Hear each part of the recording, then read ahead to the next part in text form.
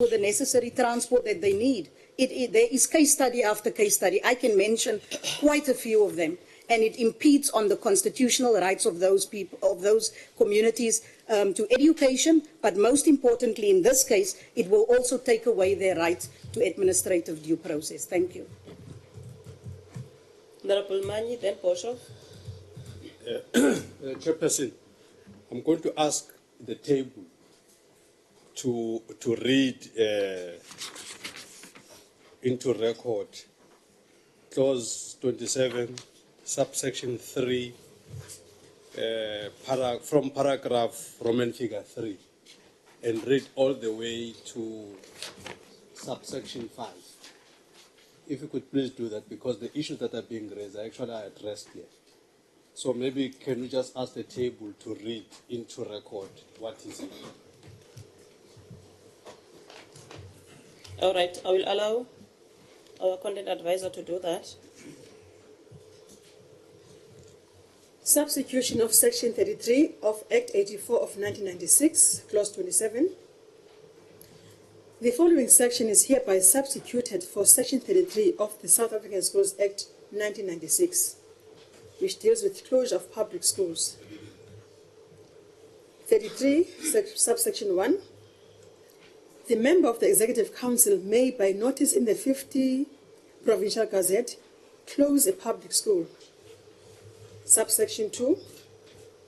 The member of the Executive Council may not, in terms of subsection 1, unless he or she was, paragraph A, in writing inform the school and the governing body of his or her intention so as to act in his or her reasons therefore. Paragraph B, notify the parents associated with the school in which the school is situated or his or her intention so to act and the reasons thereof. Subparagraph Roman figure 1, by means of a notice in at least one newspaper circulating in the area where the school is situated, if any newspaper is circulating in that area. Subparagraph Roman figure 2, by causing the principal of the school to item AA, hand to every learner a notice containing the relevant information, and item BB, instruct the learners to hand the notice to their parents, and item Roman figure 3, subparagraph Roman figure 3, by means of any other acceptable form of communication that will ensure that the information is spread as widely as possible. Paragraph C reads as follows. Granted the school, the governing body, the parents associated with the school and the community in which the school is situated a reasonable opportunity to make representations in relation to such action. And paragraph D, conducted a public hearing on reasonable notice to enable the community to make representations in relation to such action. And paragraph E, given due consideration to any such representations received. Subsection 3. A. Notwithstanding the provisions of subsection 2, the Minister of the Executive Council may, by notice of the Provincial Gazette, close a public school in his or her sole discretion if no learners are registered in that school. Paragraph B. The member of the Executive Council may not act in terms of paragraph A unless he or she has verified by means of a site inspection by an official nominated by him or her that no learners are registered at that school. Section 4, subparagraph A. The member of the Executive Council may, by notice in the Provincial Gazette, close a public school if, in the case of a primary school, 135 or fewer than 135 learners are registered at that school, and in the case of a secondary school, 200 or fewer than 200 learners are registered at that school, provided that the provisions of this subsection do not apply where the member of the Executive Council has, before the commencement of the Basic Education Laws Amendment Act of 2022, acted in terms of subsection 2. Paragraph B. The member of the Executive Council may not act in terms of paragraph A unless he or she has subparagraph Roman figure 1, given written notice to the school and the parents of the learners of the school. Subparagraph Roman figure 2, by means of a notice in at least one newspaper circulating the area where the school is situated, if any newspaper circulate in that area, and by means of any other acceptable form of communication that will ensure that the information is spread as widely as possible, given notice of his/her intention to close the school and invited comment. Subparagraph Roman 3, consulted with the parents of the learners of the school and afforded them an opportunity to make representations within a period of not less than 30 days from the date of the notice of communication referred to in subparagraph 1 and subparagraph 2 and subparagraph Roman figure 4, considered any representations and any comments received after publication of the notice or communication referred to in subparagraph Roman figure 1 and 2. Subsection 5, after the consultation contemplated in subsection 2 and in subsection 4b, the member of the Executive Council must decide whether or not to go ahead with the closure of the school and must inform the school and the governing body of his or her decision, and by means of the methods listed in subsection 2b, notify the parents associated with the school and the community in which the school is situated of the decision. Subsection 6, if the decision is to go ahead with the closure,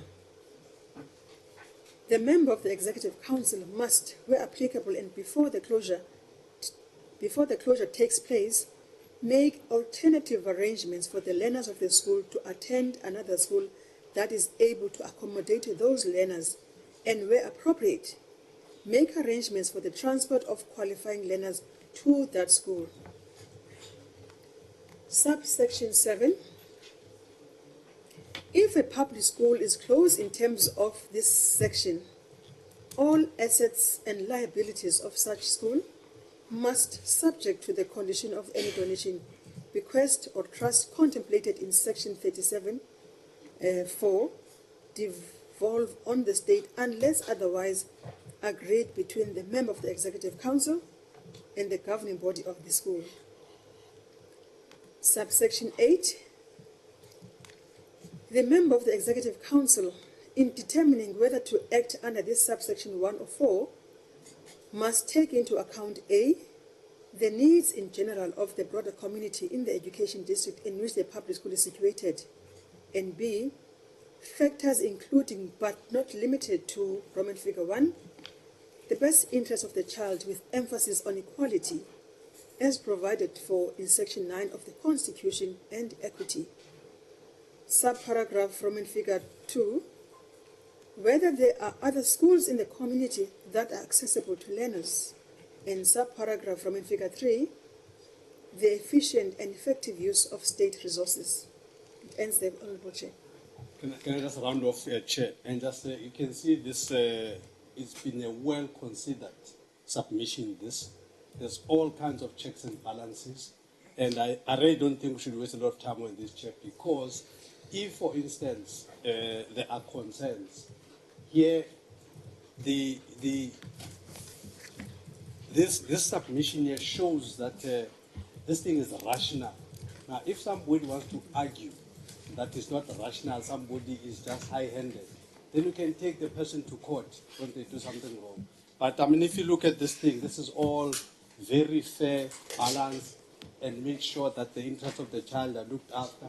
I mean, it even says that there will even be a consideration to arrange transport and all of that. So if that particular person making that decision does not follow what is intended here, then you take a person to court.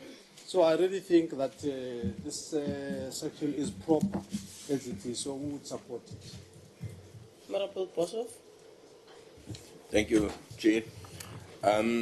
If we look at 4A, it is clear that the bias is towards bigger schools, and that has been the case ever since about 1910.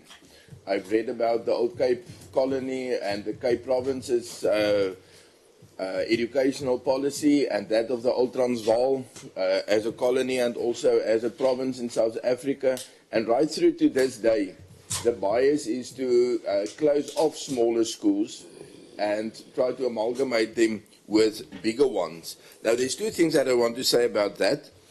The one is that I wish that our comrade and fighter friends would rather visit Cuba than Finland or Sweden, because I made a, let's say, a rather superficial but nevertheless a little bit of a study of the Cuban educational system. And we know that results of Cuban education in terms of numeracy and literacy compares well with OECD countries.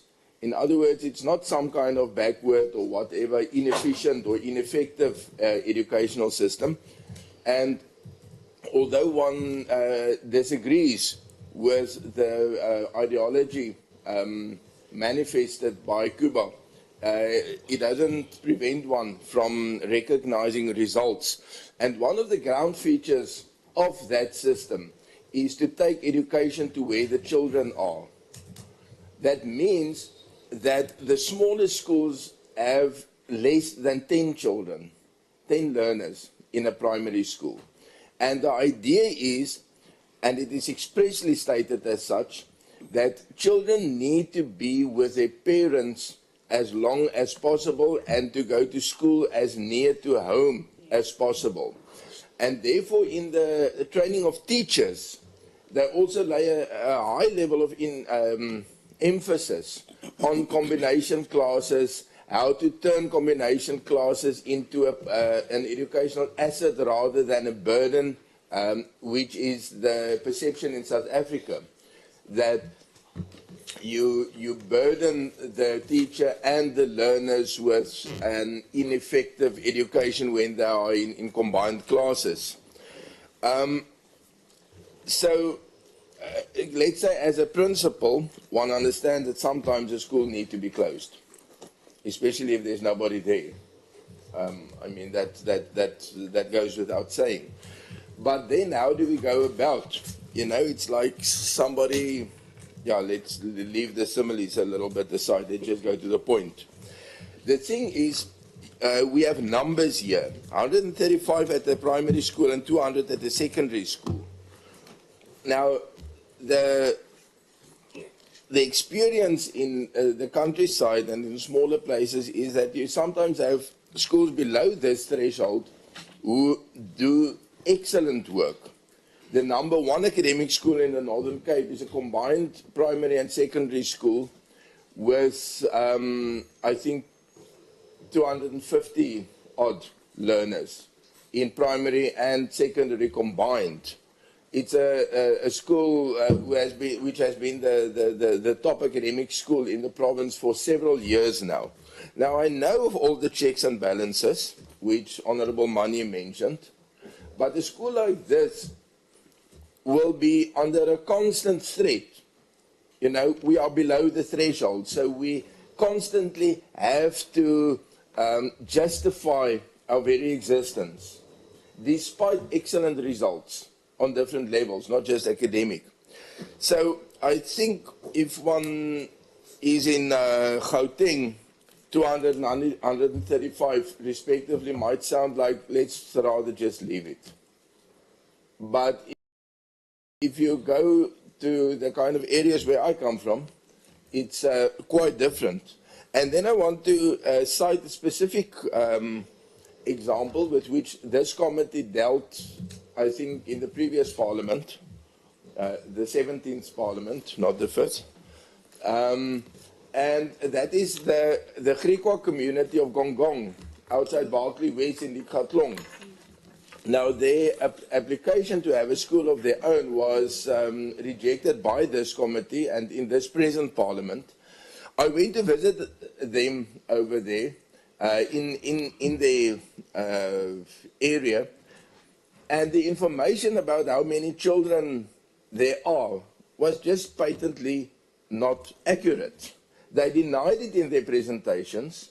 And I saw for myself the number of children who are transported elsewhere to go to school is much larger than the department recognized there to have been. Now, if this whole thing would have been done in a rational way and without a bias towards bigger schools, anybody would see that it's not in the interest of children of 5 or 6 or 7 years old to have to stand outside waiting for a bus at 6 o'clock on a winter morning in the Northern Cape, or back in an unair-conditioned bus at 40 degrees Celsius in November or in January, while they have a close-knit local community with small distances towards everything. Now, I know, I mean, this is Gongong is not about the closure of a school, it's about not opening a school. But the reason why I mention it is because of this bias towards let's have bigger and bigger and bigger schools, whereas it is not dictated by the, let's say, the architecture of our communities. So I would not suggest that in, let's say, some urban area, you have a school, in every block with 135 children or less than 135, but we don't legislate just for the urban areas. We legislate for all over the country, and Masuka's mentioned Buysdorp. There's another local community in that same area, and they have huge problems with children being assaulted on the bus towards the other schools, having adaptation problems at a very small age in needing to attend another school.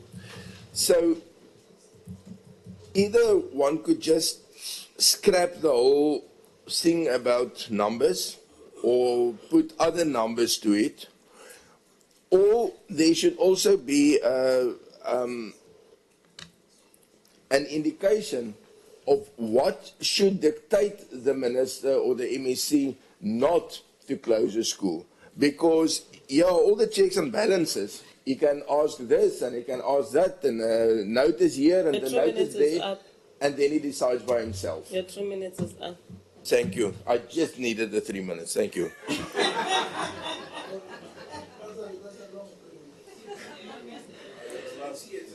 Honorable Sukers at once, and then let's see. Chair, I just want to say that the Honourable Member Manye yesterday was passionately speaking about children crossing rivers. Children don't need to cross rivers if their small schools remain open. That's number one.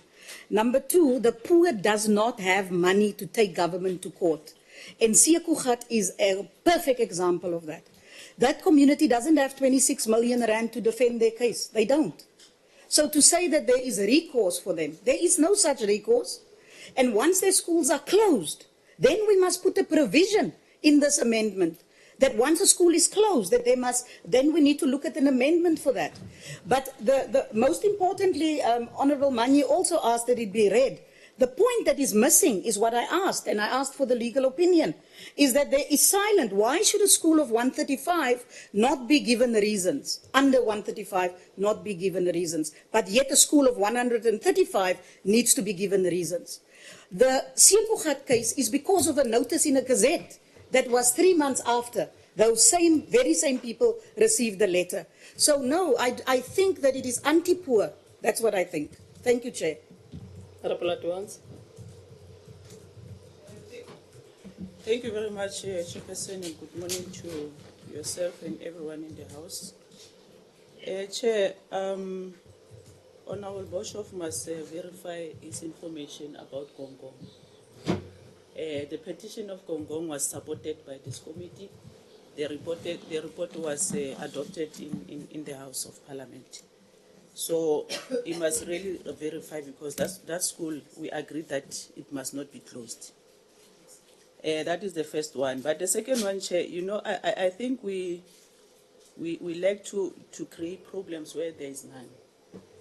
In the Northwest, I can tell you that the issue of multi-grade was not working. Learners were not receiving quality education as we want as this committee. But the move to have mega schools that will collect all these learners from the small schools and put them in some kind of a boarding school where they can have meals, where they can, have, attention and have proper education be given to them. It is much better than to travel in the morning, maybe even go back very late at home. And the parents in the Northwest were very happy about that arrangement. So we must not create problems where there are no problems. We are moving that this laws must be adopted as it is. I move, Chair. Thank you very much. Good morning, Chairperson, to yourself and everybody else in the room and at home. Chair, just a side issue to begin with. I think 26 million to go to court. I think we must be speaking about very serious senior advocates there. Maybe 50 of them, honorable speakers. But I think we must also respond to a point being made by Honorable Boshoff this morning, that there is bias towards closure of smaller schools. And I think that is an incorrect caption of this thing. The bias, Honorable Boshoff, is not towards closure of small schools, but it's about providing quality education to these kids by closing unviable schools. Because myself, Chair, I've mentioned many times before, I started my primary school in a multi-grading schools in a farm school, and it's not working. We had 2 teachers teaching about 60 kids, and from grade R to grade 7. It doesn't make sense. And maybe it's because we have not experienced it. That, in one class we've got grade 1, 2, 3, and 4. And you are in grade 4. You are listening to a teacher teaching grade sub A's there, A, E, O, U. We are in grade 4. And then tomorrow, Honorable Nadada comes and says, 10-year-olds can't read for meaning. Why? It's because we have not paid enough attention to this. And so I think we must be clear on those things. Again, the examples that Honorable Boshoff makes, he does not seem to understand this thing of PPN properly. Because in the examples that he has made about the countries that he spoke about, probably they don't have the issue of post-provisioning that we have. And therefore, having 20 children in those countries, they can afford to have 5 teachers. Whereas in this country, we can't even have 1, with the current post-provisioning and all of this. So maybe we must also bring it home. My issue here, Chair, is that I want to second Honorable Adwans, but also emphasize that the MEC here must embark on a comprehensive consultation process before any closure of any school can be entered. And so that is the right I want to put there, that a comprehensive consultation process by the MEC before any closure of the school. Thank you very much, and I'm happy Honorable Adwans corrected the issue of that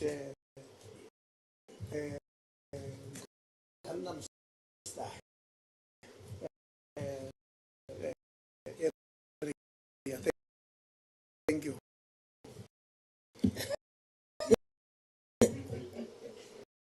Honorable Manye. No, Honorable Boshoff, and all of that. But if you can look at those submissions, if here we had a rich position that says, if you are not 135, but this is, can you just give me a chance that we're going to be using? But even this guy, we implement it, not going to implement it willy-nilly. We're not going to close our eyes. We're still going to listen to you. So I think there's a great opportunity for Honorable Boshoff during that period, if something happens in an area which he's interested to deal with. He can just say, okay, MEC, in terms of paragraph so-and-so and all of this, can I give you this submission? And it's going to be made. So I think he is actually covered. He just doesn't realize that he's covered. So I think we should move, Chair. Thank you. DB.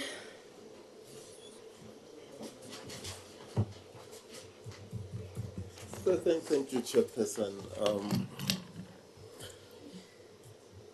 Yeah, maybe we should have gone back to the background of why 135 and why 200 and really inform members of the public that are watching us.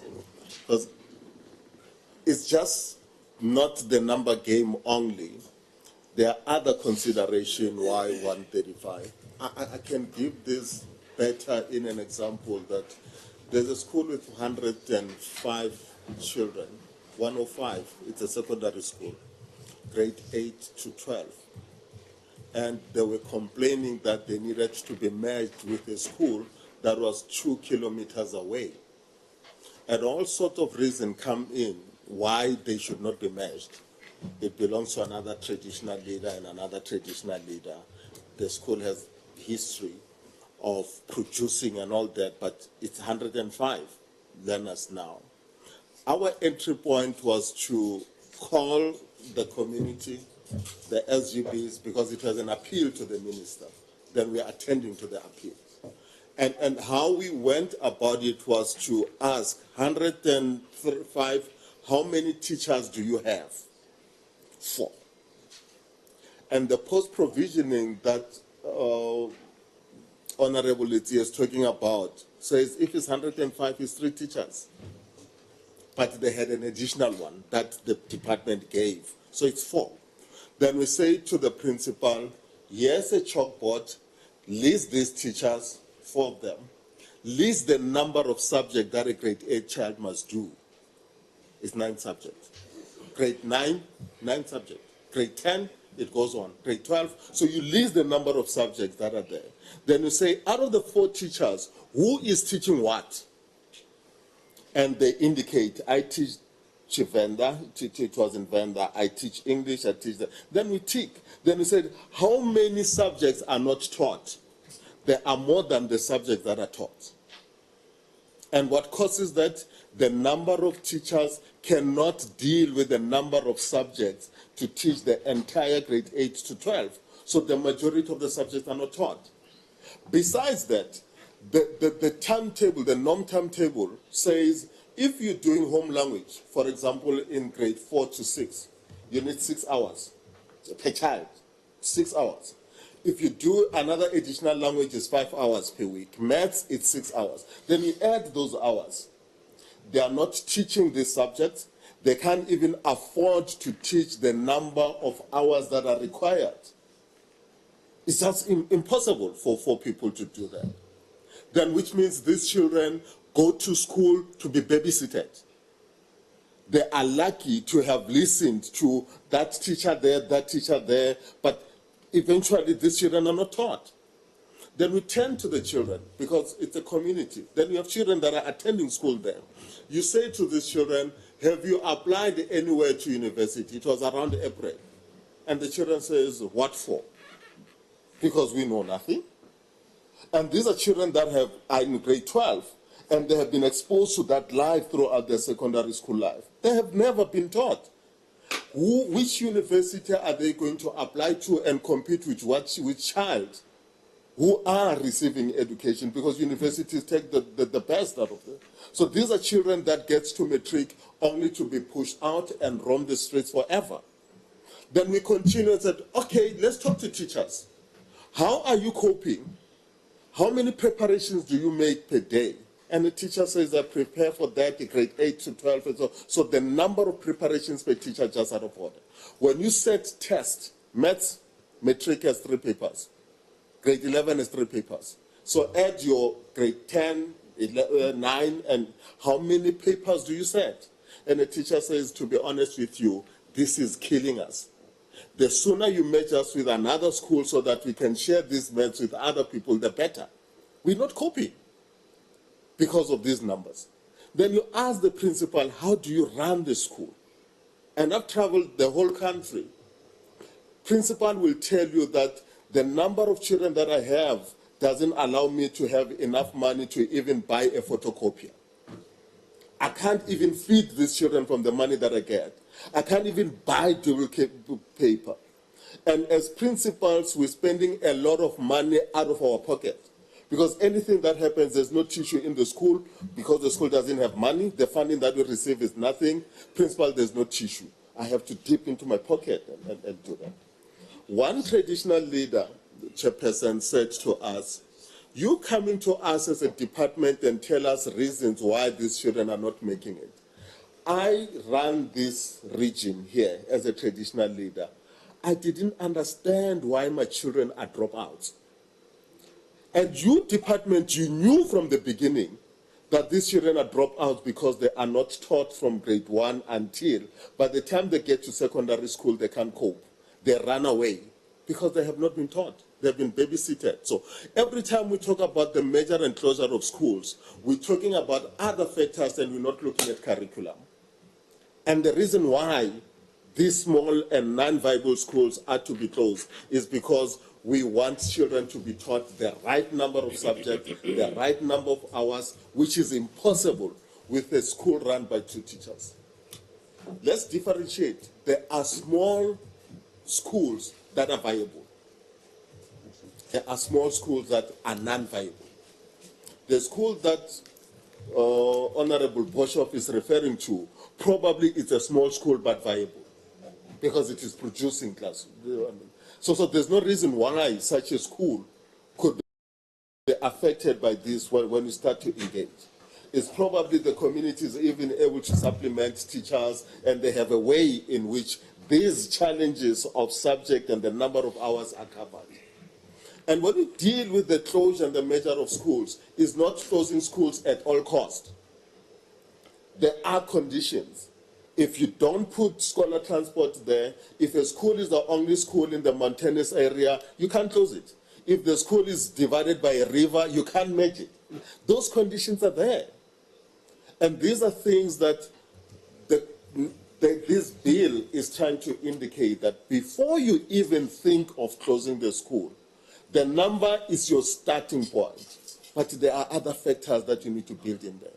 And these are factors that need to be built in there so that we're trying to say to departments, don't be these guys who are so power drunk that you run around closing and merging schools without following procedure.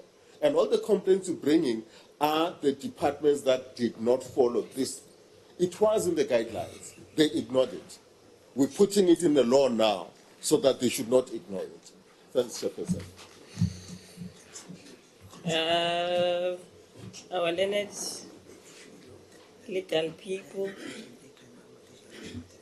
Thank you, Chair.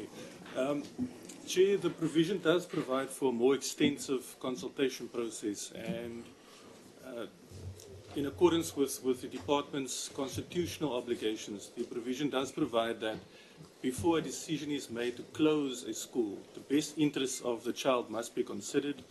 It must be considered whether there are other schools in the vicinity accessible to the affected learners, and also if that's the case, the department is obligated to provide transport to those other schools. So it's constitutionally obligated to provide basic education and also to ensure that the best interests of the child is considered in every decision. Thank you, Chair.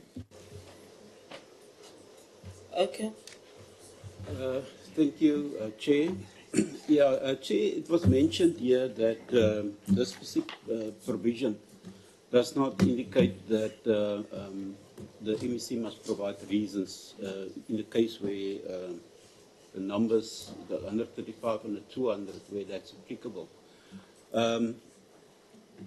Chair, there is, in terms of the Promotion of Administrative Justice Act, obligation on an administrator, which is the MEC is an administrator, and I want to read you that specific section. That's section 5, sub 1 of the Promotion of Administrative Justice Act. It says that any person whose rights have been materially and adversely affected by administrative action and who has not been given reasons for the action may within 90 days after the date on which that person became aware of the action or might reasonably have expected to have become aware of the action, request that administrator concerned furnish written reasons for the action. So that's a right that is in terms of the Promotion of Administrative Justice Act. Any administrator, MEC is an administrator, HOD is an administrator, must provide reasons. And it goes further, 5 sub 2, the administrator to whom the request is made must within 90 days after receiving the request give that person adequate reasons in writing for the administrative action. So there is an obligation in terms of this act to provide reasons, Chair. Just it's in response to something that was mentioned, that there is no obligation to give written reasons. Thanks, Chair. I think it's clear that I think the clause it's. I mean, we are in agreement that whoever, whether we call it administrator, whether we call it MEC or whatever, but that person will consult before taking such a decision. I therefore say that we move from this clause. We agree that we proceed and we continue as is. Sorry, we must also welcome that Honorable Boshoff used by Socialist State as an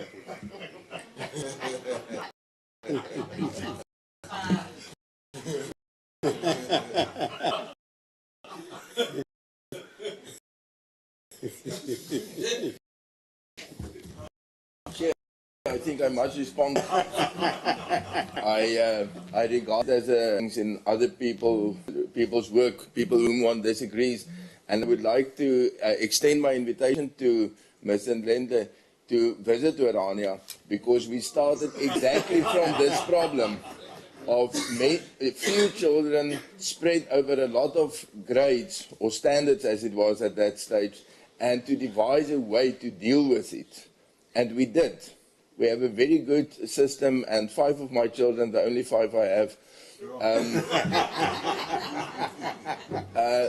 is or has been through that system with combination classes and with very good results. So it's a sincere invitation. I think we can assist, and Orania would like to assist. Thank you. Thank you so much. Clause 28. Invitation accepted. Responsibility of governing body. Chairperson, this clause is about safeguarding public institutions against decisions when they have to apply for loans or lease the school building or enter into an overdraft agreement with financial institution, that these things need to be done with the written approval of the member of the Executive Council. It's a section that has been there in SASSA. All that you were trying to do is to remove the bolded letters because it was just tautology and a repetition. And the whole clause is about ensuring that when SGBs enter into these loans, the MEC is informed. Maybe a little bit of background again. You remember that SGBs are there for 3 years, and then you have another. So there's a possibility that an SGB might be left with a month before the end of their term, and they enter into this huge loans agreement only to find that next month they are no longer there. So it's to put these safety measures that we need to know. You may not want to put your building on lease unless we know, because these are our buildings that belong to the public. So that is the chairperson. But what we're doing was to substitute some words that we thought were just repetitions. But the essence remains. Apply for a loan, inform the HOD, the MEC. You got into an agreement, you want to lease a building, inform the MEC. That's it. Straightforward, most this one. No, ultimately we agree. Agreed. Thank you. Clause 29 is the school funds and assets of public schools. Mr. Clever? The only change there is English. The word direction changed to directives. It's English because English speaker says they have different meanings. So that clause, that's the only change that is there. It's also straightforward. Agreed. Agreed. So Then that will go mainly. then we go to clause 29. Clause 29, it's annual budget of public schools. Yeah. Mr. Clever? Chairperson, besides the English that is there, there's a requirement that when schools approve their budgets, the approval is done by the parents. So a school needs to prepare a budget, and the SGB will call all the parents of that school and present the budget for approval. That budget is the one that indicates how much the school fees is going to cost in a school. We normally get these challenges from members of the public that will say, the school fees in that school is too expensive. Please intervene. And our answer is always that the department does not determine school fees. The school fees is determined by the parents of that school. And how does the process work? Is that the school will work out its budget and indicate what they need and give a total and look at the number of children and indicate that if one child pays so much, it will make so much, that's how the budget gets. And this budget must go to the parents, and the parents can vote and say, we agree or we don't agree. Should the parents in that meeting vote for a particular amount of school fees, then it gets binding to everybody. And that's why we don't get involved. It's a localized decision of the SGB and the parents' community. Now, what this clause is saying is that schools, when you draft a budget, be transparent. To be transparent means draft the budget, and before 14 days, within 14 days of you meeting the parents, make the budget available so that parents can come and study what you have done. Then on the day of the meeting, then parents can come and vote. And this is also saying, schools, when you develop your budget, don't hide anything. Whether it's teachers' remunerations that you're building in there, these benefits that you're giving to the teachers, put them in the budget so that the parents can vote with an understanding of what they're entering into. So that clause is about that, Chairperson, that it is compulsory for every school to draft a budget, give the budget to the parents, call the parents to come and vote on the budget, and that budget must include all the items that the school will require money for. And that's what is expected here.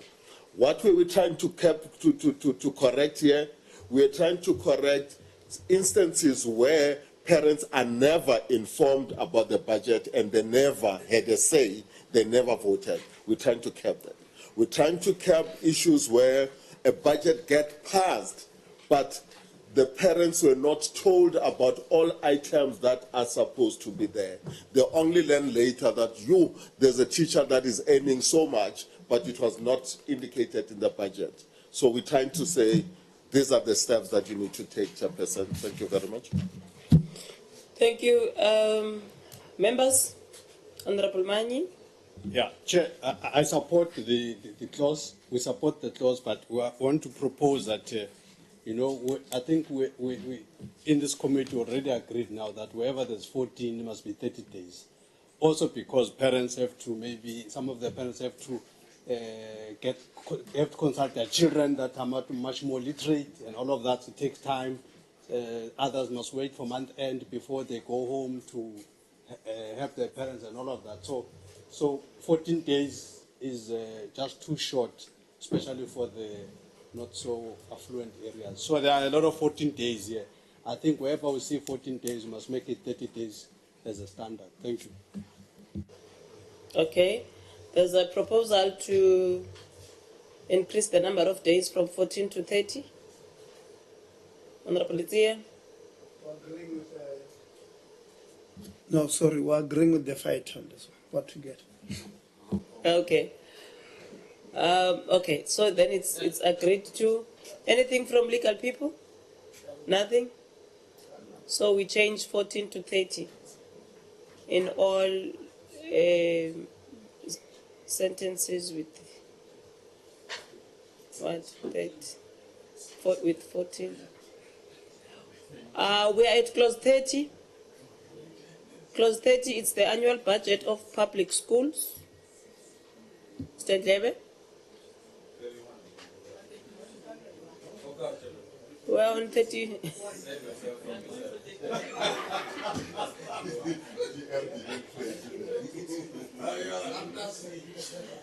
We are at clause, my apologies. We are at clause 31. It's prohibition of payment of unauthorized remuneration.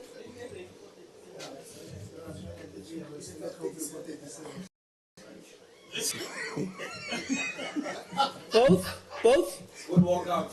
Both walk out.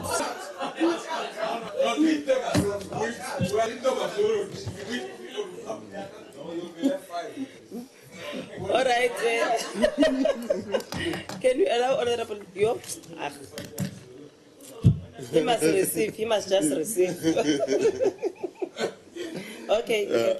I've accepted the invitation to Orania. It's important to understand that Orania is what it is because of its financial muscle and its ability to attract the best teachers because of the financial muscles and nothing else. So Section 38 is about that. We recognize as a department that teachers sometimes do go beyond the call of duty. And schools will decide as individual schools to recognize that. The best example I could give you is this young man who will come and collect children to go and play a sport, maybe rugby, and they go over the weekend, and he's driving a school kumbi with his children from Friday, Saturday, Sunday. When he comes back to work on a Monday, he has been doing something additional to what a normal teacher does. So we do allow schools to compensate those teachers and give them extra remuneration. So when you look at that section, it talks of salary. We were removing the word salary because it's not a salary. A salary is something that you get on a monthly basis or not a regular basis. So this is remuneration, which means it's not constant. It's about what you have delivered at a particular given period of time. You have taken children out on a camp 5 times. When you come back, there's a claim that you need to claim and you get remunerated on those bases. In some of the schools, there are other benefits besides monetary benefits. We dealt with this under the definition of in kind. In kind means you might be having a cell phone, you might be having groceries as a principal in your office, you might be having a car that you use in a school. So these are benefits that are in there. So we're saying when you draft your budget, the clause before, include these things, that parents know that you're going to buy cell phones for particular people that are going to use them, to give them airtime and all that. So this clause, it's about how the school must decide who they're going to remunerate for what. Give reasons. Why are you remunerating this person? What extra thing is he doing above what he's employed to do? And when you do that, apply to the department for approval to use this money to remunerate either in kind or in monetary terms. Calculate these things and indicate how much they cost. Then the department will then give you permission to use the money if you really are convincing on how you're going to utilize this money. And it shouldn't be a salary.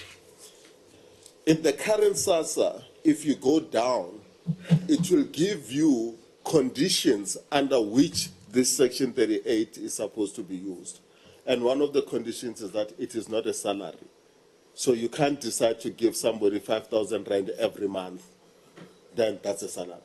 But if it's the real Section 38, the person will claim for the extra work that the person has done, and then it becomes acceptable in that fashion.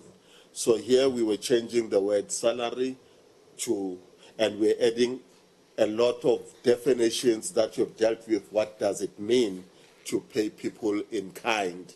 And then we have given examples around that. And that is the story around this section, Chairperson. Thank you very much, Mr. Ndlebe. Clause 31, members.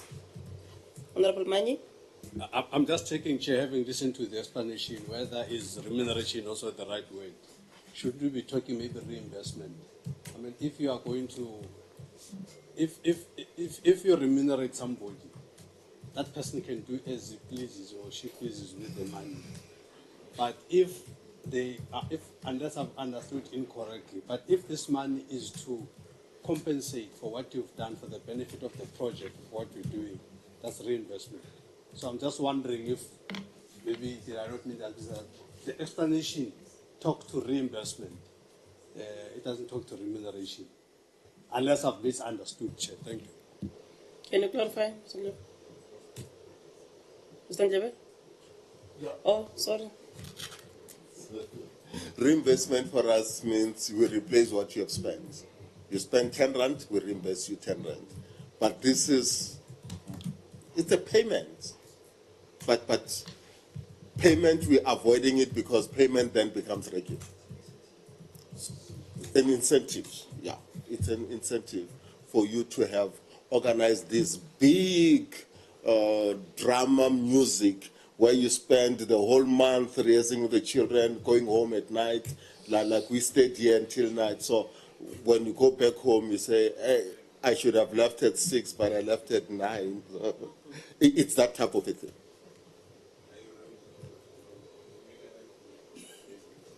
She's not your employer. Legal people? Nothing? You are fine with reimbursement and what? Agreed? Yes. Can we move? 32, it's financial records and statements of public schools. Mr. Ndlebe?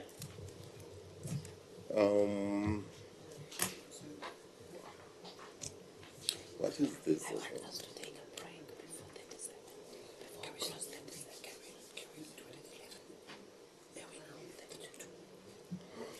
This is about parents that are applying for school fees exemption and the requirement to provide certain documents when they apply for school fees exemption. To put the members at ease is that the school determines school fees with approval of the parent, but there are parents that will not be able to afford school fees. Then they apply to the SGB for exemption. And this exemption is in a cascading scale where you might get partial exemption, complete exemption if you are completely unemployed, but you need to demonstrate that you are unable to by certain documents such as your salaries and your pay slips and your bank statements and all that for that. So this is dealing with a section that says what happens when you apply, you need to do the following. But the problem that we have, especially in fee charging schools, is that when individual parents come and apply for this school fees exemption, they are always told to go and look for the other partner. And this happens specifically to young women, that when they apply for school fees exemption, they are asked, where is the father of the child? And if the parent doesn't know where the father is, they are told, go and find him. We will only assess your application if you bring the father, or you bring his documents like his salaries, his bank statements, and all those type of things. So we're trying to cap that and say, if the mother cannot find the father of the child, these things need to be in place, like an affidavit, because you are unable to trace this person. And I'm afraid that even in the admission processes, we're getting obstacles, that the moment a fee-paying school sees an application from a single parent, they tend not to accept the child. And there's this term of an unabridged birth certificate. And most of the children were born before unabridged birth certificate. That's a certificate that has the name of the father and the name of the mother. But most of our children do not have an abridged. They only have the name of the mother. When they get into a school, the school says, no, go to Home Affairs to get an unabridged one. And the mother says, I can't find the father. Admission declined. And mostly it's done for financial reasons. So this clause, it's saying, in case a parent is a single parent, and he has to apply for school fees exemption, these are the steps and these are the documents that should be accepted as recognized documents for those single parents. Chairperson. Thank you very much, Mr. Ndlebe. Members, Honorable Mandlinkosi, then. Yeah, okay. Chairperson, sorry man, can I be out of order here, but progressively out of order? The clause before, the remuneration is the wrong term. The right term is compensation. Compensation caters for both monetary and monetary. Remuneration is just strictly monetary. The explanation here is about compensating person. So I think that's the right term. So although we said agreed on the wrong thing, I'm proposing that we read. Are you taking us back? Yeah, I'm not taking it back, Chair. I'm just improving the quality of the decisions. That's all I'm doing. I'm improving the quality of the decision. The remuneration is wrong. Even the lawyers will agree. The right term is compensation. For what They agreed was with the remuneration. No. The English is not their first language.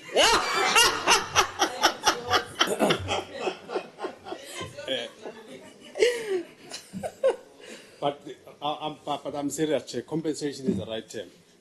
On the next clause, on 32, as suggested, I think we are covered. All right. We are covered, all of us, with 30. Ma'am? I just wanted to give the definition of compensation, the Oxford Dictionary, that says something, typically money, awarded to someone in recognition of loss, suffering, or injury. That's the definition of compensation. So it's more almost in damages claims. I'm just indicating the... No, Chairperson, without creating a dialogue. You see, for instance, the Mr. Ndlebe spoke about somebody that says, I worked overtime and all of these things. That is to compensate for that. And somebody says, but I did this because somebody would have done something extraordinary. So you want to recognize that, So that definition is wrong. Oxford Dictionary. So, no, it's wrong. It's a version. That's got versions. She Googled it. That version is wrong. Let's leave this to the learned people. Are you also taking us there? No, this one close to be two. Just to add to what Mr. Xavier said, the committee has a full picture around this one. There has also been a lot of litigation on this issue that Mr. Xavier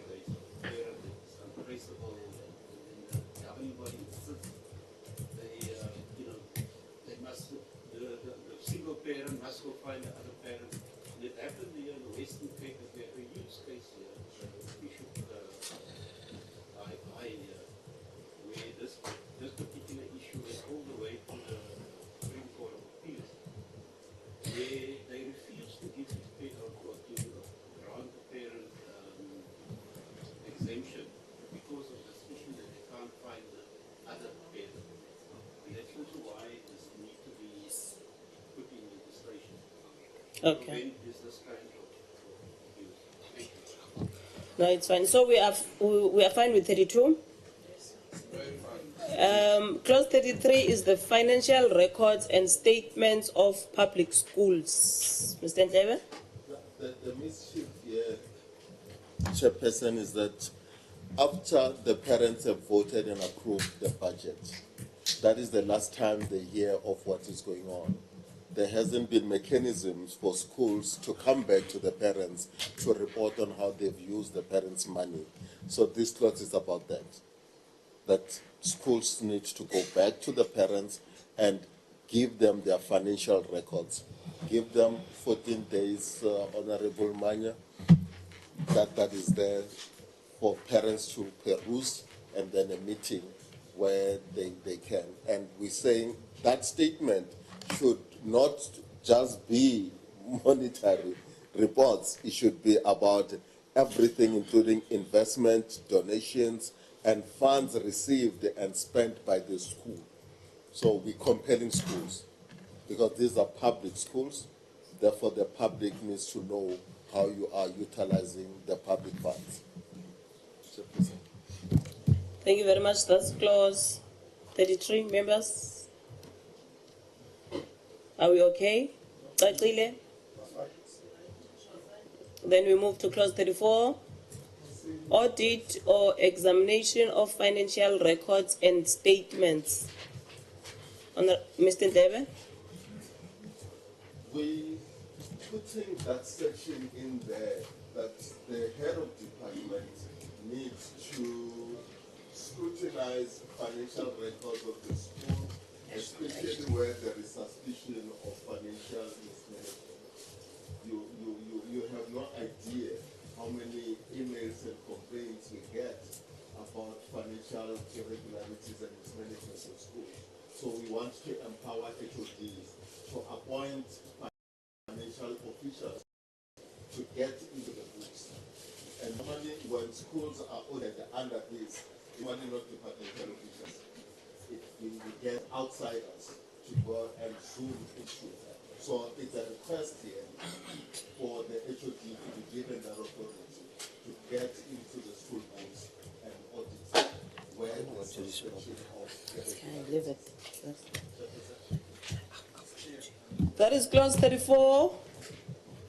Members? It's not contentious, this one is clear. Honorable Notata? No, thanks, Chair. Chairperson, this particular clause is also part of the clauses that were raised. I mean, the principle, I think, of making sure that there's accountability is important.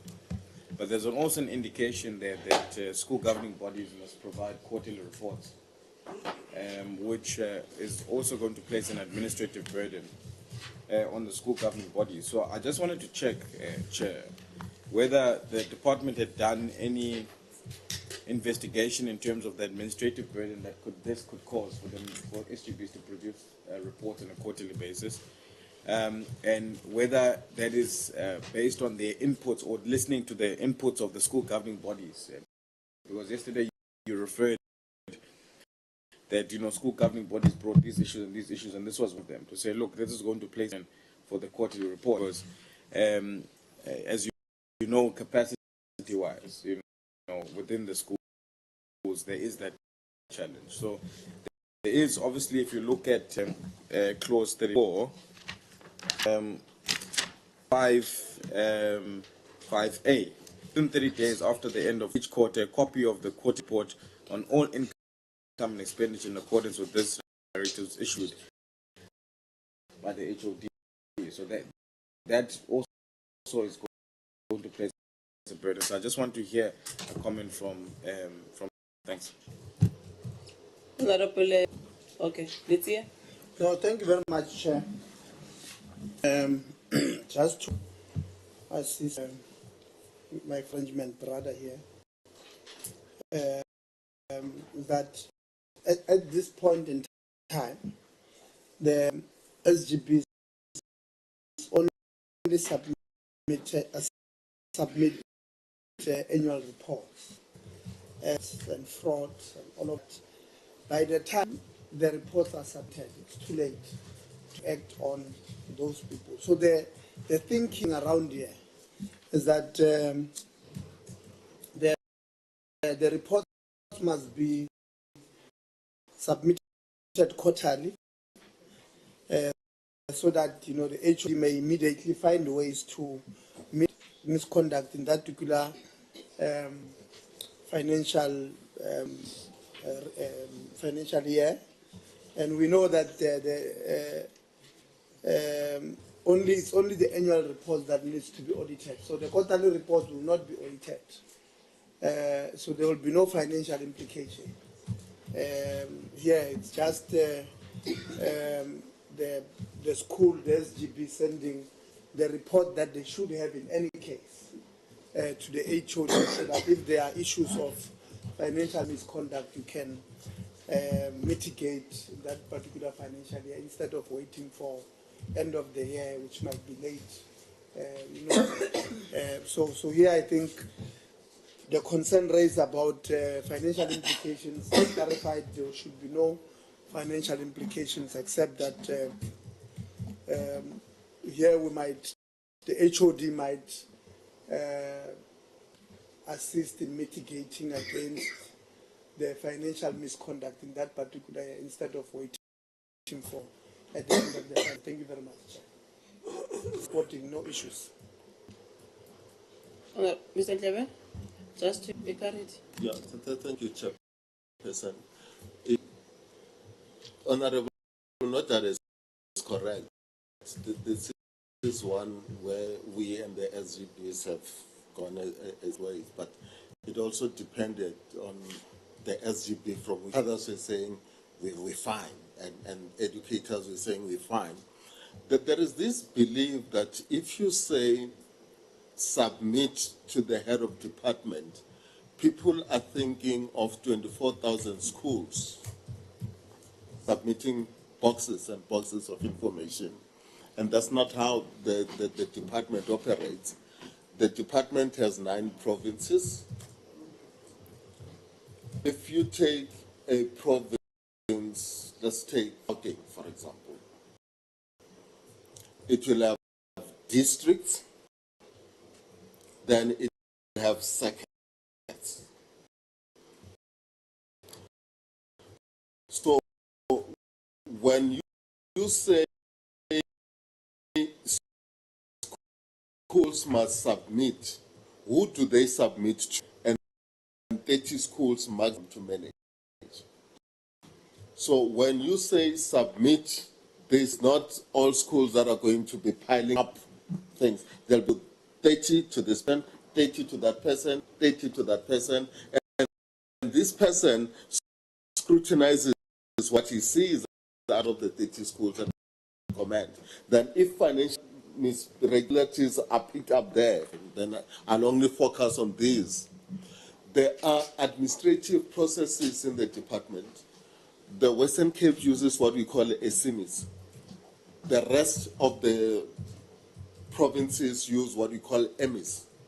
In EMIS, there's a section there where schools can report how much we received during this month, how much we have spent, and we have spent it on the following. And these things go into the department and can be picked up at every time because they are electronic and they are there. And then that's how schools are managing absenteeism of teachers and learners.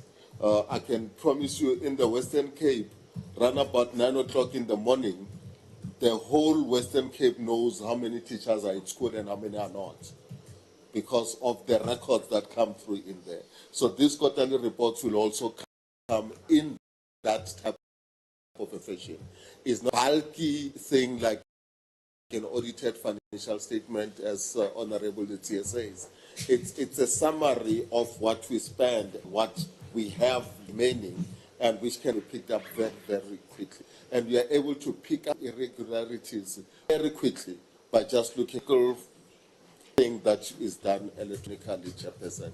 And the burden the administrative burden is then gets resolved in that fashion, because there are people allocated to deal with schools. They are not going to end up in the office of the head of department, but the employees under the head of department will then blow his whistle and say, all is well with my 30 schools.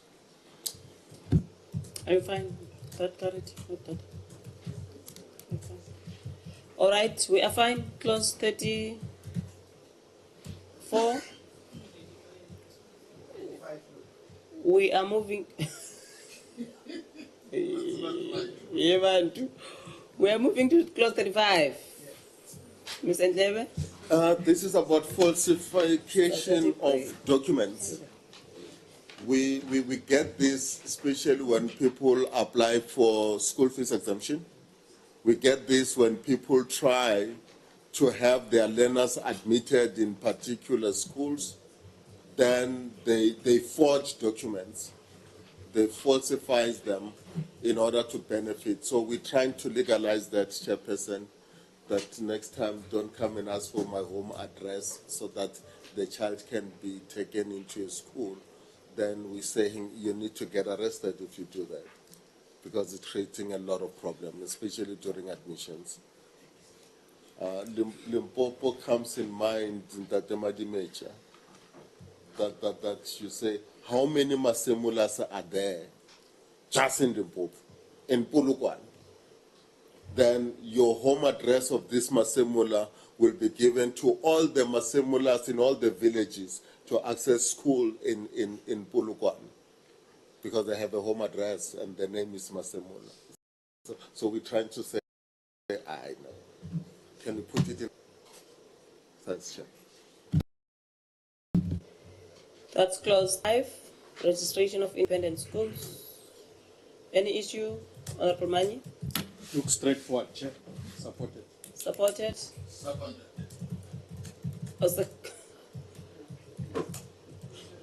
You want to speak?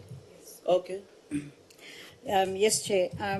Here, again, the same arguments around penalties, the same criminological arguments that was made about earlier in the early clauses around penalties or the criminalization of parents applies here.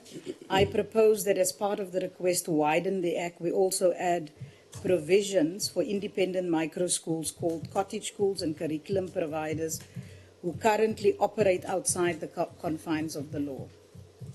I'm referring to the criminological, the submissions that was made, I think, during the written part, written submissions that was made around penalties when I refer to criminological arguments.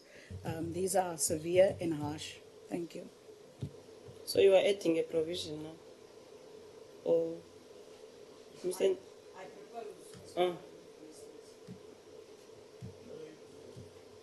Can we, DBE? To add provisions for micro. That's what you want, again? Yeah. Okay. Bottle? Thank you. Before the department responds, this goes back to, I think, a slight misunderstanding we had yesterday when I described the kind of collaborative homeschool or micro school and said, according to the law, this becomes an independent school. And then Ms. Ndembe said, yes, that's exactly the problem. It becomes an independent school. But I think there's something quite distinct in, let's call it a cottage school, 4 or 5 families cooperating. Now, I understand what was said yesterday, that each parent has to take accountability on his or her own, or each family on his or her own. But the idea of maybe just having another category than just independent or home for independent schooling, it adds to what Masuka said. Thank you. Honorable at once. No, thank you very much, Chairperson. I think this clause it's sufficient as it is, because when we now want to expatiate and say what is the independent school, it means anyone can just put what is an independent school. But now, as it is, all those form of your cottage school, whatever school it is, it's covered under the clause when it says independent schools. So let's leave it as it is. Thank you, Chair. Honorable Moraya. Thank you very much, Chair. I support what Honorable Adons has just said. Thank you very much. Legal people, DPE. Mr. Ndebe. We are on 35. Wakey, wakey. Advocate. Yourself, SLA. Thank you, Chair. Now, we'll be guided by the committee regarding any amendments we need to effect to the bill. So, nothing from us, Chair. Okay. So we leave 35 as is. We are going to 36. 36 is subsidies to registered independent schools. Mr. Ndlebe?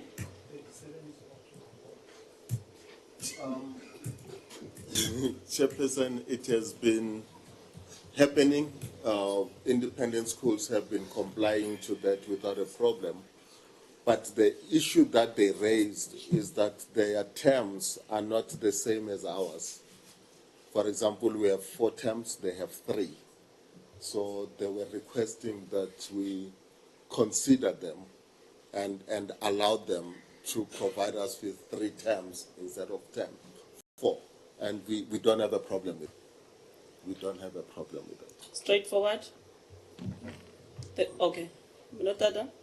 No, thanks for that, but the other thing is that this particular clause 36 also indicates what conditions may be imposed on the funding that is given to these schools. Obviously, these are public funds. You know, there needs to be conditions on it. But I do think that there must be tighter constraints on the guidelines of what should constitute a valid condition. Because if we just leave it open just like that, I mean, anyone, anyone can make up anything. But I do think that there needs to be tighter constraints in terms of the guidelines, in terms of a valid or what constitutes a valid condition that may be imposed to those particular schools. The portion around 3 terms has been covered for me, but I do think that there needs to, it's quite wide open to say, look, there will be guidelines given to them and, or constraints given to those particular schools and what actually constitutes a valid condition. So we need to define, what that is. And obviously, those conditions are linked to the subsidies that needs to be spent to those schools and for what purposes, and reporting has now been covered in terms of the outcomes thereof. So I think just in law, we just need to make sure that we define that and make sure that we're clear in terms of what conditions can be imposed there. Thanks, Chair. Chairperson, if you allow me to say things that happened behind closed doors. Independent schooling, it's also an organization that works with my office directly. We're working together on guidelines around registrations of independent schools. And the reason we're doing that with them is the very same thing of provinces coming up with different regulations on how to register independent school. Unfortunately, it will end up being centralized, that this is the national structure, because we're working with the very same people that get affected. That this province demands that, the other province, so we're trying to trim that. So those conditions on how to register an independent school will include things like, do you have physical environment? Do you have enough playgrounds? Do you have facility? Do you have qualified teachers registered with SAIS? All these are conditions. Now, immediately you register an independent school, 6 months down the line, especially if they are fly-by-nights, half the teachers are gone, replaced by probably foreign teachers because they'll be paid less and all that. So when we discover this, it means the conditions under which this independent school was registered has now been violated. Then it comes into these issues. And there are also issues that says an independent school must not offer a curriculum and perform lesser than what a public school provides. Because what is the need then if your quality is very poor? Then you get an independent school that you're pumping money into it, then it gives you 10% metric results. It is those conditions that we agree with independent schools that if you are not delivering, there's no need to give us our money. We'll keep our money. So those are those. There are no.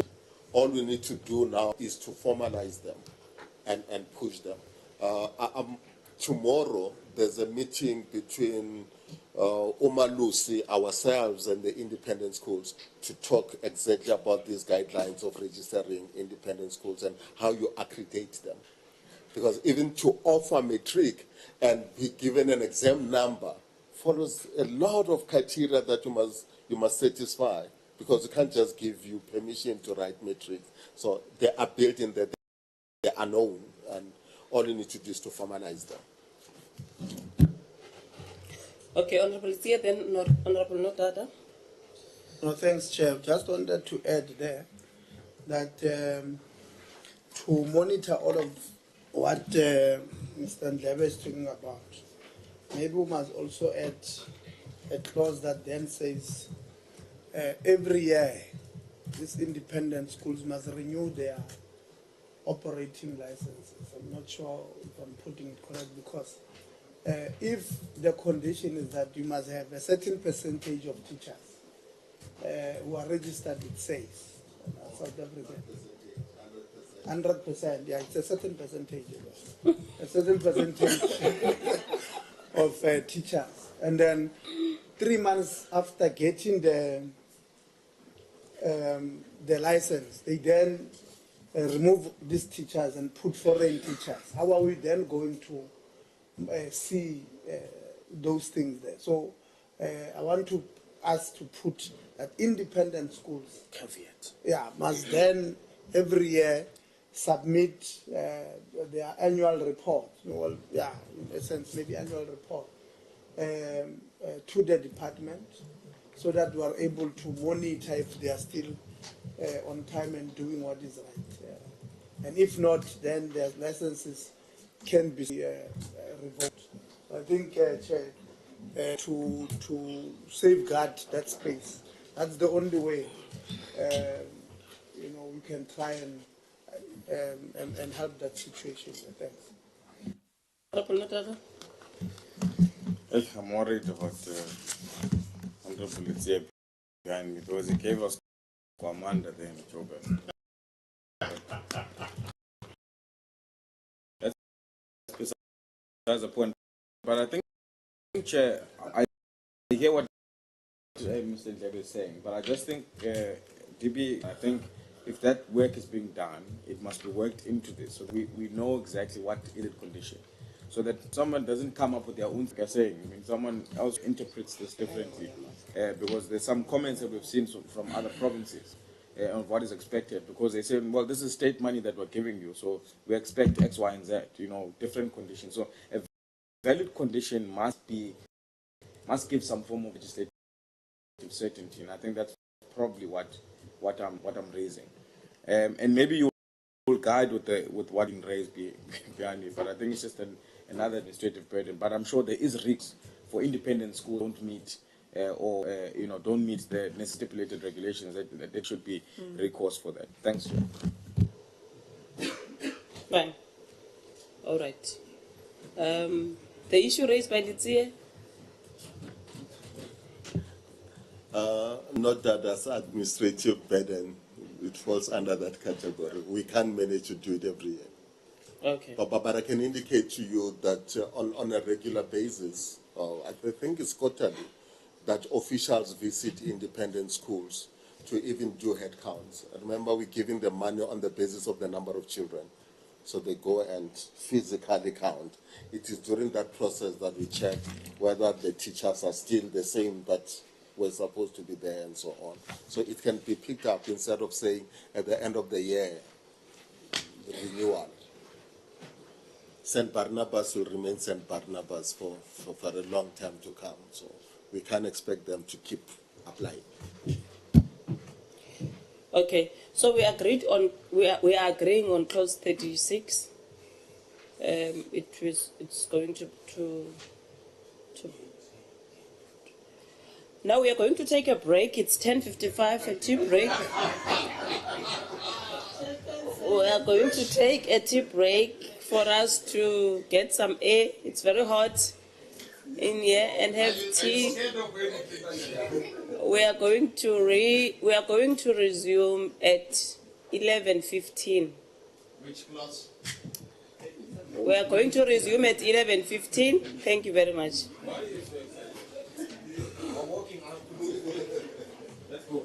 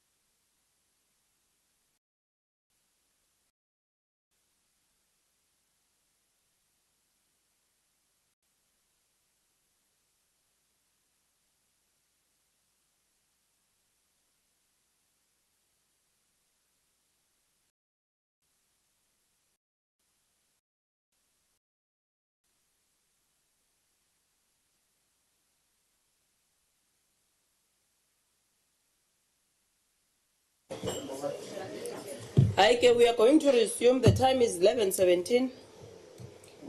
We are 2 minutes. 2 minutes, not bad. 2 minutes behind our schedule. We are continuing and then I'm going to ask on this particular clause, ask our content advisor to read the clause. We are going back to our normal approach. Only on that one. Thank you. Can you take us through that, Sis Bosch? Which one is this one? The serious clause. Can we please allow Honorable Sukers to feel comfortable in the meeting, Honorable Itzia? Thank you very much. Sis Bosch. Thank you, Chair. Honorable members, once again, we are at clause 37. It's substitution of section 51 of SASSA Act number 84 of 1996. Clause 37. The following section is hereby substituted for section 51 of the South African Schools Act 1996, which speaks about home education.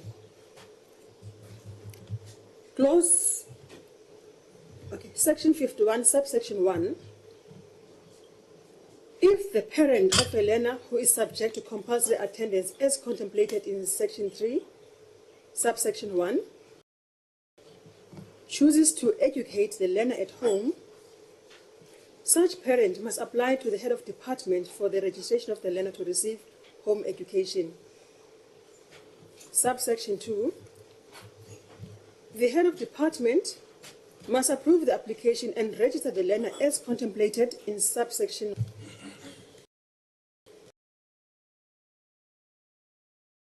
Paragraph A. If he or she is satisfied, subparagraph Roman figure 1, education as provided for in this act is in the best interest of the learner. Subparagraph 2, the parent understands what home education entails and accepts full responsibility for the implementation of home education for the learner. And subparagraph Roman figure 3, the proposed home education program is suitable for the learner's age, grade level, and ability, and predominantly covers the acquisition of content and skills at least comparable to the relevant national curriculum determined by the minister. And paragraph B, if the parent undertakes to subparagraphs Roman figure 1, make suitable educational resources available to support the learner's learning. Subparagraph Roman figure 2, monitor the learner's academic progress. Subparagraph Roman 3, arrange for the learner's educational attainment to be assessed by a competent assessor. Item AA, annually up to the end of the year in which the learner reaches the age of 15 years or completes grade 9, whichever occurs first. And item BB, against a standard that is not inferior to the standard determined by the National Curriculum Statement. And subparagraph Roman figure 4, submit to the head of department at the end of each phase and as evidence of the learner's educational attainment the learner's assessment report signed by the competent assessor. Subsection 3, in considering the application, the head of department may require a gated official to conduct a pre-registration home education site visit and consultation with the parents and learner to verify the information supplied in the application documentation and to provide support when necessary with the application process. Subsection 4, if the head of department is satisfied that the parent does not meet the requirements set out in subsection 2, or if the outcome of the process set out in subsection 3 fails to satisfy the head of department that home education is in the best interest of the learner, the head of department must decline to register a learner to receive home education. Subsection 5. If a parent educates a learner at home, and that learner has, at the time of the commencement of this section, not been registered as contemplated in this section, the parent must, within 30 days after the commencement of this section, apply to the head of department for the registration of the learner to receive home education. Subsection 6. If the head of department does not respond within 60 days of receipt of an application for home education as contemplated in subsection 1 and 5, the application shall be deemed to have been approved on condition that the applicant must be able on request to produce proof that an application for registration to receive education was submitted. Subsection 7. A learner who is registered to receive home education is exempted from school attendance as contemplated in section 3. Subsection 8. The parent of a learner who has been registered as contemplated in subsection 1 or 5 must notify the head of department at the end of the A. Foundation phase, which is grades R to 3, B. Intermediate phase, which is grade 4 to 6, and C. Senior phase, which is grade 7 to 9, of his or her intention to continue educating the learner at home. Subsection 9. A parent who wishes to continue educating a learner at home after the learner has reached the age of 15 years or has completed grade 9, whichever occurs first, or who wishes to start educating the learner at home at such time, is not required to apply for a GIN as contemplated in subsection 1 and 5, or to notify the head of department as contemplated in subsection 8. Subsection 10. After a home educated learner has completed grade 9 or has reached the age of 15 years, whichever occurs first, the parent may enroll the learner at a public school or an independent school for the complete. If the parent of a learner contemplated in subsection desires the learner to eventually write the national certificate examinations, such parent must, before the learner embarks on any studies following grade 9, ensure that the learner complies with the requirements stipulated in Regulation 7, Schedule 4A of the regulations pertaining to the conduct, administration and management of the National Senior Certificate Examinations, published under Regulations 872 in Gazette number 31337 of 29th August 2008 for a learner receiving home education. Subsection 12. The head of department must cancel a learner's registration to receive home education if, after investigation, the head of department is satisfied that home education is no longer in the best interest of the learner.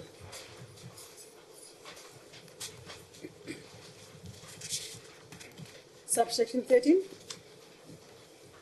The head of department may not decline to register a learner as contemplated in subsection 4 or cancel the registration of a learner as contemplated in subsection 12 before paragraph A, informing the parent in writing of his or her intention so to act and the reasons therefor. Paragraph B, granting the parent a reasonable opportunity to make representation to him or her, which opportunity must include discussions relating to such intention. C, giving due, and D, providing the parent with written reasons for his or her decision.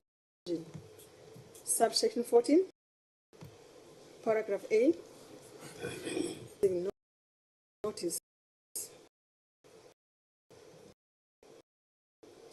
Subparagraph Roman figure 1, that the head of to receive home education, that the head of department has cancelled the learner's registration to receive home education. Paragraph B, if the parent of a learner is of the opinion that any decision of the head of education in relation to home education in question is unreasonable, such parents may appeal to the member of the Executive Council within 30 days of receiving notice. Subsection 15. The member of the Executive Council must, within 30 days of receiving such appeal, consider and decide on the matter and in writing inform the parent of the outcome of the appeal. Subsection 16. In 4 and the administration of home education. It ends there.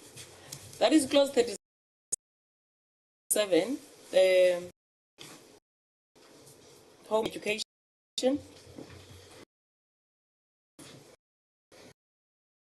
Let me allow member, must I?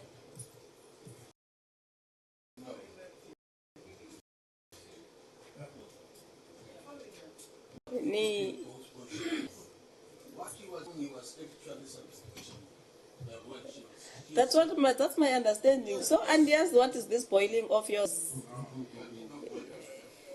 Can I allow members to speak on this clause?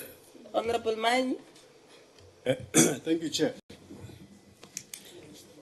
I just want to say my take on this clause is that the ministry here was actually doing its best to ensure that they discharge the constitutional responsibility of the department in terms of ensuring that everything that has to do with education is within an environment which they, as the ministry, can account for.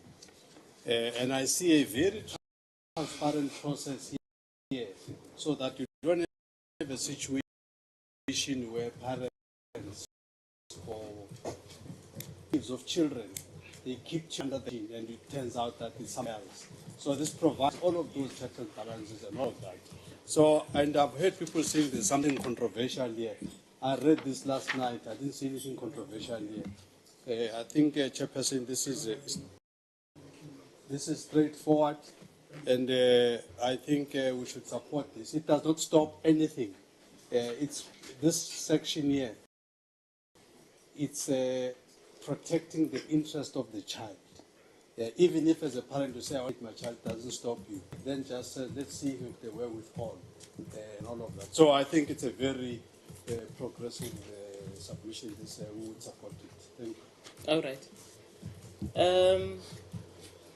In the absence of hands, which means 37 is moving.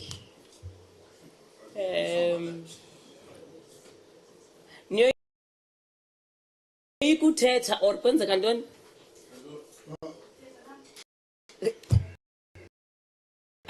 Ndithetha nawe ntoni kabisa isandla. Honorable. Thank you, Honorable Chair. I have a number of comments on this. The one thing is, well, let's say for a starting point, there might be this idea that just trust the state with your children. Now, many people don't have the affinity to trust the state with anything, least of all with their children. And that is where the right of parents to decide on the education of their children and possibly the choice of homeschooling comes in. And therefore, I would say there at the beginning, the head of department for, Judas, parent of a learner, blah, blah, blah, home service parent must apply to the head of department for registration, should be replaced, and then demonstrating that 1, 2, 3, and so forth. So they should not have to apply to register, they must just register. And in registering, they should demonstrate what is asked. And that goes a few clauses on, again, that in 3, in considering the application, the head of department may require a delegated official to conduct a pre-registration home education site visit. There one could say the parent must supply evidence that, and then everything which is required from there on, not necessarily with a site visit. And then I made this suggestion and mentioned it several times yesterday about the possibility of an independent education regulator. Many of the things that the department is mandated to do according to this should actually reside with an independent education regulator. That regulator could also do some other, you know, I was at an independent school, and what we were required to meet, and then I would attend circuit meetings at public schools, and they didn't meet anything that we had to meet. You know, that kind of thing should be with an independent education regulator, so that it's not assumed that just because it's a public school under the auspices of the department that it automatically qualifies for everything. And then I would just to say one of the reasons why one is a little bit unsure about this extract from the minutes of a Maboya Brief Council. I don't want to read everything. Then they say 740 submissions were received from a wide spectrum of the home education community. These included individual respondents, home education associations, the legal arm, Pestalozzi Trust, as well as other organizations. The bill had attracted lots of comments, and even after the closing date, comments were still being submitted. That is context. The important part is what follows. This might have been triggered by stringent measures that had been incorporated into the policy to deter parents from opting for home education. And then a little bit more, this matter was also raised at NCOP and CM meetings, where it was resolved that the sector needed to come up with very stringent measures. Now, I had a little joke, which turned out not to be a joke, and that is that the department realized they could not forbid or prohibit home education, so this would make it impossible. It's, to me, it was not a joke at all. It's maybe many of this, I mean, this is 2018 and we are at 2023 now.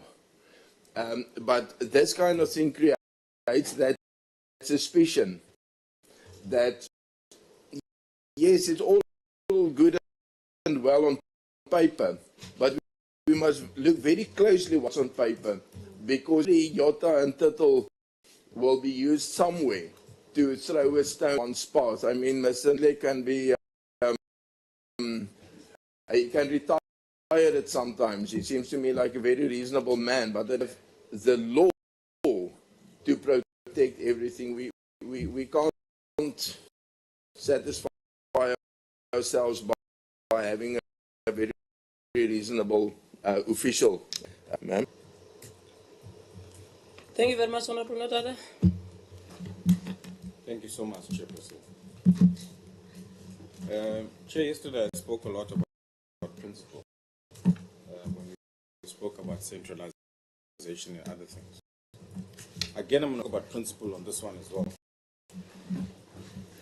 This particular clause was probably not far from clause 8, which was rejected by the public participation. We want to talk about principle on removing clause 8. That's the first principle on this clause. It was mainly objected by parents on various grounds. But the main one was to say, look, the department hasn't done thorough research on home education. It has not thoroughly consulted us on home education. It's simple. To listen to the public participation process, as was indicated yesterday when we spoke about 8 and, you know, people insulting us and so on. So this constitutional and legislative obligation to ensure that every child receives a basic education. However, it should not be as extensive as has been indicated in the clause. Move that this entire clause be scrapped, and that the department go and do the necessary research as requested by the parents and the people that contributed to this particular clause, do the necessary consultative process, and come up with something that would be amicable between the department and the parents that have raised the concerns. Parents home educate their children for various reasons. One, I might have a child that's got some form of a disability, or my child may have ADD, and they might not be able to sit still in a class and so on. Try to home educate them. And I will tailor-make a program that is going to fit my child in a manner in which they are educated. I may choose a curriculum that may be relevant to my child's ability to be educated. The second thing is that some parents home educate because there's a shift, and COVID has given us a shift.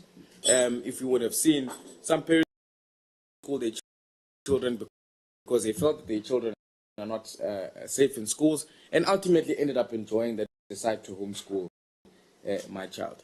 And there are various reasons or religious beliefs. Constitution protects them to do that.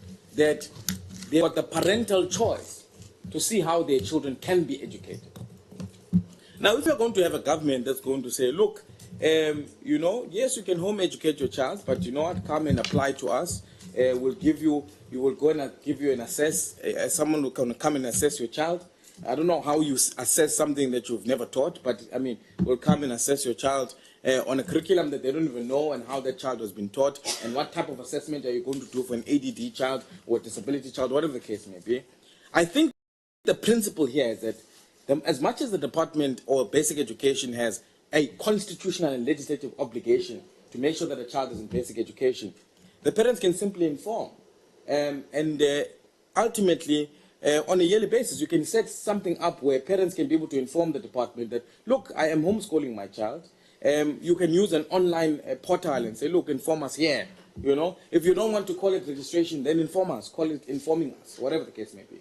But I think for us to now completely, you know, have amnesia of the contributions that parents have made in the public hearings would be disingenuous.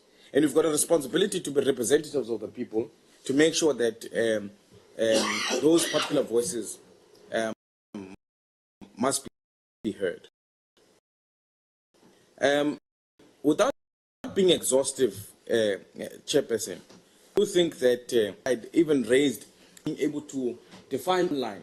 And, you know, the legal expert there even maybe looked out, DA policy, who knows, that online and blended learning. So that we're able to get into these things, having consulted with those sectors. The principle for us is to say, we must know what the child, whether the child is getting an education. As for the rest of, you know, the exhaustive processes that we try to put in this particular clause, I don't think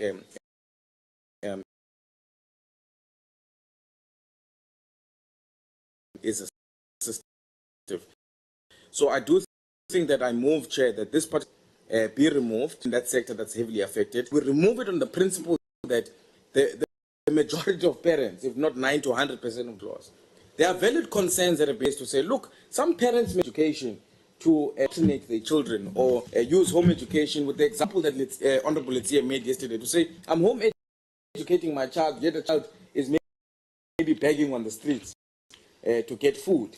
There may be instances of that nature, and I think that's why it becomes important that the department then creates a platform where parents can be informed, but also the whole education sector. Having consulted and research being done, we may find recourse mechanisms for situations of that particular nature. So I want to move on that one, Chair. Thank you so much. Sukers. Thank you, Chair.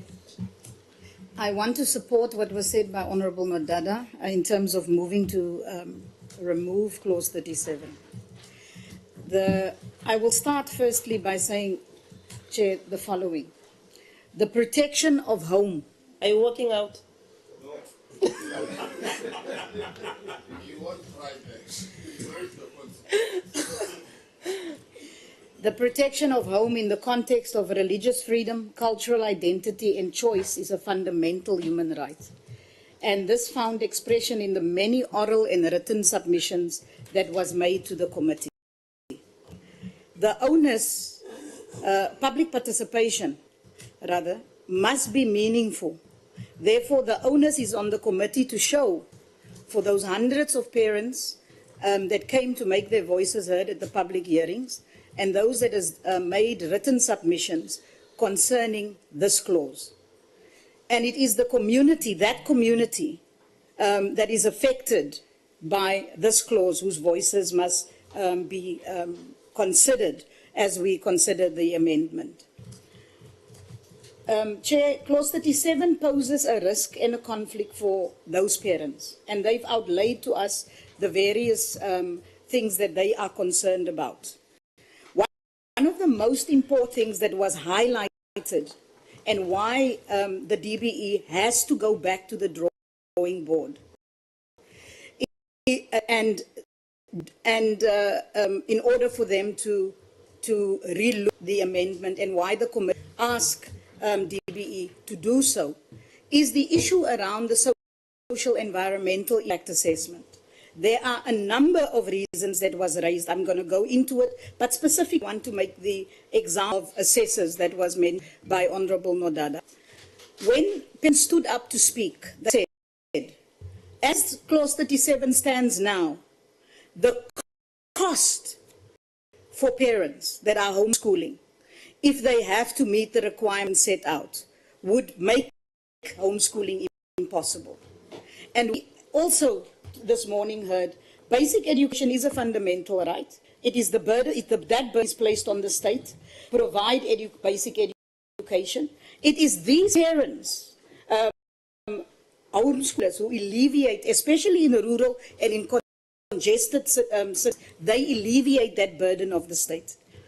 Part of the reasons why this committee is, one, homeschoolers have not been consulted by the DBE. Homeschoolers have said this in the public hearings. This committee has received a letter from the Pestalozzi Trust substantiating this. The DBE has no research on homeschooling, and the minister admitted this. There is no adequate, I've said, social environmental impact assessment on homeschooling. The cost of homeschooling are not addressed with many submissions raised. Other than the good prior protection added by Advocate Misa, this is a warmed-up WCED draft policy, the Western Cape Education Department draft policy, which was first proposed in 2014. This bill has already implemented as a policy, and it failed. The provincial education departments can't, and we saw that in the Northern Cape when the MEC stood up to speak to the committee, that actually there are a number of things that shows the lack of understanding of the homeschooling community when it comes to the DBE. And all of that was when the MEC stood up to speak, because the Northern Cape is one of the provinces where registration is in a backlog. Section 5, which requires 30,000 to 50,000 homeschoolers to register within 30 days, is already a requirement. Not one single homeschooler, Chair, supported this bill.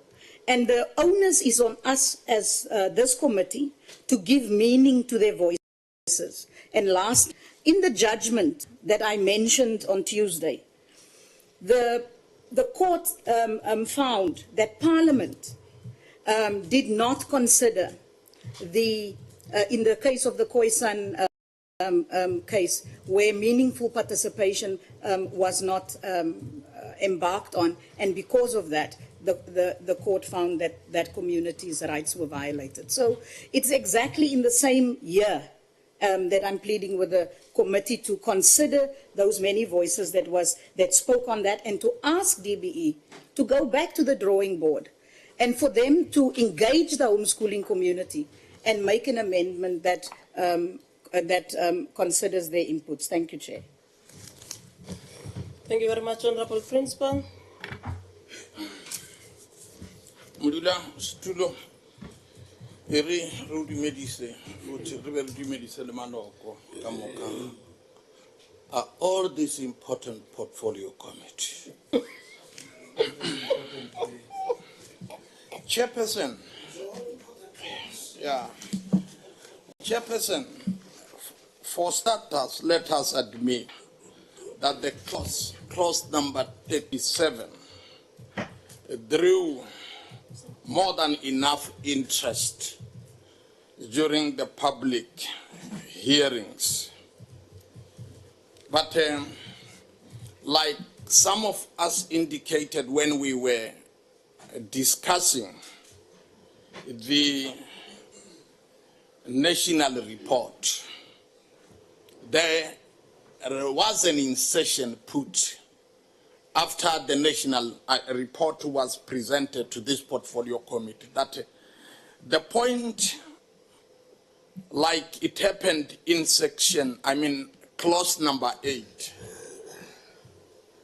similar to clause number 10, it must be reflected in the report that the two clauses were terribly misconstrued. And as a result, the consequences were misrepresented. And that is what is contained in that clause. So for this portfolio committee to come and arrive at a point where we say there must be revisitation, when it was made clear that it was the people who were talking to the clause were misconstrued, I think we will be drawing to and fro, and unnecessarily so. You see, during the public participation, we were not allowed to speak. We would just sit, observe, and listen to people, some of whom it was very clear that they were wrongly indoctrinated, to come there and start calling this bill an abortion bill and all those sorts of things, calling it names. Our job was not to debate or exchange with the participants, but now is our time. Chairperson, it's true, it drew a lot of interest, and sometimes from a wrong angle. It is regrettable. It is pathological. It is damn unfortunate that now, even in the portfolio committee meeting, we should continue with this clause being misinterpreted and being misconstrued. You deliberately allowed Mama Portia to read it so that it must into in each and every one. And immediately after that, Honorable Manye, as the first proponent to talk to this clause, stood up and said, the explanation as said is tightening all the loopholes, is actually assist. That's what he said. But for us to be drawn back based on the misinterpretation, like I said, it is very, very unfortunate, if not pathological, for the portfolio committee.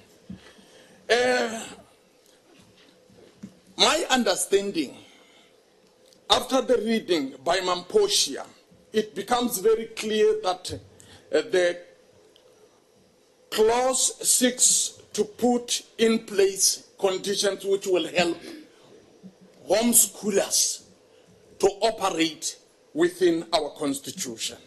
I heard my predecessor, the person who has just spoken, Honorable Sukers, talking about the issue of consultation. I can rise up and here and say, as a member of this portfolio committee, that the home education sector was adequately consulted. That the first point also doesn't mean the consensus. If I consult you, there is also that we may differ here and there, but that there was no consultation, it's a lie. And a lie to this all-important portfolio. The parents, it is clear, in 2000, and 2020, the parents were offered the opportunity to make written comments in which they participated. The minister afforded them the courtesy of even inviting the representatives of home education to a special meeting in January 2020. The public comments received were finalized. It's a point I want to you can make reference to that. I'm not just talking from my head. At this meeting, the compromise on some of the was and based on this, the clause on home education was finalized and processed as it appears in the bill, read by Mamposia. So, in addition to the process followed on the Bella bill, the DBE organized a round table where the discussions on home education were equally held. All these are facts which can be proven. Maybe as I conclude, before I get into the spirits, allowing other people so that I allow other people to speak. Chairperson, all these points I'm raising can serve as points of reference as and when they will be needed. Thank you very much. Let me stop there.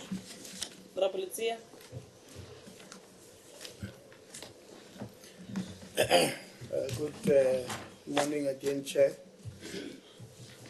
I also want to make a few comments on this all-important bill. I think if you listen to Honorable Sukers, Honorable Noda, then it's a pity they are not here, and Honorable Bosho.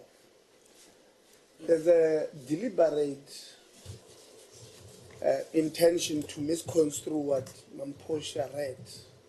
And I'm happy that you said we must go through the clause itself, clause 37. There is nowhere in the clause where it says there must be no home education. No way. It just puts motivation, because remember on clause 2, yesterday we agreed that government must account for every school-going age child in South Africa. If they are not in school, we said their parents, they must be attended to by the law enforcement age. We have agreed. Yeah, we are just going to vote on it soon, but we have agreed that that is the correct thing. Now, this is the same principle, and that is why I wanted to speak in front of Honorable Nodada to say principle is not principle. Principle must be principle. We have agreed that we ought to account for all children who are of school-going age, including these ones. So what is a halabaloo here, Chair? We were at public hearings. You know, people speak as if we were absent. We attended those things. We started in Venda, in Toyando, ourselves. The very first, where some were not, they were there. What? The problem here is that as political parties, we started calling it abortion bill, all kinds of things, because we wanted to use this bill to contest 2024 elections. Now, it is, you know, this bill has just been read here. We've got copies. Everybody here has got a copy. Okay. Now, when we speak, we're not speaking about what the bill or what the section seeks to do. We're still doing, bringing our things on these issues. So I wanted to correct that part, that there is nowhere in this bill where it says you must not homeschool. No way. It just says, because in the spirit of section 2 that we've agreed about now, yesterday, even this was account for why these children not at school. But, you know, somebody says how are you going to assess? You don't have capacity in the department to assess homeschooling. Hey, how do you know that? It's an insult the department. There are a bunch of delinquents there who are hired probably on Bruscap or whatever the case may be. It's an insult to these hardworking individuals at the department. So I am happy with the bill. In fact, when we had public hearings, I'm not sure how many people, but a handful of people would have spoken to the bill as it was. The rest there, they were standing up. I and my family, I want to homeschool. People brought children, saying, no, my child can attend school, must be homeschooled because he gets nervous. No one said they must not homeschool. The issue is government must account for that. And want to know what we are teaching this Honorable Bosho. Because the way we are defending the assessment of these homeschoolers, it gives me chills. I don't know. Maybe we are not homeschooling these people any education. We are just homeschooling them how to carry guns. Why do we have, this phobia? Why don't we want people to say, look, department, here's an email. This is what I'm going to be teaching my child. This is the details of my child. What is so difficult about that? What is so difficult about that? There's nothing. You want homeschoolers not to be regulated. It can't be. It just cannot be. We want government not to account for these children of school-going age to say, tomorrow here will come and say, these kids, 50,000 kids, like early this year, have dropped out. We can account for them. What if they are on homeschooling after COVID, as Honorable Nadara said? And then in January you say, no, Gauteng Department of Education, MEC said it does not know where are these 2,500 kids. How will you know if you don't want us to regulate homeschooling? What if they've joined homeschooling? So we want the government, because it's you again who will be asking minister, like you did early this year, are these 47,000 they are at home, not in education? Hey, what? Some of them can't. It can't be. So homeschoolers must be regulated. I support the bill that says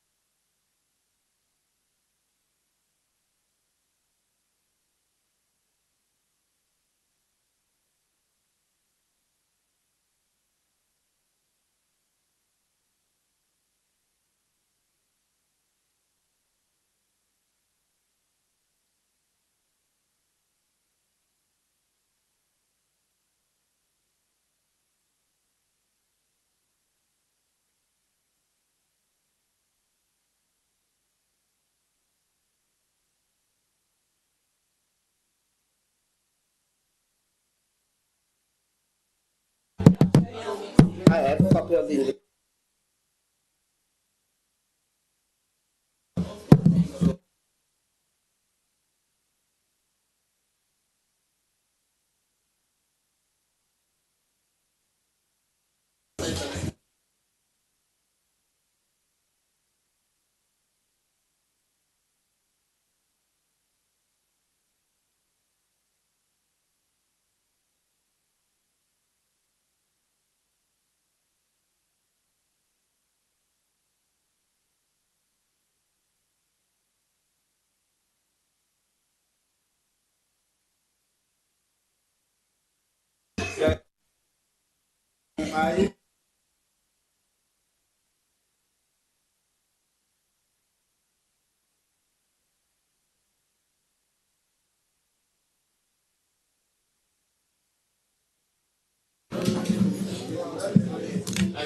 Okay, we are 19 minutes after 2. It's a continuation of what we were doing just before load shedding. Just to inform the members of the public that we had to take a break because of load shedding. So we are back on track. We are still dealing with home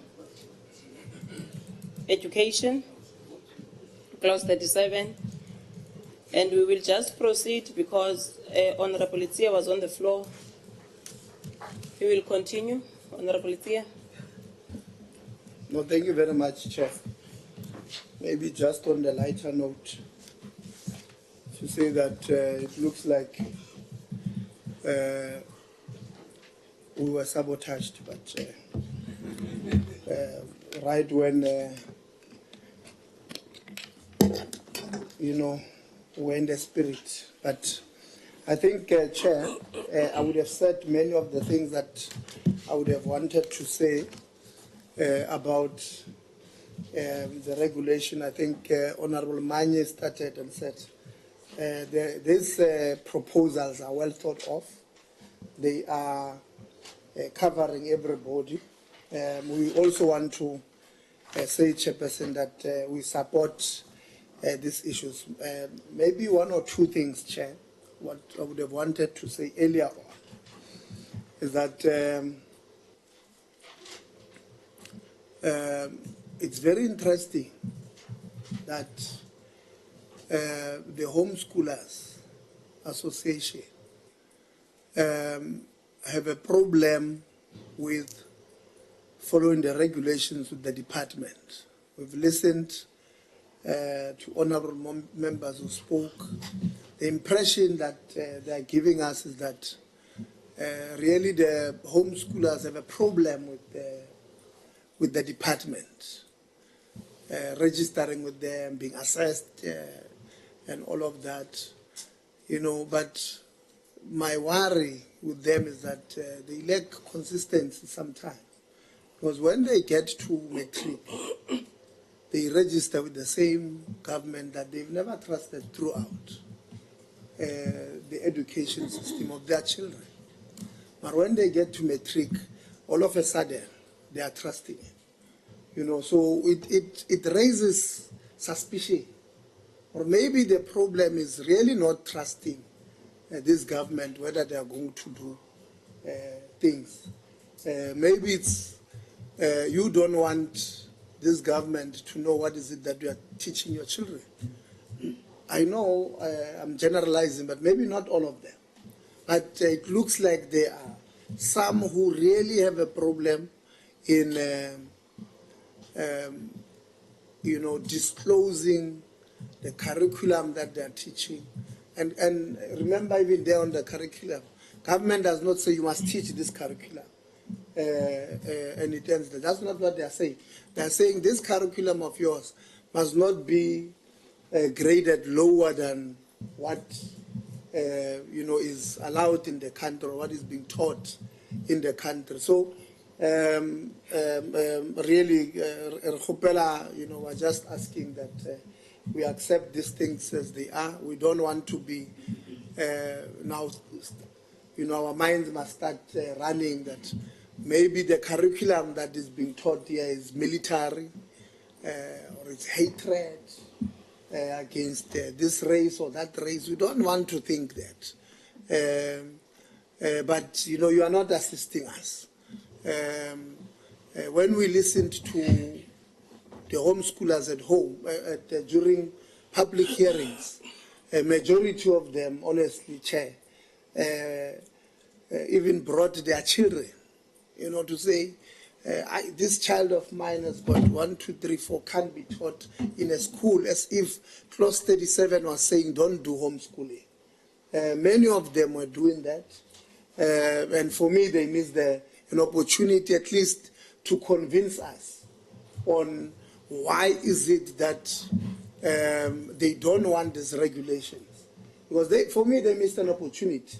And maybe they've got valid reasons, but because, you know, they were lobbied by this one and that one, or political party A or political party B, they decided to follow a political campaign instead of honestly taking us through what is really wrong with the regulations. Because they could have sat there and said, if Regulation 7A, for an example, is passed, this is how it's going to affect,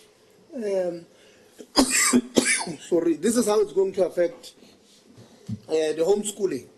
But they missed that opportunity.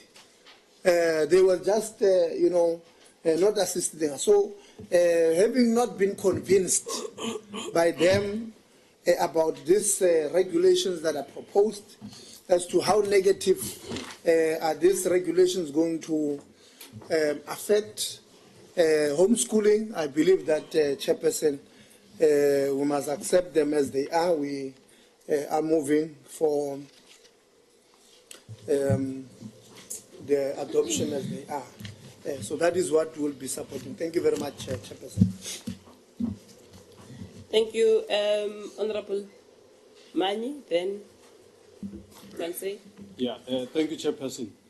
You know, we sitting here as the government of 2024, we are very clear that there's nothing wrong in being opposition, but there's everything toxic about being oppositionist.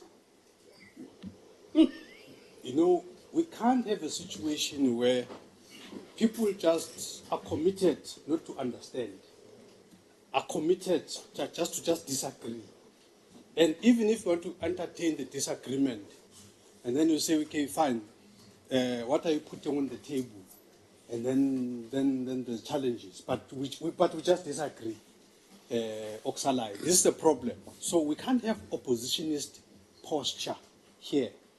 You know, Chairperson, what I mean, then we get told that in the hearings, this is what happened. A lot of people said this, a lot of people said that. I just want to remind all of us here that in all the various types of democracies that are out there in the world, ours is the one called constitutional democracy. Ours is the one that is saying the Constitution is the supreme law of the land. And Chapter 1 says, any act or conduct not consistent with the Constitution is null and void. Having said that, Chairperson, I want to remind members that what the DBE is doing by making this submission here, they're trying to comply with Section 29, subsection 3 of the Constitution. With your permission, Chair, I'd like to read that section into record so that we are clear about what is that we're trying to do here. Because the resistance to this is actually a resistance to a constitutional dictate that is already there. The Constitution, the Constitution on Section 29, subsection 3 on the Bill of Rights, Chapter 2 of the Constitution says many things, but this particular section then says everyone has the right to establish and maintain their own, at their own expense, independent educational institutions.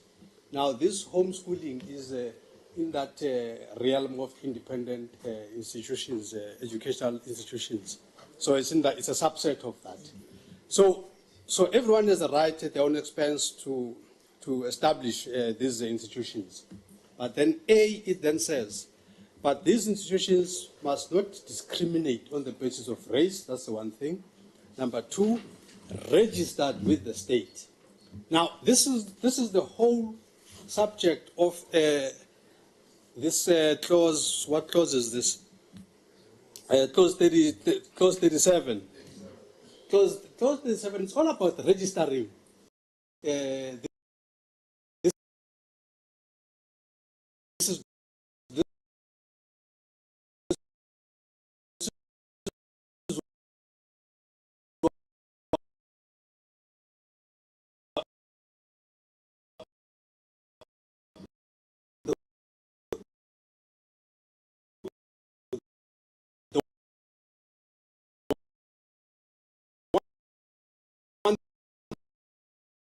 that we are told remove.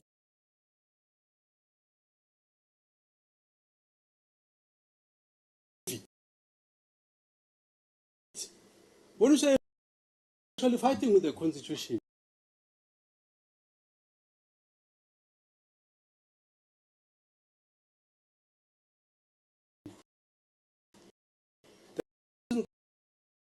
goes further to say on paragraph C, to standards at comparable public educational institutions. Honorable Boshov's submission. I tried to process it because I tried to be, fair. I listened to his submission. He says, no, remove must register and say, almost consider them registered subject to them having done 1, 2, 3, 4, 5. But when you look at that at a substantive level, what's the difference?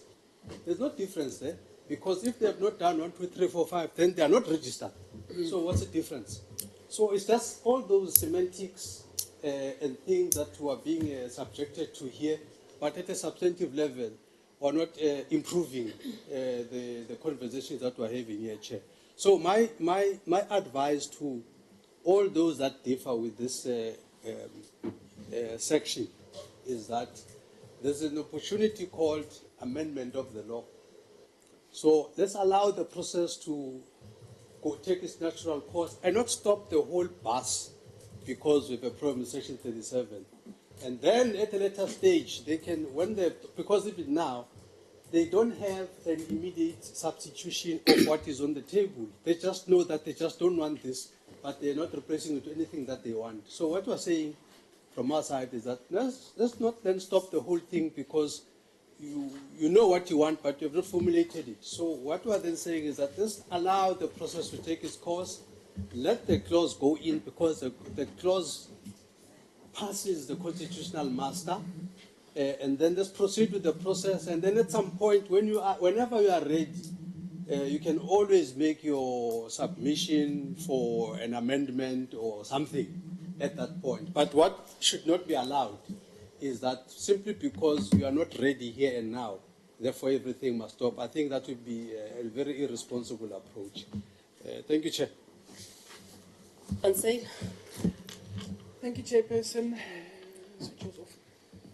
So I think there's a lot of confusion in the legislation, and I think people, the homeschooling bodies, the department, talking past each other at this stage.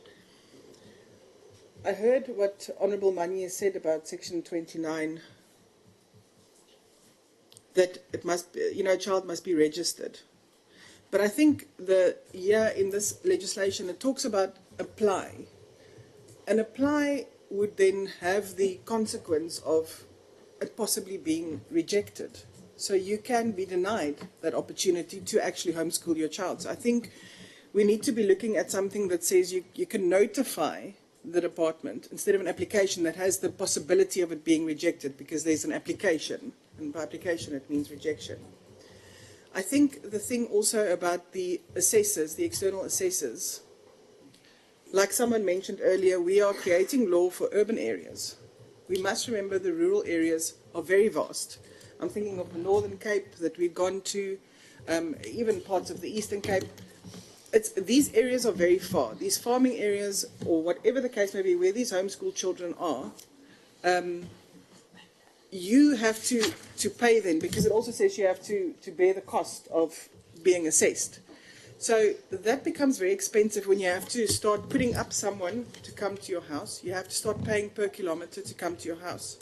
And some people might actually have gone the route of homeschooling because it's actually cheaper and they don't have the money to do all these things. I think we also need to look at that. Then also, how will these assessors be determined? How will you determine who must come and assess? What will it be someone from the department?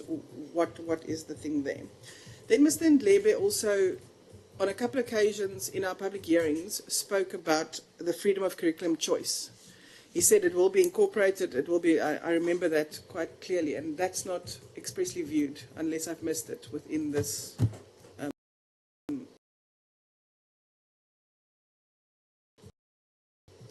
amendment. Thank you, Chair. Chairperson, let me greet yourself, members of the committee, members of the Department of Education, stakeholders who are here with us in this process.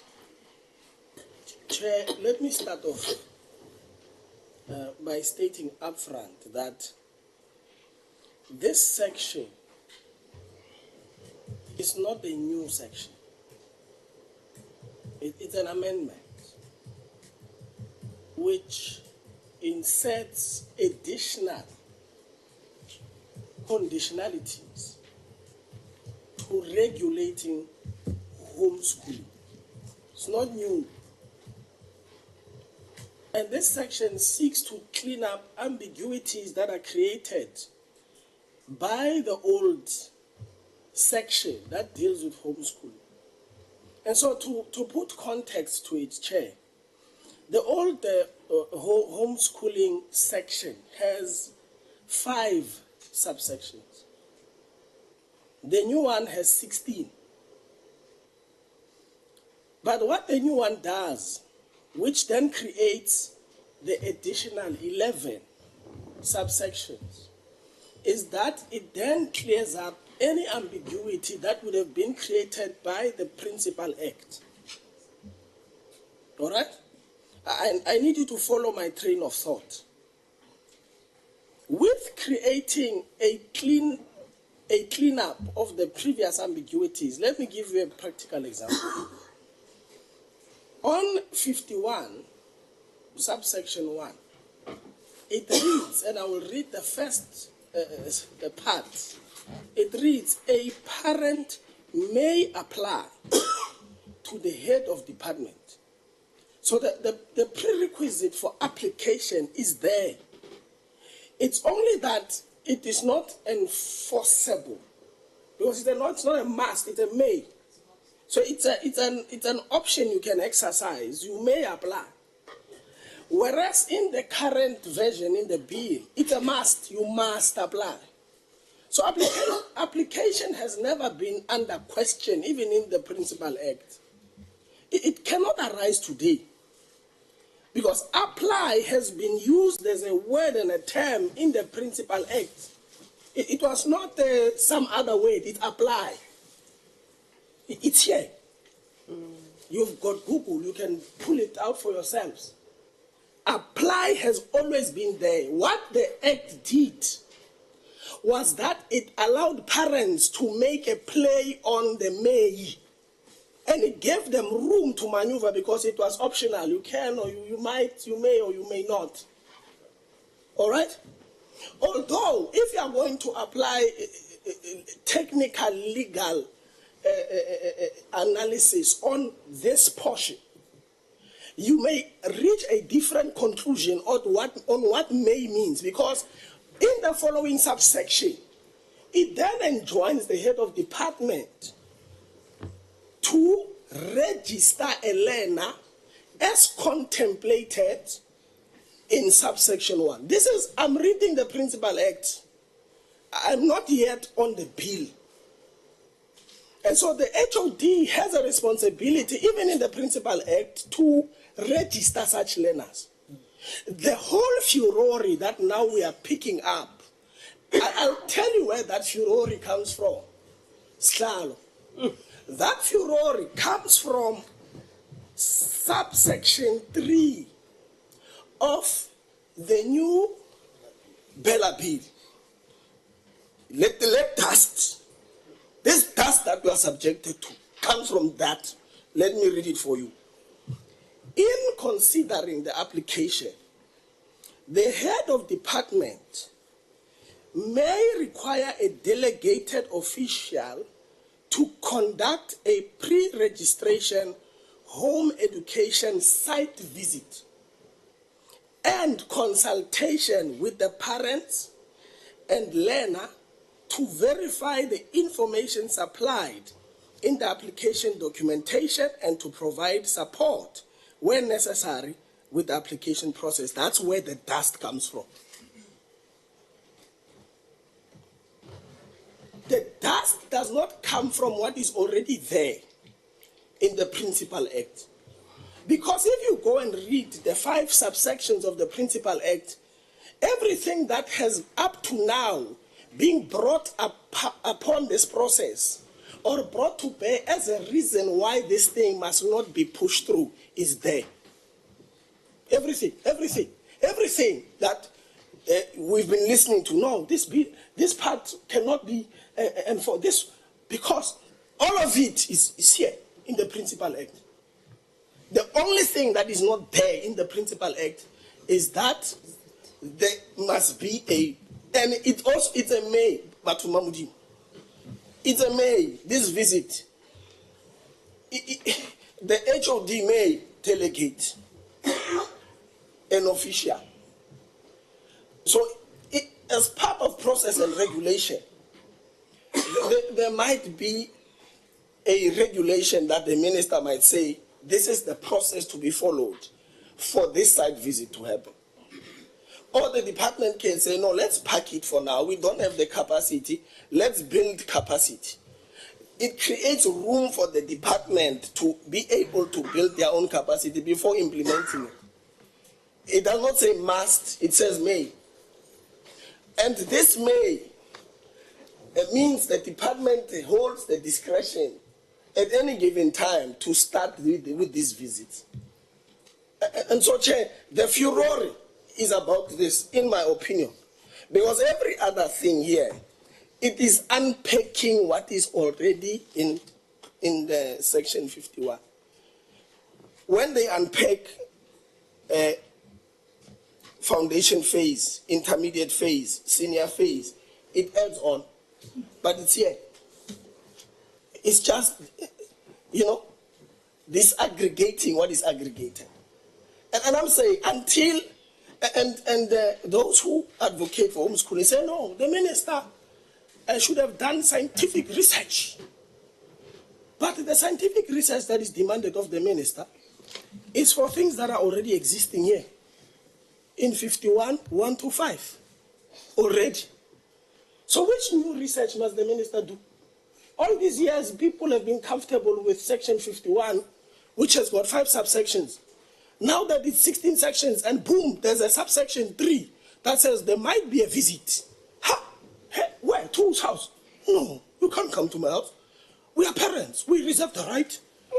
These things have been, they are here in the Principal Act. It's like we are dealing with schizophrenic people.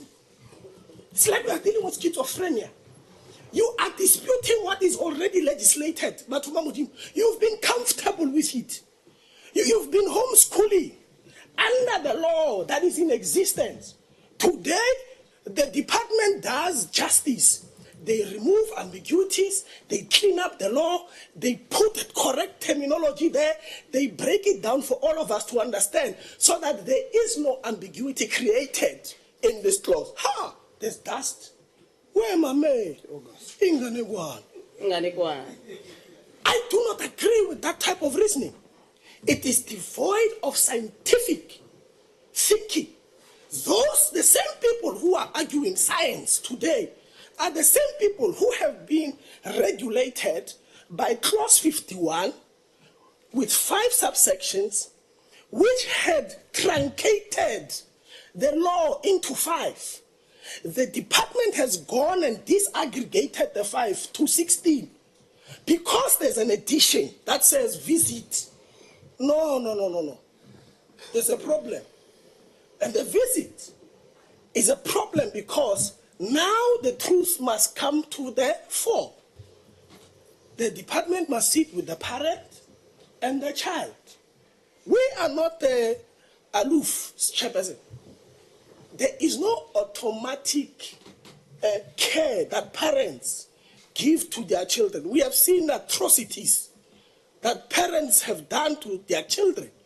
Just 2 weeks ago, there was a video that went viral of a mother stepping on her own child on their back. So it doesn't follow.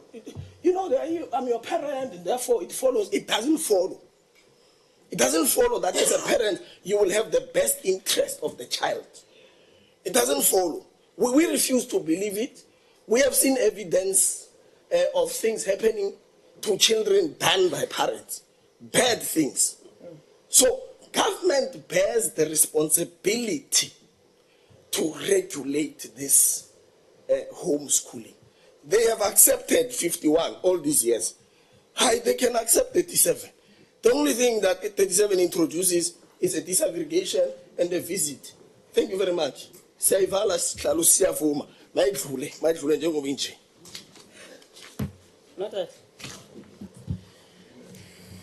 you so much, Chair. With much more less passion of my good friend behind me. Chairperson, we are representatives of the people. I'm going to repeat this. Doesn't matter how much emotions we have here. We are representatives of the people. We went out to public hearings to listen to people. South Africa. That came to us and said, this clause 37, members of parliament, we don't agree with it as it stands because we're not consulted thoroughly, 1. Number 2, these are the areas that we've got a problem with. Majority of them, 90% of them. If you thought clause 8 was being thrown out by the public, you should have listened to the content presented by those that objected to clause 37. We're not here to represent our own emotions. That's the only part. We've got a responsibility as parliament, as representatives of the people, to listen to the people when they say, we've got a problem with X, Y, and Z. It was not 5 people or 1 person. It was a lot of people. Go look at that report that has discrepancies there. It will tell you that people did not agree to clause 37. So no matter how we can be emotional about it and try to, put big English, it's not going to help us. We've got representatives of the people. The people out there, homeschoolers said, look, as the representative of the people, parliament, that department did not consult with us thoroughly for us to be able to consider what is written here. Then they raised specific points. And I don't want us to misconstrue those points. The first point was to say to them, we do not agree that we must apply to the department. We don't agree with that. But we're not saying that don't regulate homeschooling. Nobody said don't regulate homeschooling. It's a manner in which you regulate that they've got a problem with. So when we come with constitutional arguments, let's come with them in context of having listened to people. The thing is with us, we don't have theory in our minds. We're there in these public hearings. We're listening to people. We took notes of them. So if you come with an argument of constitution, you must come with it in the context of knowing that we're participating in a public participation process. 1, they said we don't want to apply or register with the department. But we can inform the department. Whether it's in the existing law now to say let's apply, the manner in which we inform them or apply to them, consult us. We're not happy with how we are doing it because it means that that one individual can reject that application. Let me take you to subsection 6 of the very same thing. It says, if the head of department does not respond within 60 days of the receipt of application from education contemplated, blah, blah, blah, blah, blah, it is deemed accepted. So it means that there is a possibility of it not being accepted. And they raised that. It's an issue for them. What is so difficult to say, look, let's go and consult these people. They've got a problem. We listen to them as public representatives and representatives of the people. Number two, they say to you that, listen, we're not comfortable with these home visits. They even cited examples to say, you're going to send somebody here opening up my home. My children can't be safe. Maybe something may happen. You want to a home visit up. Something happens when they are there to do that. I'm trying to protect my own children. They raised fears and concerns, rightfully so. And they said, this person that you're sending to come and visit my home, how are they going to assess a child that they never taught or let alone understand what they were learning? What matrix and mechanism are you using? It's clarity-seeking questions. Why can't it be that we listen to what people have said? We want to put our own emotions into this thing. Thirdly, they say, this has got a cost implication. Some of them even stood up there. They were making this thing about white people, that homeschooling is for white people. And you would see diversity in those parents that said, look, Mna, I don't work, but I choose to sacrifice a salary so that I can educate my child. Because the system itself can't handle them because they've got ADHD, as an example. So now we don't want to listen to that. We want to make this thing about our own emotions. So when we read the Constitution, the obligation of the Department of Basic Education to make sure that every child is getting an education, let's read it within the context of understanding the public participation process. Otherwise, we're going to be challenged tomorrow that we did not listen to people. But today, we want to say, no, Clause 8, alcohol, everyone was against it, but Clause 37 is different. What rationale are we using? Number three. Number three.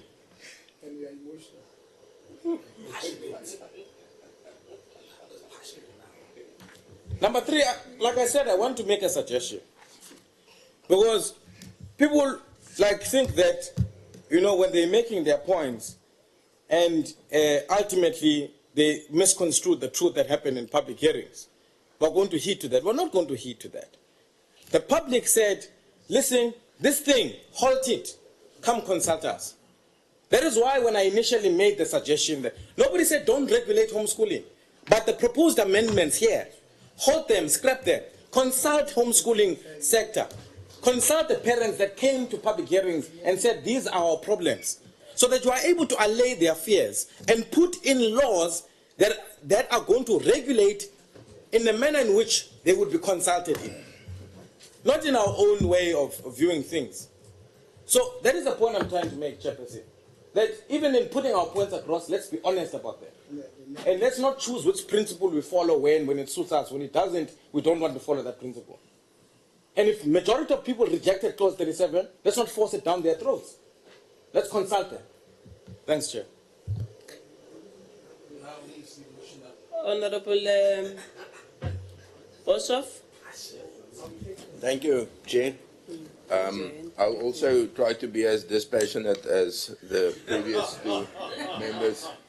You had your first round, so it's going to be a minute and a half now. A minute and a half. Yeah. But if I add what I previously Don't respond. said... Raise your issue. Yeah, you're repressing me. It's because I'm white. What? No, What? It's a joke, ma'am. No, ma'am, I know I must stay within my time limits, and I'll try to do so. I think what's important here is that we try to be constructive and to say, okay, here we have a suggested clause, and therefore I made a few, and several members, a few remarks. Like, apply is a little bit ambivalent. Does it mean apply and hope it will be accepted? Or is it apply like you apply for an ID, you apply and you know you're going to get it?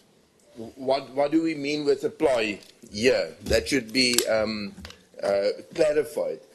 And then I mentioned the idea of an independent educational regulator. If the alternative to that is let the regulations about homeschooling be a collaboration between the minister and homeschool associations, so that they work together on this regulation. Now, if we can meet each other on these things, then we can go through with a clause. But if the governing party will insist that it is perfect just as it is, and it should not be amended in any way, then we have a problem. Then we are going for a head-on confrontation. And I think that's what we try to prevent. And I think also that before we get confronted with the A-list, we would like to make written inputs into what we think from a minority perspective about certain clauses. And that could assist us in the whole process. We are not obstructive. We are not trying to frustrate any process. But we need to have a good law for the next 30 years. Maybe the ANC doesn't even govern in the next 30 years. So we need a good law for that. And I just want to point something out, and that is that the present regulatory framework for homeschooling isn't exactly what homeschools want. There are problems with that too. In 1996, when this SA Schools Act was adopted, actually homeschooling was very much on the periphery. There weren't many homeschoolers at all. So it wasn't devised with a 10,000 or 100,000 learners in mind. It was actually an emerging something which we didn't know if it's actually going to happen. And now it's a big thing. And now we have to look properly about how we legislate it. And it's no good saying, yes, but the previous one wasn't perfect either. But we are writing a new law now. So let's make it as good as possible. That's my very dispassionate plea. I allowed you to speak more than 1.5 minutes. I'm so sorry. Because you are pink.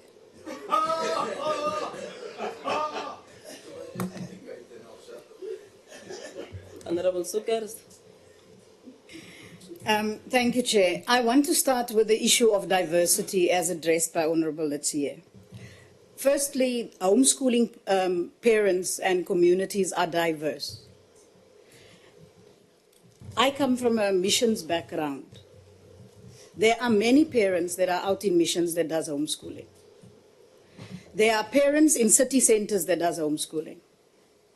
In terms of diversity and cultural diversity specifically, you have, as we've seen in Gauteng and in the other provinces, you have diverse parents that are homeschooling. That's number one.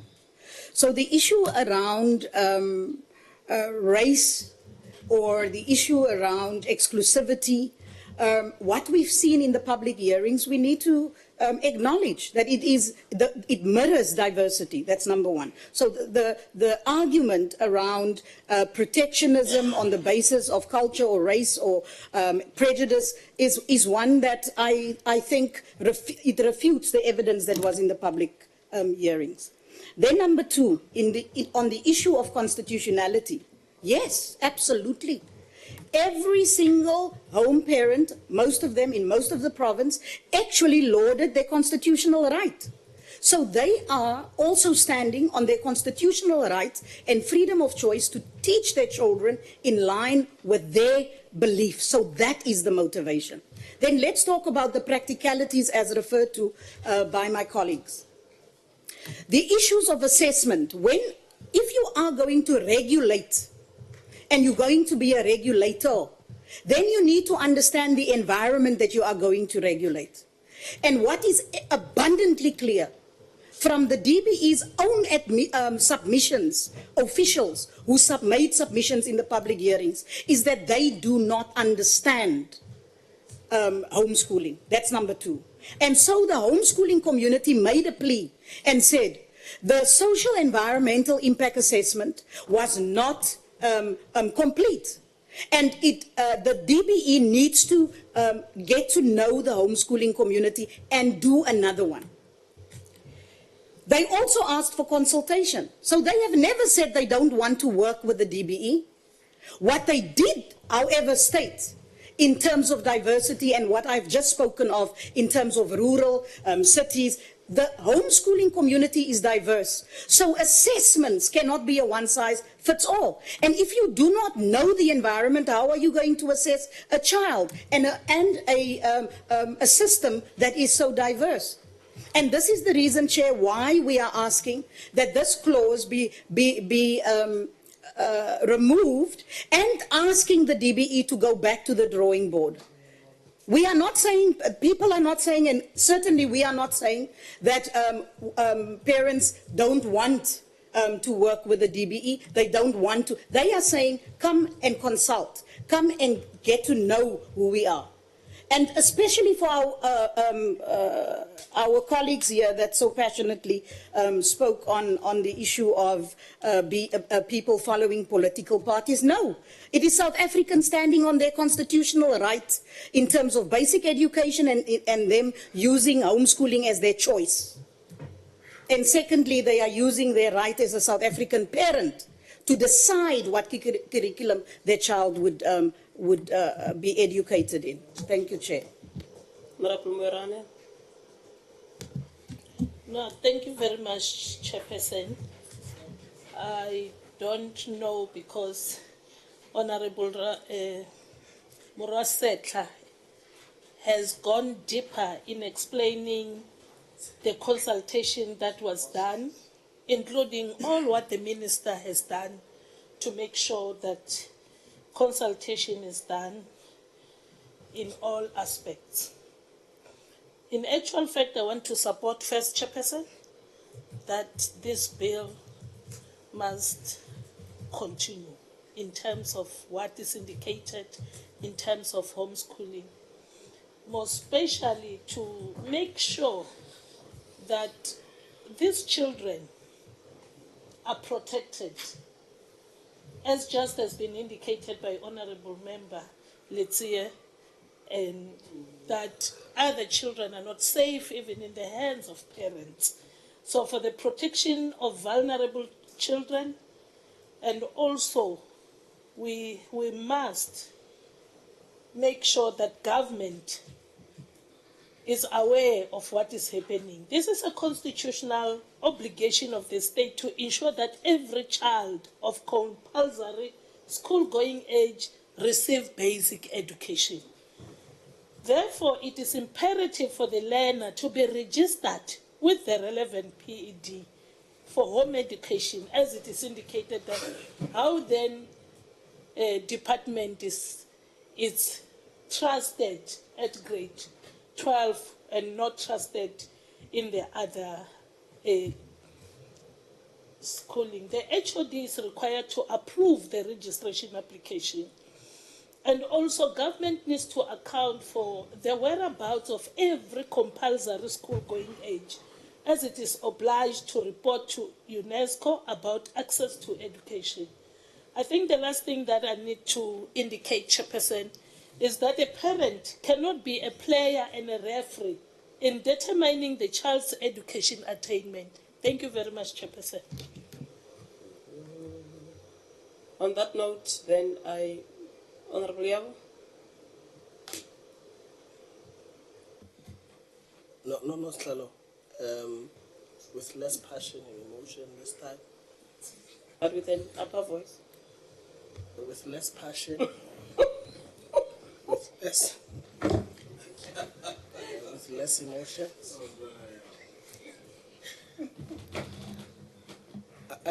I want to emphasize. I want to emphasize that it cannot be that a system is good for a learner to attain matric and is not good for a learner to be regulated within it. I think I don't agree with that thinking. It doesn't make sense. It doesn't make sense.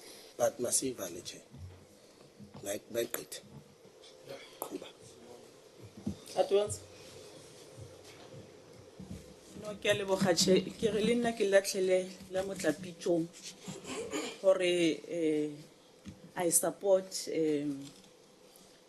the clause number 37 as it is, because as it's been explained, that we are here as the committee just to look into the work that has already been started in 2013, and many consultation was done. We also witnessed members of the public, majority of them supporting this bill. And they were even stating that it is long overdue. So I don't know which majority rejected this bill. But majority that we listened to in all 9 provinces supported this bill. So we need to see Vale in that spirit. So by singabi emotional, see Vale ukuthi mayidlule injalo clause number 37. This Toby Leche, Diabulela. Just for your information, know that as members you took 2 hours only on this point. DBE, on this clause.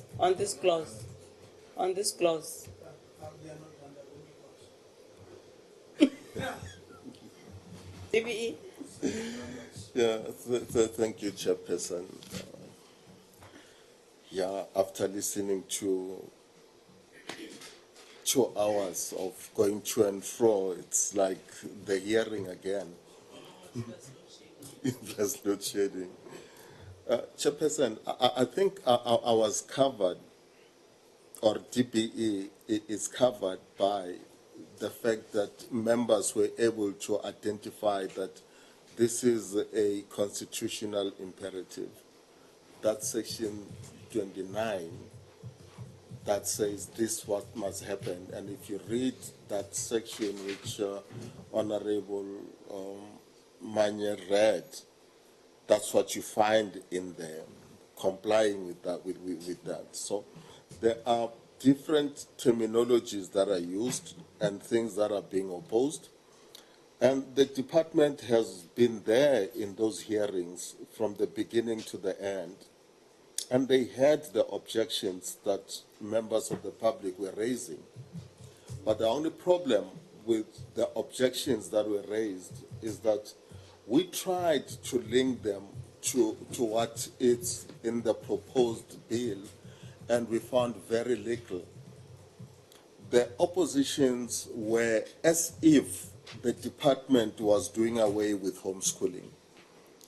The majority of the comments, even the children that were in there, were giving reasons why homeschooling must exist. And as a department, we thought, what is the argument there? Because we were saying as a department, we have public schools, we have independent schools, we have home schools, we are soon going to have another area of this online schooling. So what we were told at the hearings are all the benefits of homeschooling. The benefit of this individualization of teaching, moving at the child's pace, not subjecting the child to tests, children that are unable to cope in crowd, children that have ADD, children that are struggling, and other children that are so talented that when you put them in a public institution, it slows them down. And children that have other talents, whether being musical and all sort of things. This is what the public was saying. And when they conclude, they then say, we reject Section 37. So the rejection of Section 37, in our view, was not helping us to say, amend that clause, change paragraph 3, make it that way. We were not getting much of that, but we were getting a lot of those rejections. Now, let's talk about registration and informing. It is in the Constitution that we need to register there. And the home scholars are saying, it's enough for us just to inform you that my child is going to be homeschooled. Now, if you are running an education of a country, is that enough to be told that, trust me, I'm a parent. I have the God-given right to educate this child, and I'm telling you now I'm going to educate the child. We're running an education system here. Are we not supposed to know that when you educate this child, at least there is something that you are following, whatever it is? Hence, we're asking you that, please, let's know what you're going to offer this child. Then comes the issue of curriculum. Most of the speakers were saying they reject this clause because it's forcing them to do CAPS. And you're fighting a bill on the basis of something that is not there. You're rejecting the bill on something that is not on the bill. Because nowhere in the bill does it say CAPS. Nowhere. All it says is that whatever curriculum you want to offer, and you're quoting me correctly when you say, Mr. Ndlebe said you can follow whatever curriculum. And I'm still saying it even today. Follow your own curriculum. But the curriculum, according to the Constitution, must never be less than what is offered in state schools. And that's what happens when you register even an independent school. Offer whatever curriculum, but it should be a recognized curriculum. Now, people are saying we're depriving them of following their culture, their religion, and that's why they're rejecting it. No. Your curriculum says it's a Catholic curriculum. Beautiful. We know what a Catholic curriculum is. Others will say, I'm following an Arabic curriculum. We know what an Arabic curriculum is. Others are going to follow this British type of curriculum like Cambridge. It doesn't. So if you say I'm homeschooling my child, little Jabu here, I'm educating him at home, and I'm following Cambridge curriculum, and from this section and that, then we know what you're talking about. That we say, God bless you, continue. Then if you say I'm following an Arabic curriculum, and my child is in foundation phase between the ages of, God bless you. But if you then come and say, I'm informing you I'm homeschooling, surely somebody must ask, on what? What are you following? You're following a cultural, beautiful. But is it an internationally recognized in such a way that it is a curriculum that somebody can vouch? Because when you talk curriculum, everywhere in the country, everywhere in the world, there is this thing that says a 6-year-old must be exposed to 1, 2, 3, at 7, at 12, and blah, blah. A child that is of foundation phase should be able to do 1, 2, 3. Any curriculum in the world does that. So we're asking that if you say you're going to homeschool your child according to that curriculum you want to follow, but let us know that you're following this type of a curriculum. Then come issues of assessment. Nowhere in this document does it say the department will come and assess these children. Nowhere. There are no officials of the department that will come and assess a child to see how far the child is progressing. Hence, we have been accused that you're going to send people who don't understand us. They don't understand our curriculum. They don't understand homeschooling. You did not research. We agree with you. We won't send them because we don't understand. But what we are asking you to do is that please appoint an independent assessor. What does that mean? It means this department doesn't understand your curriculum. It's Arabic. Get us a qualified Arabic person that can work with you and tell us that I'm happy with the parent. And why we trust these assessors is because they are qualified, they are registered, and therefore they may not lie to us because they have licenses. They may not be teachers, but there are assessor courses that people have and have certificates and all that. So if Honorable Boshoff, there is these organizations that you're talking about that deals with homeschoolers and so on. It means these are people that have the ability and the capacity to can advise us if there is education going on in your home. To appoint them as assessors so that they can vouch. All we're interested in is teach the child, let the child progress, and when the child progresses, inform us that there is progression in the child.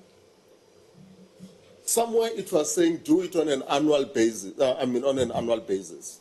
We're moving away from that and said it's tedious.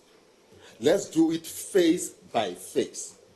Tell us it's a foundation phase. That's what those are the changes that legal needs to look at. That at the end of a phase, bring this assessor to tell us. Next phase, bring us an assessor to tell us how the child is progressing. So here we're not talking about officials of the department giving children tests. We can't test them on what we don't know. And you're confirming that. But, no, leave us. So we're giving you that space. Do whatever you want. But please make sure the child is receiving education. That's what assessment is. And then there is an issue of cost that comes in here, which is causing confusion as well. The section that you read in the Constitution says, if you do that, it is at your own cost. So we want to debate it and then say, homeschoolers, you're making it more expensive, I can't afford. But the Constitution says, if you go that route, remember, it is at your own cost. There's no way government will be able to subsidize and be paying, sending checks to every parent that is homeschooling in order to cover any other. It's not doable. It can't be done. So if we talk about the cost of running home education, the Constitution says it is on cost. So you can't expect us to appoint assessors on your behalf. And it's your assessors for that matter. Now, we are told we are not researching. And because we're not researching and we don't know homeschooling much, we left it in your hands. We say, do whatever you want, as long as it is within the parameters that is not of lower standard than what you do, what you teach. But you should know, any curriculum anywhere in the world might tell you that you need to have a language. You need to have maths in this grade. You need to do that. That's all we are asking. That your curriculum, you can't say my child is being homeschooled but is not going to do maths. Then it doesn't. Then it becomes lesser than what government is saying. The issue of home visits, we want to concede, Chairperson, now that we may not do that. Probably we don't have enough manpower to can visit all these homes. And we have seen that sometimes when officials try to do that, dogs are set up on them, and so it's not worth it. But when you look at what this says is that when you register, should there be some suspicion that the department wants to talk to you about, the department will consult with you. That's the basic of this thing. That the department will consult with you. Where you meet the department, it doesn't matter. You can meet at a mall. You can meet at offices. You can meet in a library and say, hey, we see that you didn't indicate the curriculum that you're following. Is it a Cambridge? Is it a homemade? Is it? And let's have this discussion. There is that space of that consultation. And say, no, go and fix 1, 2, 3. There is that space. Now, when you have fixed it and you now run your school, you run it, you have 3 years in foundation phase to do as you please. But when the foundation phase is over, please come back and tell us that the child is receiving education, not us coming to ask you, but will depend on that assessor. So there was this definition of assessor that we dealt with yesterday, which was saying, who really needs to tell the department that there's education going on? We said anybody who's qualified to be a teacher, We said anybody who has SAQA accreditation, anyone who has done these assessor courses, and Honorable Sukers was saying the educational psychologist. I said, yeah, if they are in the space of education and they can vouch that the child is receiving all the, why not? Why not? It could be the assessor that the parent chooses. Because we will be accused if we're going to be choosing assessors for that matter. If you're following a Japanese curriculum, we don't understand Japanese curriculum, therefore we can't assess it. You'll find us a Japanese man who will then say, we're happy. The issue of research, again. What do you want us to research? Registration? An appointment of an assessor?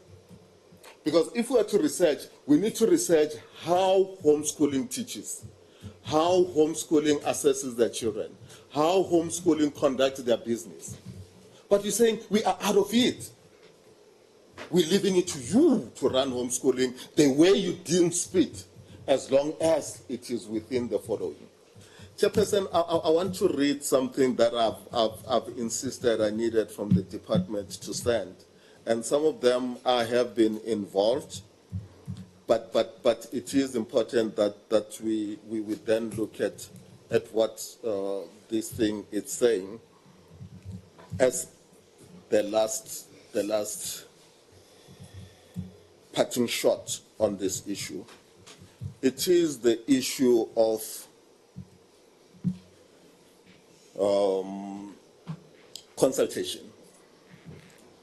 That the department is accused of sitting in those high towers and decide on what needs to happen in education without having spoken to the relevant people. Allow me just to read, Chairperson.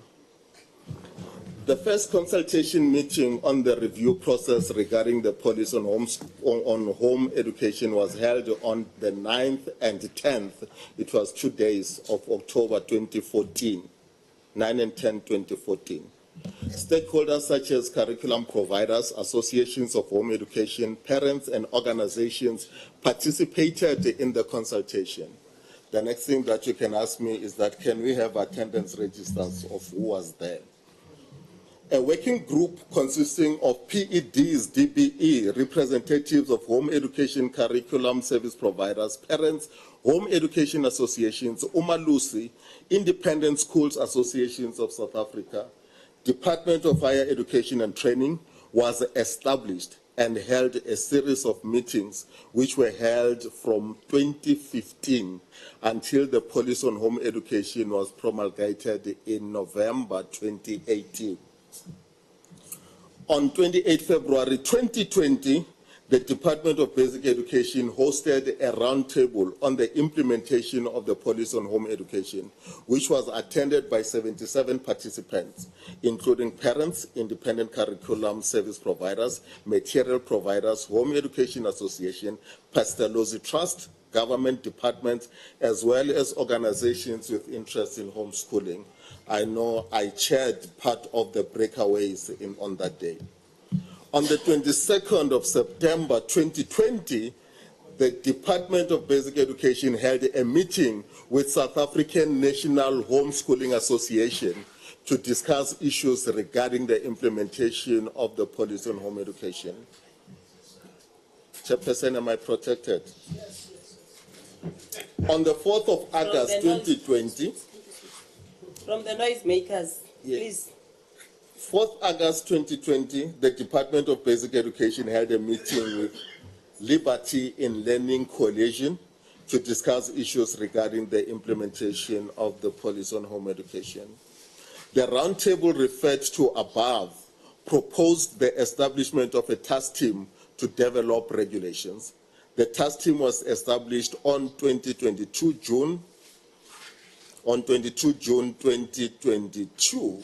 The task team comprises representatives from Home Education Association, parents, home education, legal defense, curriculum providers, provincial education department, and civil society organization. The task team had 5 meetings since its establishment. 22 June, That was the first meeting. 7 September 2022, 16 November 2022, 22 February 2023, and on the 21st of June 2023. If that's not consultation, Chairperson, then I'm not sure what consultation is. Thank you.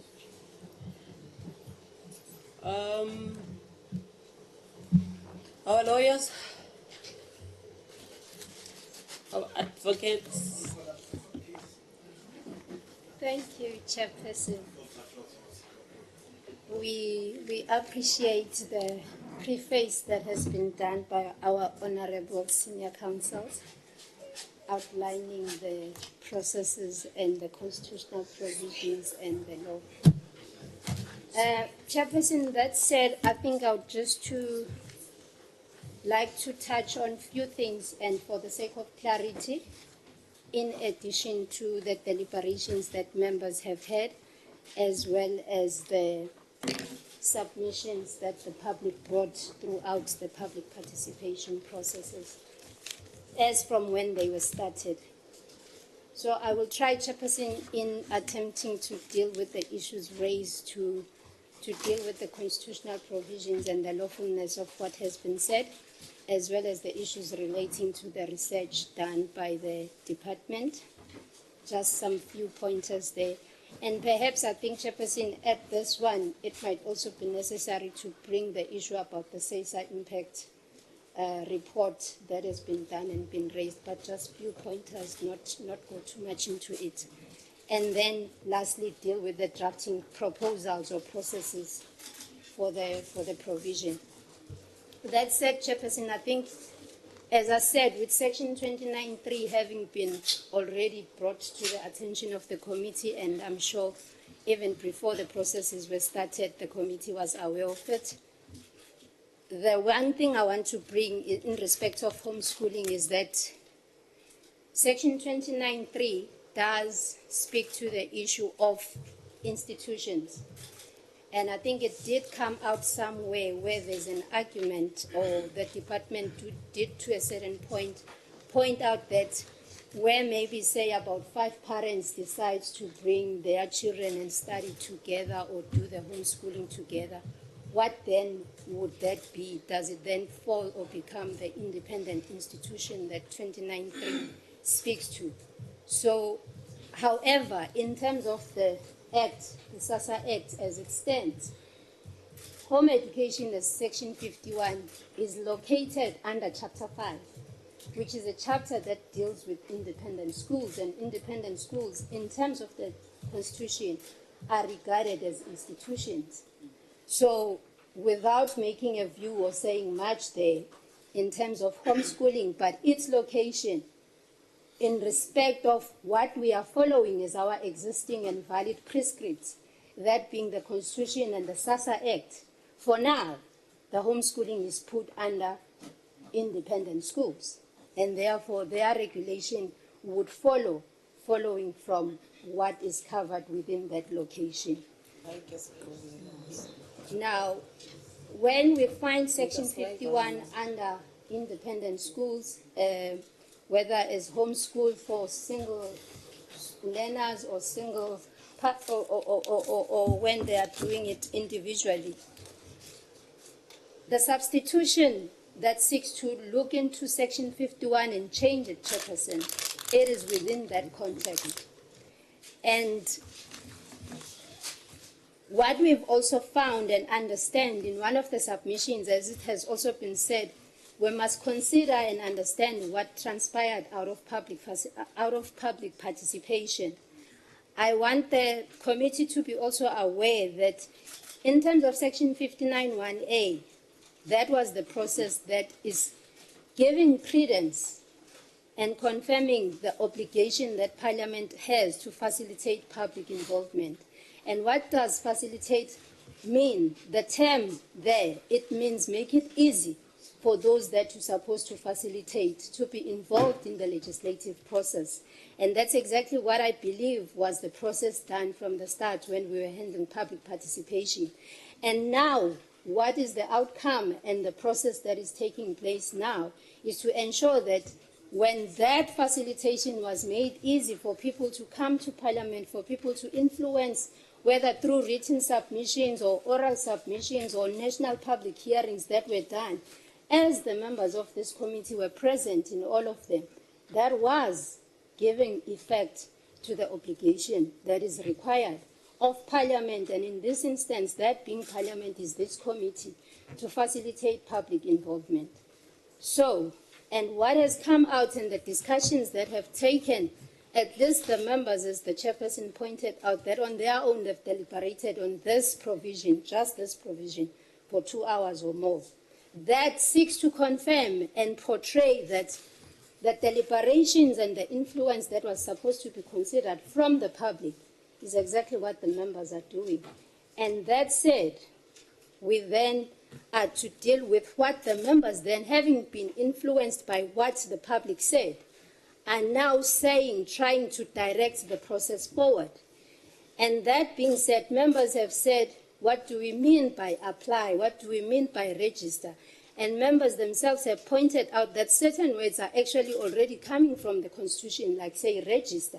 And the department has responded to say, but that's exactly what we are trying to do. We're trying to ensure that what the Constitution demands of us, that there be a registration to ensure that what has been agreed as a principle, that there is compulsory attendance for every child who's 4 years until you are 15.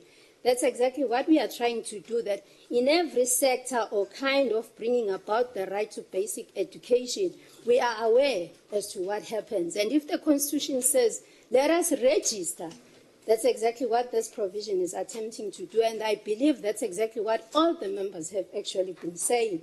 It's just that it's phrased differently. But that is the process of deliberation. That's how deliberation must take place until we find one another as the decision makers. In this case, the decision makers are you as the legislature, to then indicate you are now influenced by the public. And having considered what the public said and everything, as the people conferred with the power to legislate, what then are you legislating? And that, Chairperson, takes me to the last point. But before I do that, just two, as I said, in terms of the research and the SESA impact assessment. From some of the submissions, I did pick up, because some submissions, as I said, we were part of the proceedings from the day they started. So some of the submissions did actually make a point that, in contrast to those who are saying there's never been a research. For an example, there's a discussion paper, and I'm glad that the department just mentioned a few lists of the things that they do. There's some mention of a 2015 discussion paper where there was a discussion and some kind of consultation that's taking place between the sector on the homeschooling and the organizations that have associated themselves to deal with this issue. So, Chairperson, that said, again, in terms of the status of the SESA report, the SESA report is an instrument that has been created within Cabinet to ensure that all the executive departments, when there is legislation to be drafted or taken forward, certain few things are checked and conducted. For an example, it is to guide them whether whatever they want to do will be feasible in many ways, financially, in terms of the existing laws. So that SESA report checks various factors. That is why it's called a SESA impact report, because it's considering various impacts, including social, ecological impacts, and many others. Now, Chairperson, in terms of taking us forward, what I am now going to be suggesting in terms of drafting proposals and taking the matter forward, having said what I've said, I believe, from having listened to the members and everything, there is room to do, sometimes we are wordsmiths or legal drafters, to do some hammering and working on the words that are used in the provision, but without changing the content and the message that is conveyed, in order to ensure that the power to do what they must do is legislatively conferred upon the department. So there are a few suggestions, Chairperson, which, as I said, if the committee do give that permission, because whatever we do, as I said, it must be a directive of the committee, we can then work on redrafting this provision, which may include, for example, if I may point out, for an example, on page 26, starting with 51.1, it does say, and many submissions have come forth to say, but what does it mean such parent must apply when the Constitution is saying register? But the process to end upon registration, I guess it's a process. That's why there must be some steps that comes before. Perhaps, as members have already suggested, we can make changes to make sure, because the fact that there's been various interpretations to prove that the comprehension of this clause perhaps is capable of ambiguity, then that's what we need to attempt to try and ensure at the end of the day the principles have been clarified, but now it's the wording to convey the message and confer the power that needs to be ensured, so that there is no point of anyone not being clear and thus taking another to court. So in terms of those, and I've picked up, Chairperson, for an example, in subsection 2, where it says if the HOD is, if he or she is satisfied that, then we just set out all those requirements that are set out there as the requirements without subjecting them to the satisfaction level of whoever the functionary or the official is, that will be executing this task. So it's simple drafting that can be couched and rephrased in order to ensure that the ambiguity that is coming out, and which perhaps might have been also the same instance that caused the public to understand the provision in the manner that we have. Because we can agree that from the submissions there were completely opposite ends when you listen to all the submissions in respect here, others who are for and for those who are against. So that does say maybe the words used and the manner that the concluded phrasing, it does create confusion and ambiguity. So that's what we need to clarify, especially after everything that has been done, Chairperson. So that would be my suggestion and view, Chairperson, that in light of the Constitution and the law, actually what is attempted to be done here may, if it gets to that event, pass constitutional muster even when considered by the courts. Thank you, Chair.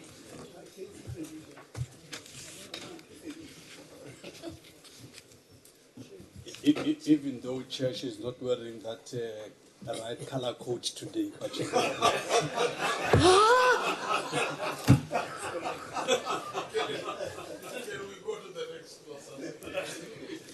Anything from the state law advisor? Yes, Chair. All right.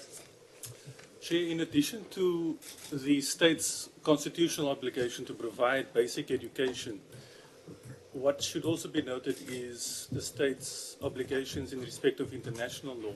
So what I think should be noted is that South Africa is a state party to the United Nations Convention on the Rights of the Child, which does not mention home education.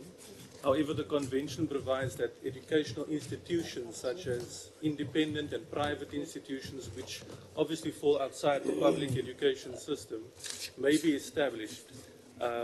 But what must be noted is that the convention provides that this is subject to the minimum standards as laid down by the state.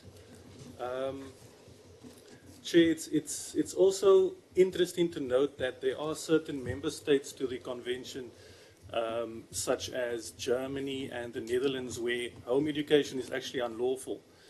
In Greece, which is also a member state, Chair, that home education is only lawful in respect of children with special needs. So that's just something I think should be considered.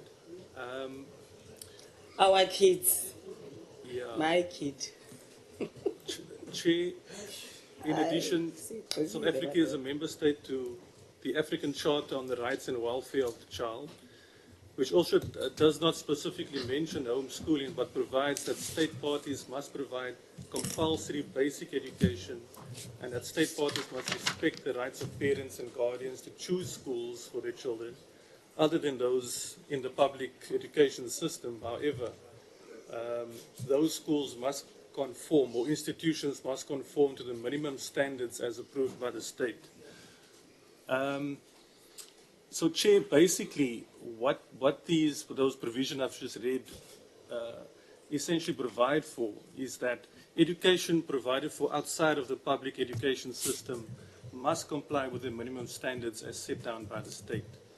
And that's actually consistent with the constitutional provision in respect of 29.3. So that's virtually identical. However, 29.3 provides that the parent must be financed by the parent at the expense of the independent educational institution. So, Chair, what the provision in the bill is actually trying to do is to ensure that the state's constitutional obligations as well as the international law obligations are complied with. So I just thought that that should be noted by the committee. Thank you, Chair. Thank you so much from our learned friends. Who am I? I want to say something, but I think who am I? With my little knowledge from Koyasa, we can as well move to the next clause. The only thing that I think we must emphasize is that the rephrase that Advocate Ngome has spoken about, of words which we think needs some bit of a rephrase, but clause 37 as is moves, move as is except for the issue of the rephrase. Clause 38, duty to provide information.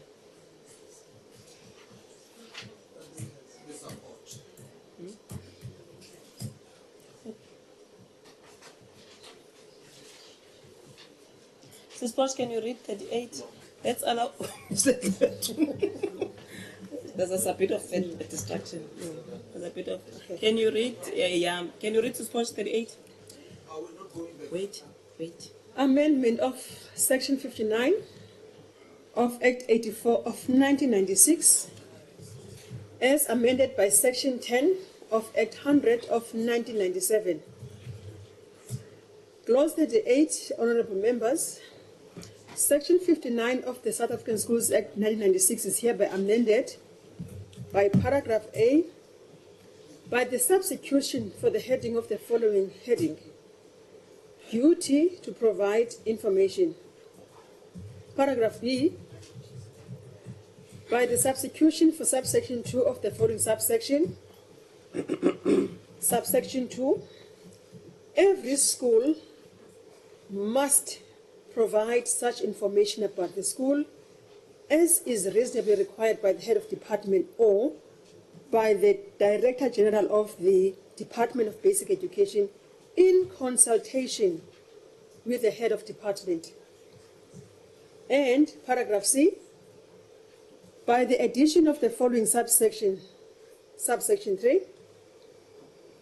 if when applying for admission to a public school or for exemption from the payment of school fees, the parent of a learner or any other person, paragraph A, submits or provides information which he or she knows to be false or misleading, paragraph B, submits a document which he or she knows to be forged, or C, submits a document and claims that it is a true copy of the original when in fact it is not a true copy, such a person is guilty of an offense and liable upon conviction to a fine or imprisonment for a period not exceeding 12 months, or to both a fine and such imprisonment. It ends there, clause 38, honorable member. Members, 38. We support it as is. Clause 38 supported. And second.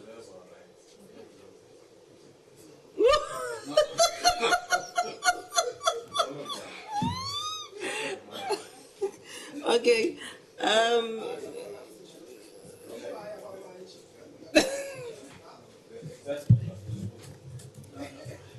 Honorable Mani. Yeah, Chair, I'm just checking, man. Maybe I'm not understanding all these titles here. Paragraph 2 here, section 38B, there's a subsection 2. Can we have order? Can you protect the speaker against honorable This paragraph reads, every school must provide such information about the school as reasonably required by the head of department or by the DG of the National Department of Basic Education in consultation with the head of department. I'm just confused. There's almost like one person consulting with himself. What is the head of department if the head of department is not DG? So I'm just confused as to what seems to be happening here. The head of department is a provincial head of department. The director general is a national head of department. Then maybe we must clean it up then, Chairperson, because even DGs are actually at some point referred to as head of departments. So if you mean provincial, I think then let's be clear that that's what we're saying. Yes, that's what we mean.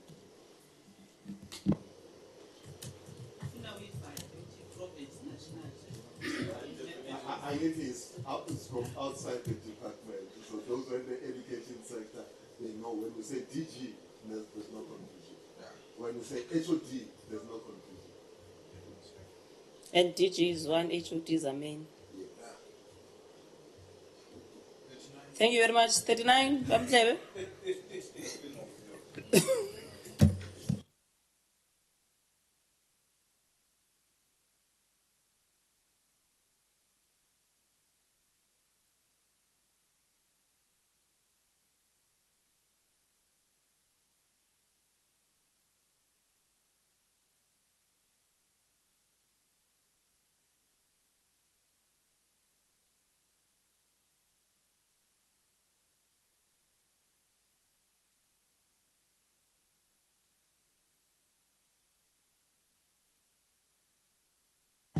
That's 39 members. Honorable Principal.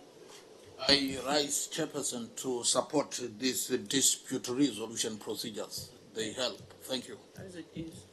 Honorable Sukers. Yes, Chair. I want to make a proposal that after governing body, independent school or homeschooling parent be inserted. After governing body, independent school or home parent. Yes, homeschooling parent. Is there a fuss? Bamtlebe? No fuss. Agreed? Our law people? We agree? Thank you very much. Clause 39. Passed. Now we are at 40, liability of the state. Yeah, it's liability for damages that happen in our public schools. Bamtlebe. Yeah, previously we used to accept liability for anything that happens in schools, but that clause is beginning to say it depends. We can't just take liability for everything. There are times when people are negligent, so they have to take responsibility for their negligence. And that is the clause, Chairperson. That's clause 40, members? No comment? Agreed? Agreed. We are on 41 now.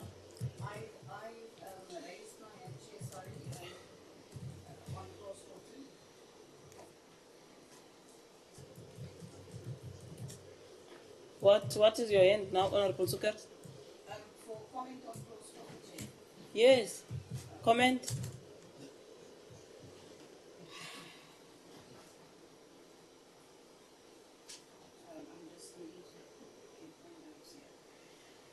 Chair. Can you cool down? Can you drink water?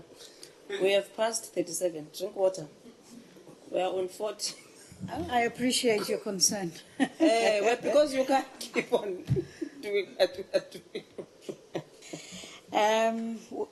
With reference to this proposed amendment, our proposal, the reasoning, this clause, Chair, the reasoning that underpins the proposal under clause 41 relates to the fact that the school is not a medical center.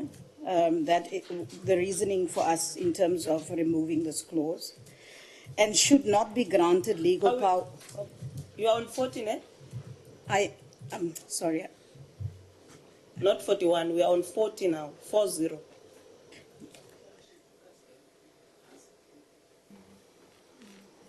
Yes, Chair, I'm on clause 40. Clause 40, yes. Okay.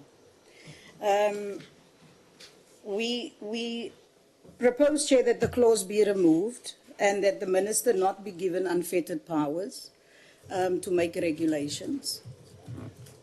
Is the verkeerde clause? Excuse.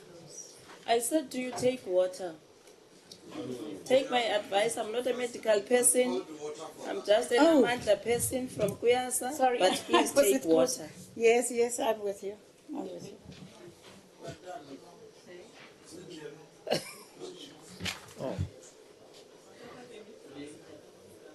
Chair, confused. Wait, Honorable Man. Can we move from clause 40 to clause 41? Mr. Ndlebe, 41. Chairperson, when you have a law or an act, it's never comprehensive enough to indicate what needs to happen. The law needs to be followed by regulations, which are more an expansion of what needs to happen. But the minister or anyone who comes up with regulations, they do that because there is an enabling provision for them to do that. That is why your regulations will start by saying in terms of section then. So without that enabling provision, no regulation can be made anywhere by anybody. Now, there are things that the department does not have regulations on, and these are regulations on the management of learner pregnancy, regulations on the admission of learners to public schools, regulation on the prohibition of payment of unauthorized remunerations, regulations on the minimum norms and standards for provincial educator development institution and district educator development centers. We don't have regulations on the organization, roles and responsibility of district. There are policies on these things, but there are no regulations. There are no regulations on the National Education Information System, and this section 41, it's a request to the parliamentarians that can we allow the minister to come up with regulations on all those things that we have listed, because at the moment they are not in existence. Then that's your clause, Honorable Sukers. Yeah, thank you, Chair. Chair, as per the public hearings, I'm going to start there. I think all over, it was the public came out to say that the minister should not be granted unfettered powers to make regulations. And my proposal, Chair, is that the proposed amendment be removed entirely. The clause is vague and overly extensive. The aims of such a wide-ranging discretion is unclear, and it is susceptible to constitutional challenge. And without a clear indication of exactly what that management of learner pregnancy entails, the public has therefore not been given a reasonable opportunity to interrogate the bill. And throughout, people asked the question in terms of what is in those regulations. And therefore, for them to make considered inputs in the hearings, they could not, but use the department's policy on learner pregnancy. The lack of the exact scope of the HOD's, the Minister's management of learner pregnancy in the Bella, renders the bill and the public hearings formality to just give the Minister a blank check to issue regulations at will. What those are and what those regulations and the implications would mean, we would not know. If this clause is intended to give legislated authority to the recently adopted schools policy on management of learner pregnancy, then the amendment must state it. It must state that it will be linked to that policy. Otherwise, alternatively, that the amendment be edited to include the words on the management of learner pregnancy, specifically as it relates to bullying, discrimination, and creating a safe learning environment for pregnant learners at school. The intention with this proposal is to eliminate any power given to the DBE to be inferred powers regarding medical decisions that lie in the ambit of the Department of Health. And the public made it clear that our schools, and so did teachers, that firstly that they are not midwives and that they are not nurses, and also that our schools are not medical centres. So, Chair, we oppose the amendment, and we propose propose that the amendment be removed entirely. Thank you. Honourable Nodada. Thank you so much, Chair. Chair, I just have a question on this, and I've got a few concerns that I just want to raise. And I just wanted to check as to why these issues, which won't be listed, and I'll speak to some of them about admissions, finances, district development centers, and so on. Why these issues must be placed within regulations, and the permitting of penalties attached to the regulations. So, in the interest of legislative certainty, again, provisions to relating into the things that you've mentioned should be rather fully included within the bill. But failing this, and this is where the question comes from the legal people, that if we can't include provisions relating to these topics into the bill itself, then a new clause should then be considered or added that requires parliamentary consideration of all regulations. This will also allow us as public representatives to have a sight of any new regulations prior to the promulgation, because if you look at some of the issues here, and there are concerns that have been raised in terms of issues allowing, for regulations on admissions on learners to public schools, which I think has been clear. The prohibition of unauthorized remuneration or financial benefits may also, relate to Section 38A, which has long been a bone of contention, and we are aware of it. As wealthier schools pay teachers extra, whilst poor schools can't, but this could be used to stop that. So this will obviously require us to be able to have sight on that. And other concerns relating to that is regulations for educators and district development centres. I believe, obviously, this is unwarranted interference because these exist within provinces, and provinces operate those particular things. And as long as we do what is required, that is important, for provinces. If provinces do what is required of them, then it's important. National government should not have a say in how that is being done by provinces. So obviously the same applies to the provisions, reorganizations, roles and responsibilities of district officers, because it's, remember, a devolved function to provinces.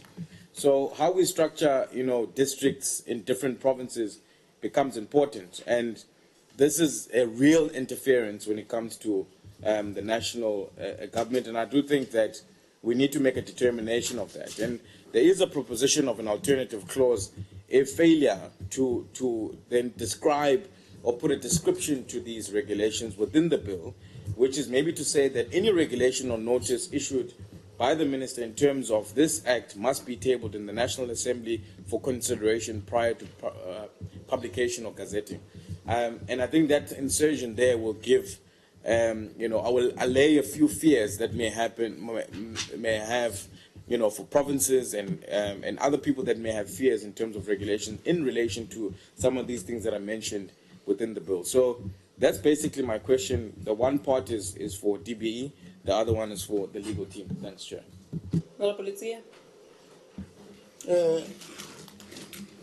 Once again, Chair, thank you very much. This bill, Chair, this clause, thank you, Honorable Fanzai. This clause, Chair, is what gave certain people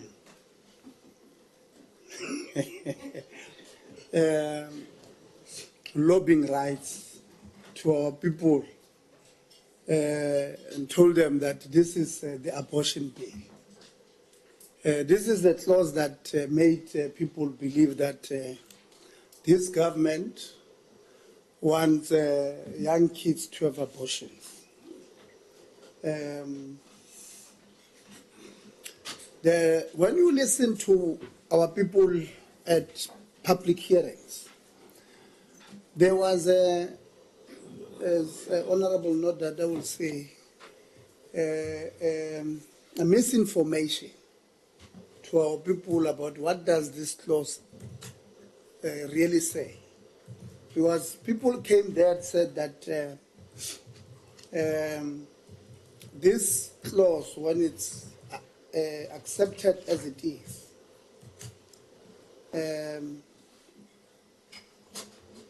it gives the minister, powers to inform teachers to do abortions. If you listen to those people there and you had not read the bill, in fact, one way in Gauteng, after one of the public hearings, my mother called me as well.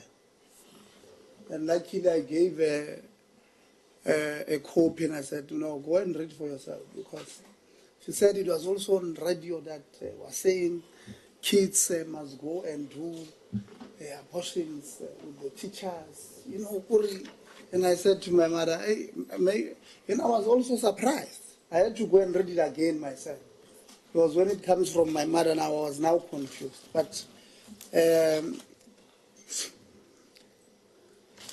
reality is that there are schools as we speak that expels children when they are pregnant.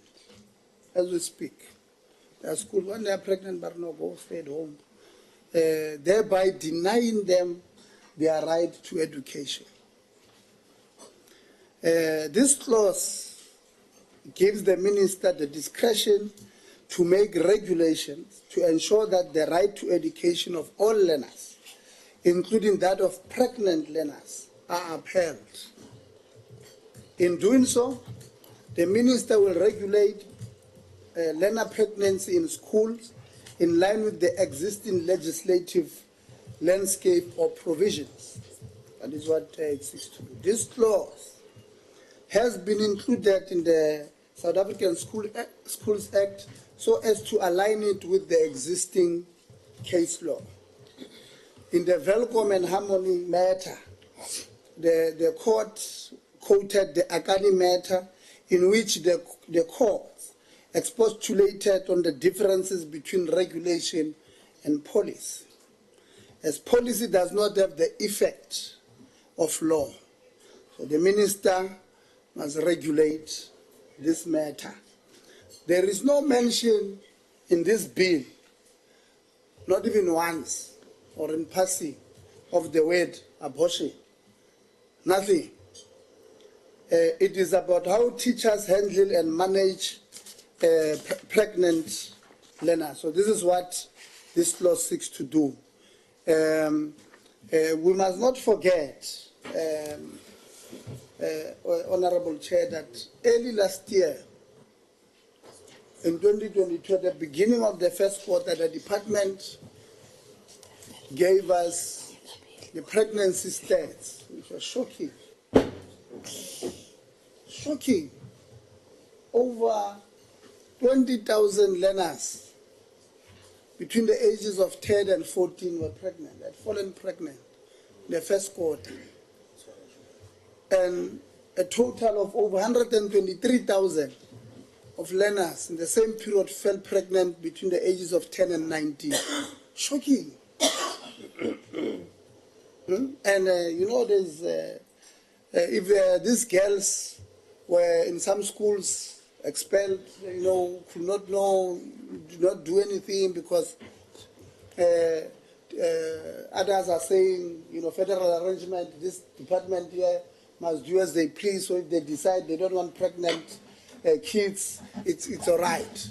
Just because they were born in the wrong province, it cannot be. So we agree that unitary state, these powers, the regulation must be given to the minister so that, we've got a uniform approach to issues.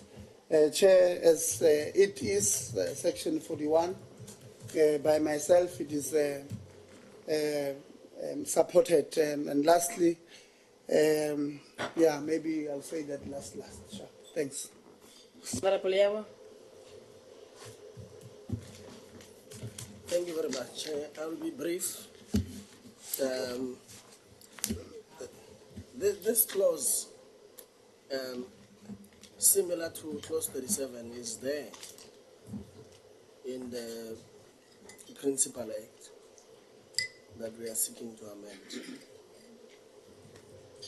The version that is here in the bill just gives items on which the minister can regulate. So regulations, or the promulgation of regulations by the minister, is there.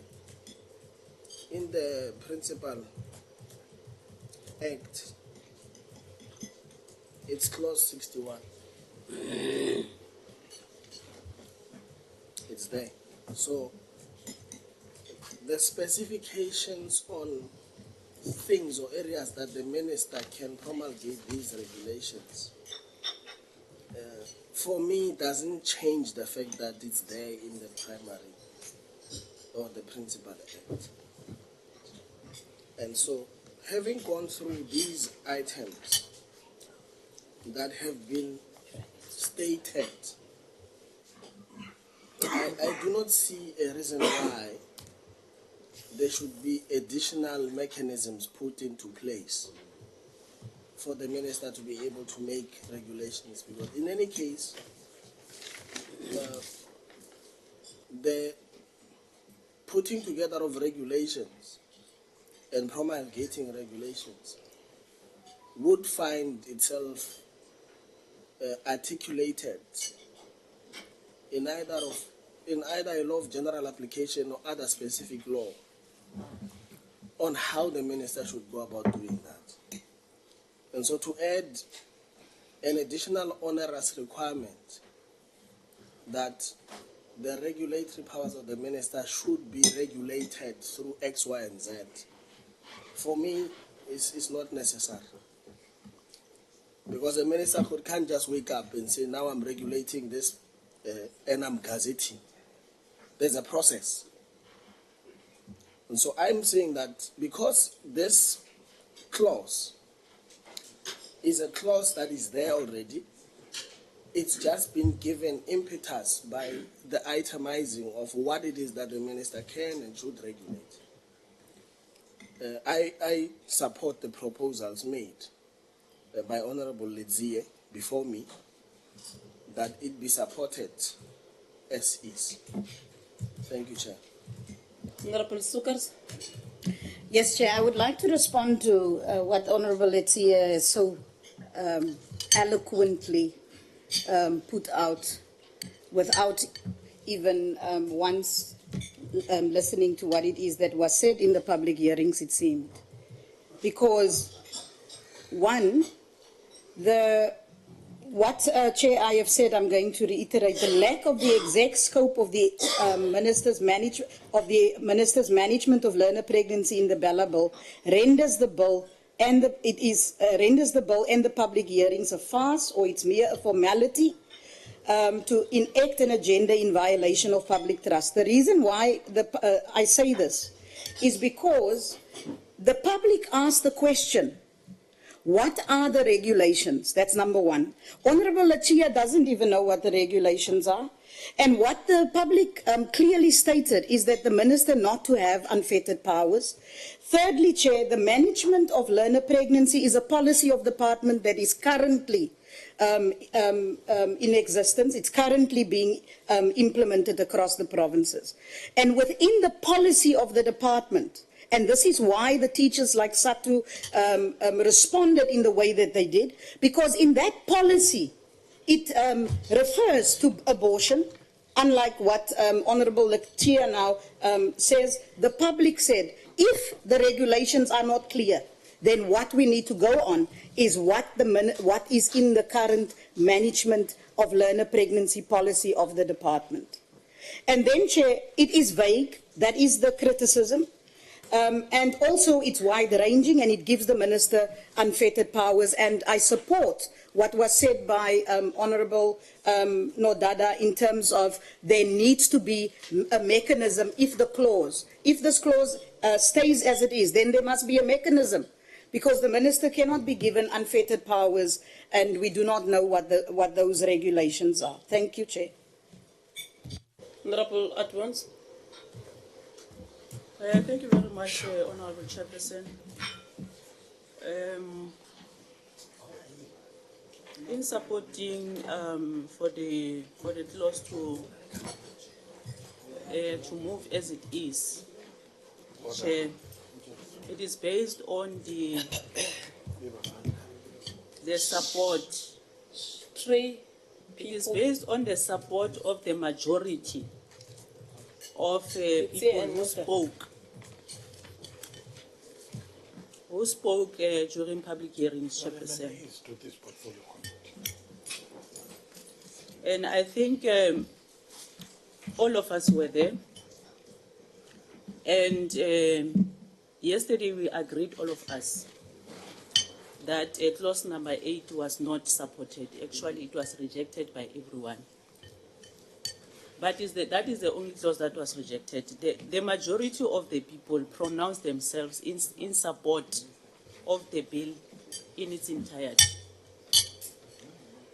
And Chair, why would we say we don't know what the regulations, as if the regulations are seated somewhere, the Minister is hiding them. Minister cannot make any regulation unless there is a law that is effected for her to do that.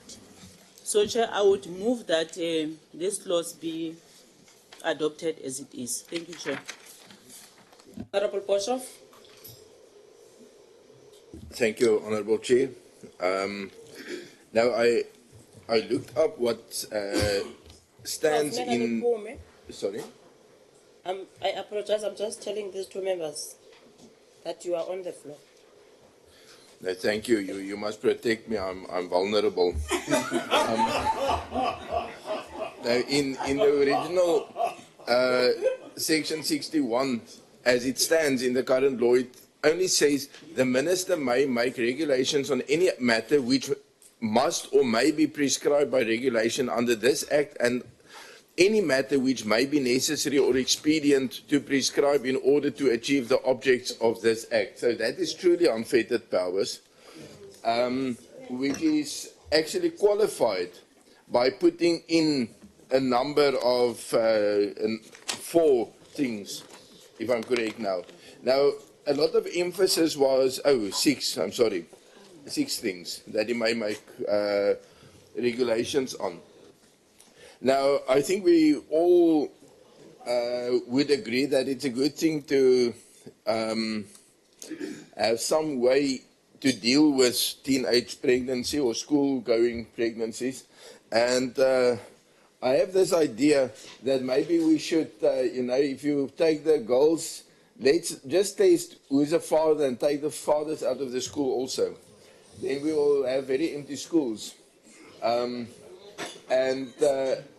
Unfortunately, it will not assist in the youth unemployment problem.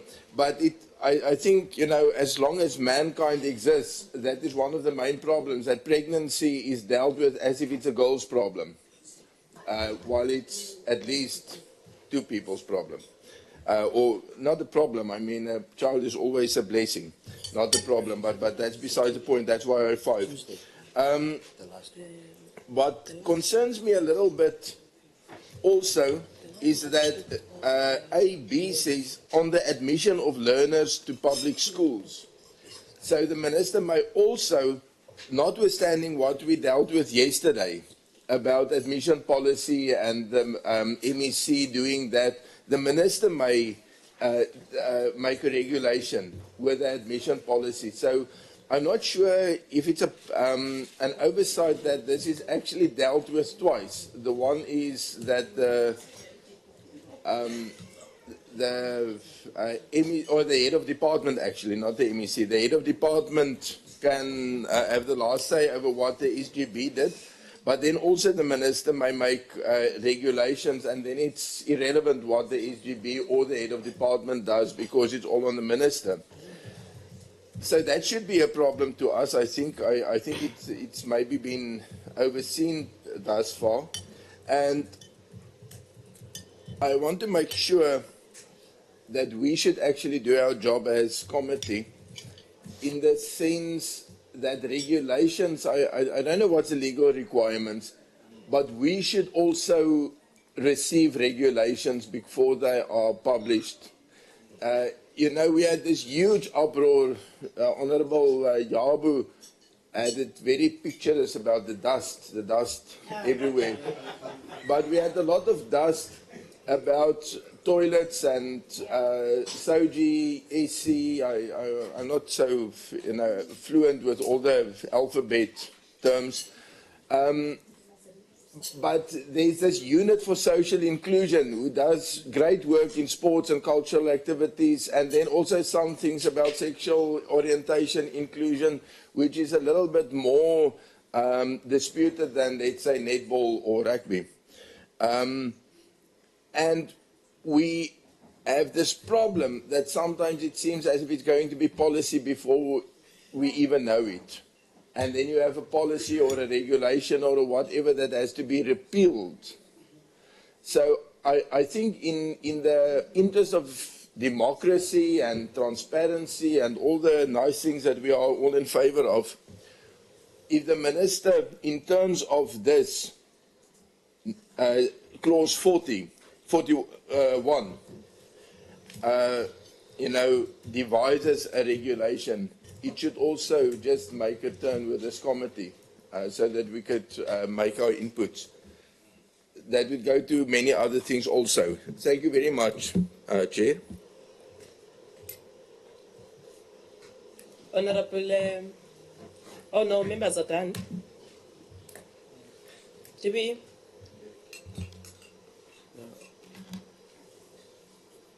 Chairperson, the request to make regulations are based on the fact that most of these are already in a policy form, and policy is not enforceable. And that's the clause from the Welcome court case that comes from. How that came about was that a school has expelled pregnant girls, and the department tried to intervene and say, but the Constitution says you can't. And the department quoted its policies, and the judge says, you're talking a policy, this thing is not enforceable. And then demanded that the regulations be made. And in fact, the judge in that case said, SGB associations, department, go and lock yourself in a room and come back with something called regulations. And this is where this is coming from. Now, regulations are done by the executive. You've got provincial regulations, which goes into the provincial legislature.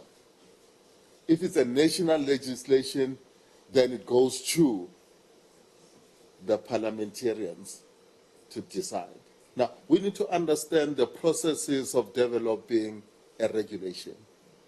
It's not the minister sitting in 222 Struben Street writing and say, there, it's a regulation. It doesn't work that way. It starts with us to come up with a draft, and the stakeholders that are involved to write these things together and fight and agree or not agree. It then goes into the next step of refinement. It goes through the steps of going through the DBE senior management, through the HEDCOM, who are heads of department all over the country. And if it passes there, it goes to the MEC, which you call CEM. If they are happy about that draft, we then gazette the draft for public comments. And the whole country gave its input. And we see the same way as shifting the comments, changing. I don't know how many times we've changed this thing because of the comments before it even reached Parliament. So it goes along those. And after changing these things, we go back the same step. Heads of department, MECs, minister. When they are satisfied that this is good, that's when it comes to you. So these are the regulations on learner pregnancy that has been. So we're using the word minister, but actually we're saying the sector. That's how regulations are done. Now we're requesting to make regulations on these things. We requesting to do that. Honorable, note that you're saying these things sometimes are provincial, and what you don't understand is that the sector, the department, has a minister and has a director general who doesn't operate alone. As we were sitting here Monday, Tuesday, all heads of department were in Durban with the head of department, and that's where I should have been. Because nothing happens up there unless it starts from the beginning. I mean, from the bottom. And it goes up there. Now, the heads of department met on Monday and Tuesday. Whatever they deliberated goes up to the ministers and the MECs. Whatever gets agreed upon then gets elevated to the next level until it gets approved. So let's understand that nobody gets left behind when these things are done. Now, when we ask for this permission for a regulation on Section 38A, Section 38A will only tell you that pay in kind or in, please inform people around that. But what are the nitty-gritties there? There's a lot that goes in there. What are the exclusions? You may not know. And we can tell you as officials that we will say, why do you pay certain teachers and not others? Because at the moment, you may find that schools are only paying maths and science teachers extra money. Why is this teacher paid 15,000 every month? Because it's a maths teacher. It's an exclusion. So the regulations will then indicate how you do it. When do you set in an application for Section 38? How does it reach the department?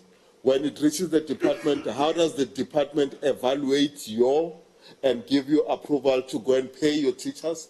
As you pay, how do we monitor that you are following the budget that you do? That you can't find here, because it will be too bulky, your regulation.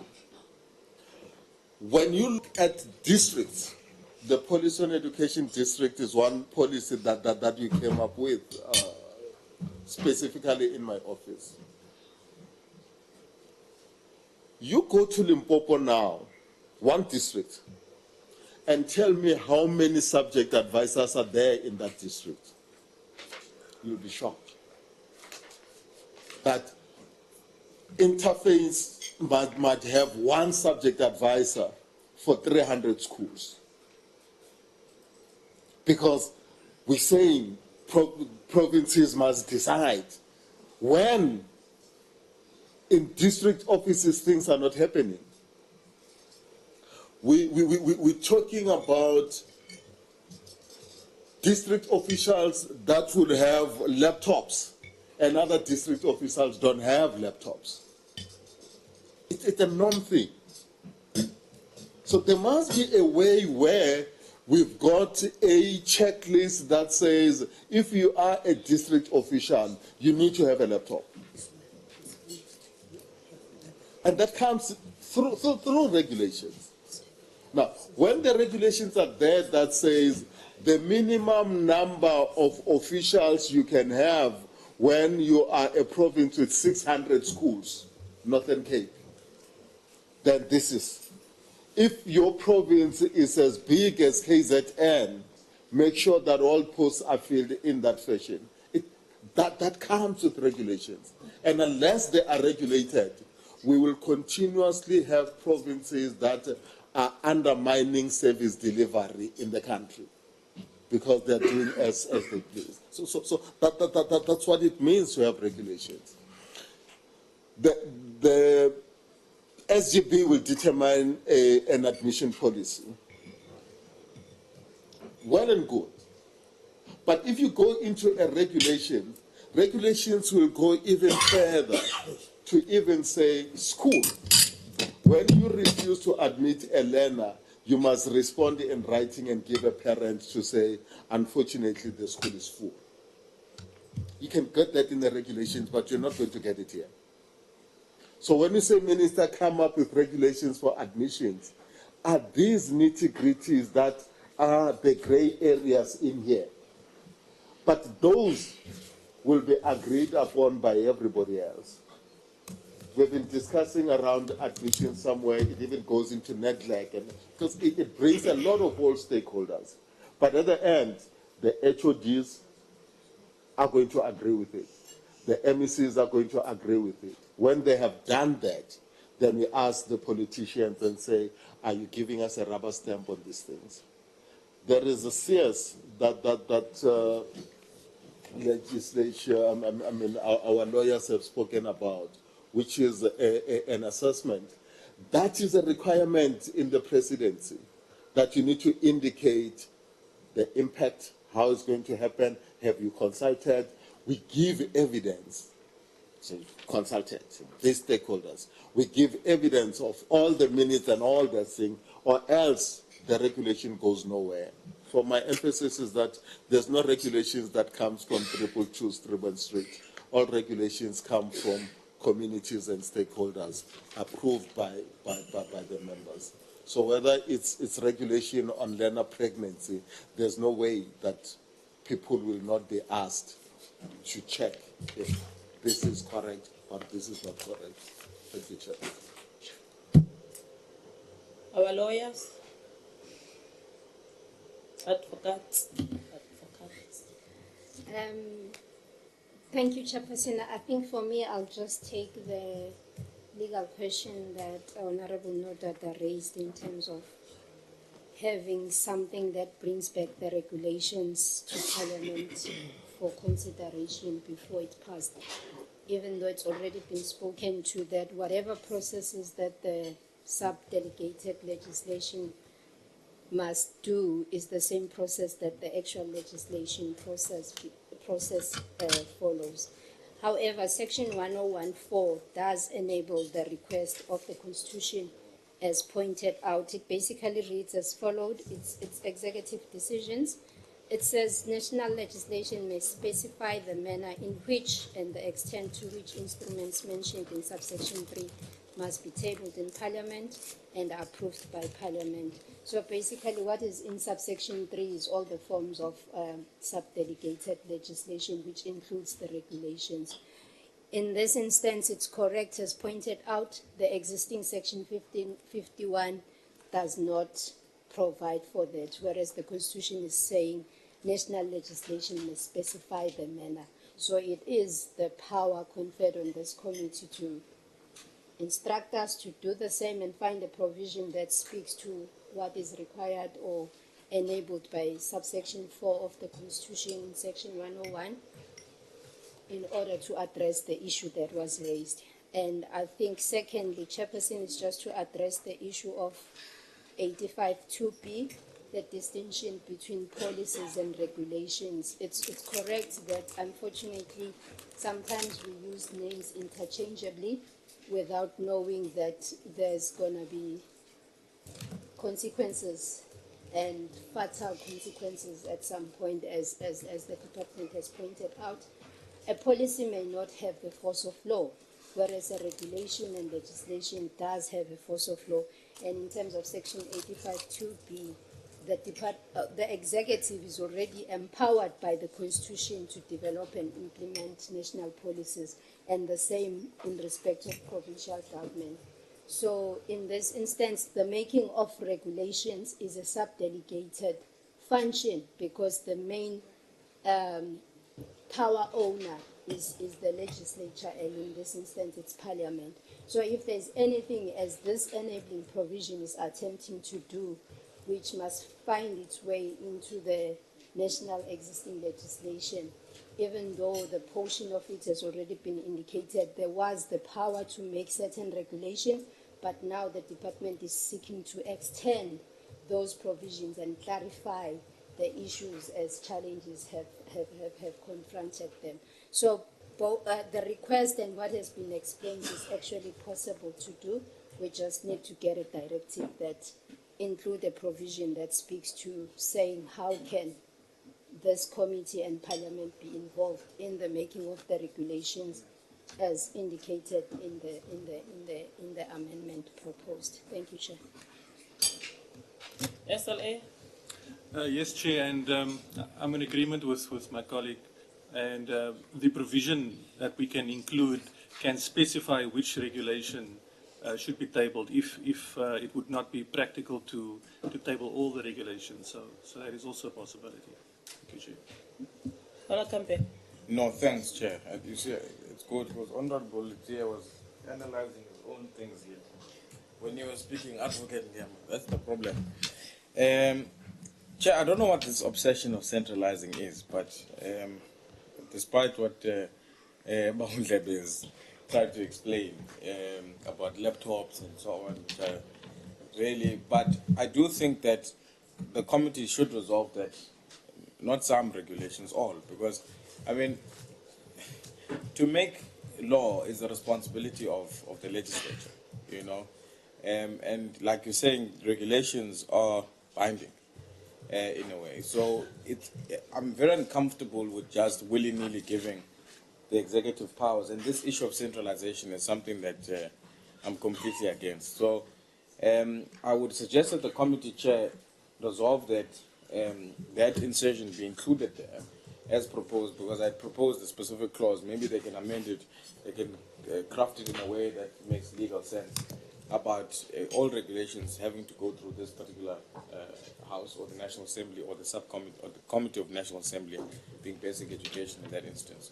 So that would be my proposal, Chairperson, if you were listening to the State Law Advisor and Advocate. I can see I'm very confused. So that's my part. Just clarification again. We're using the name minister, but the regulations are done by yourselves. So the word minister is just the person who will bring it to you. So there's no regulation that will happen unless honorable members in this room have said and it has gone to National Assembly. So if you could understand that. Yeah.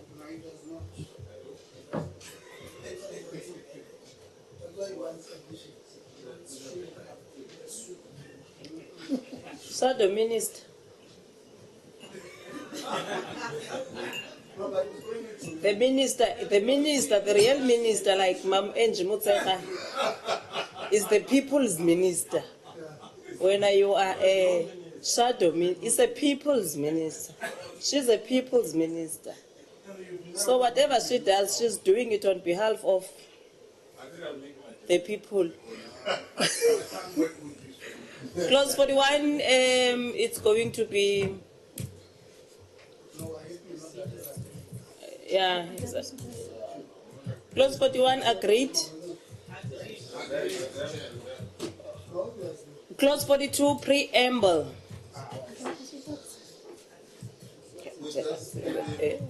We're just adding an underlined sentence there. Facilitate the education of children through promotion and protection of the right to basic education. Nothing else? Agreed. Agreed. 43, deletion of adult basic educator and definition of an educator. Chairperson, that one, it's SASA deals with basic education. The current SASA also have adult basic education under that. Now that adult basic education is under the Department of Higher Education and Training, so we're divorcing anything that have to do with higher education, hence we're removing that adult basic education. Agreed. 44, definition an educator and establishments. Mamdebe? It is the same, Chairperson, where we still removing further education and training institution, and we want to remain with our own terminology of departmental offices and provinces without mixing higher education terminology and those of ourselves. Agreed. Agreed, Chairperson. 45, appointment and filing of posts.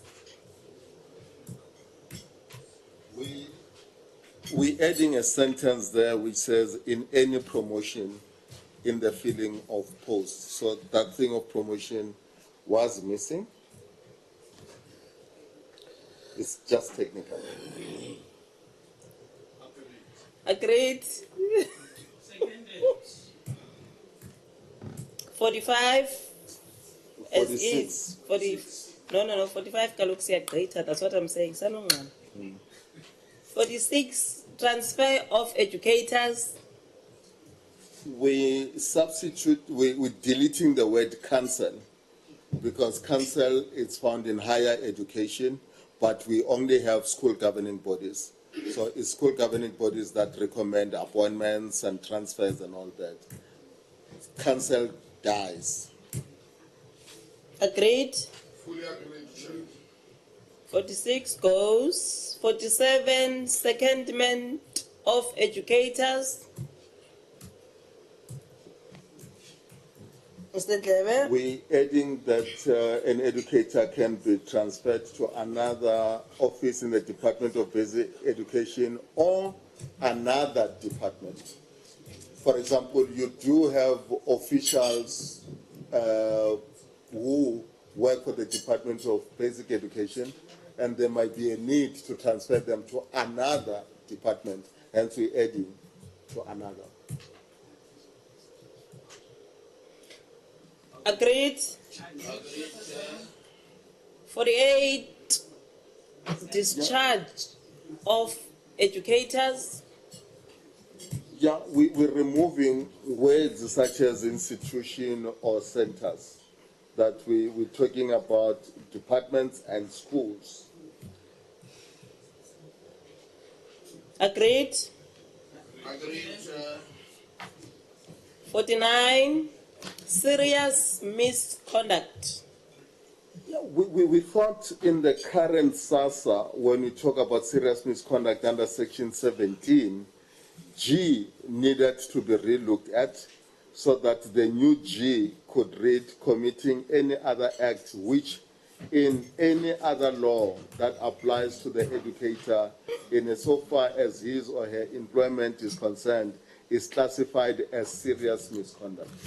We're trying to be inclusive here, that there may be laws under SACE. Then if we don't stipulate that we might charge you under SACE, it may not be very clear. So we wanted to include that section, that you may even find the Labor Relations Act, the General Labor Relations Act. If it is an offense, then it means it applies to the educator here. That's how G reads like.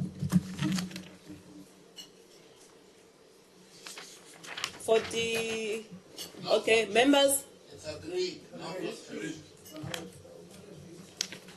No, not yet. Yes, we are 50. 50 is just the removal of adult learning centers that we don't have. Yeah, they are in higher education, so it's just schools for our sake. 50 members. Agreed, Chair. Agreed. 51, conducting business with the state. We needed to add that underlined sentence that says an educator may not, and indicate that if he does, he's guilty of a misconduct. Our experiences again must come in here, that in few years back, the majority of suppliers of school nutrition in schools in KZN were teachers. So they will even share this thing and say, you supply my school, I supply your school. And that's doing business with state. So we wanted to cut that down. And I know that there are laws that says if you want to do work outside your foreman, you need to apply to the head for permission to do extra remuneration. So that covers that. Agreed. 51 agreed. 52 regulations.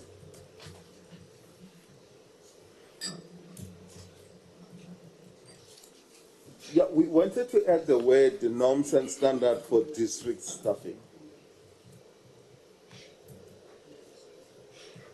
Because there are norms and standard for district staffing, we needed to add that. And honorable note that when we start coming up with regulations for districts, they'll have these norms and standards, they'll have this structure of the number of positions that can be, and it's usually the minimum number of officials that can be, so that you can't have 7 deputy directors general. You can have 6 and something like that, which goes with DPSA and all that. So those regulations does deal with things like those. But under this clause, the interest was to add that norms and standard for district staffing. If it is acceptable, that's all you wanted to add. Members? Agreed. For your 53 transitional arrangements. That one is appealed, Chairperson.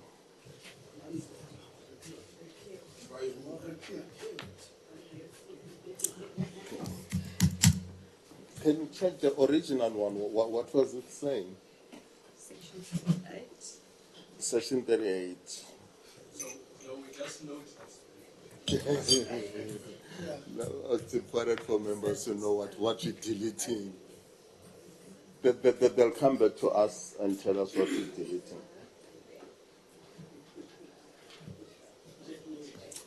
Can we go to 54, Chairperson? Aye, maybe Kaban back. Maybe 3 of them. Yeah, it's 38. It's just transitional arrangements in respect of certain colleges. So that's been recalled. So also in terms of higher education. Yeah.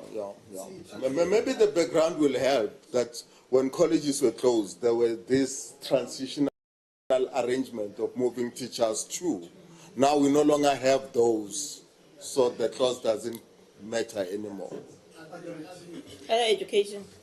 Agreed. 54, Schedule 1.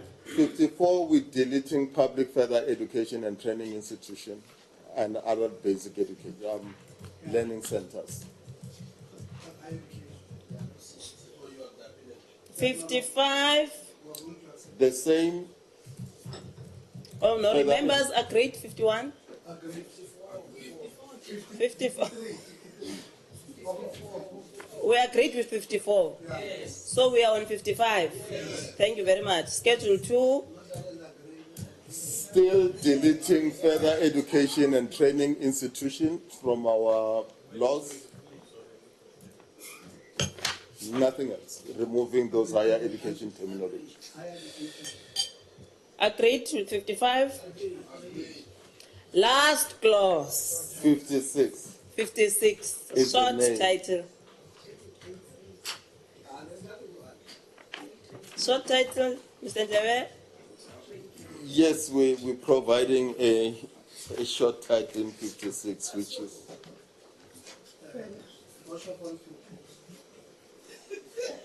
Okay, now I have a problem. I think we should think out some more creative short title for the. Any second for Bishop?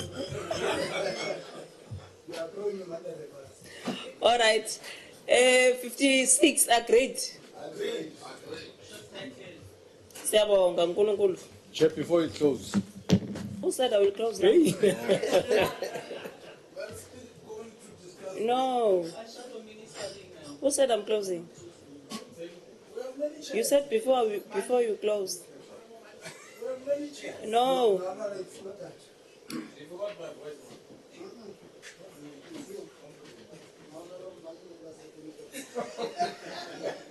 I understand the excitement of having at least passed this part, but we still must do the motion of desirability. So I'm suggesting that we take a tea break and return at 1700 hours. A motion of desirability is going to take us about 10 minutes, more or less. And then after that, this day would be ending for us.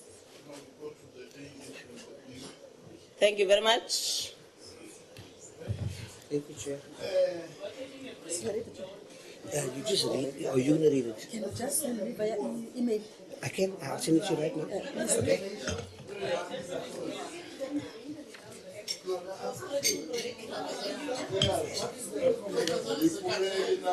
Huh?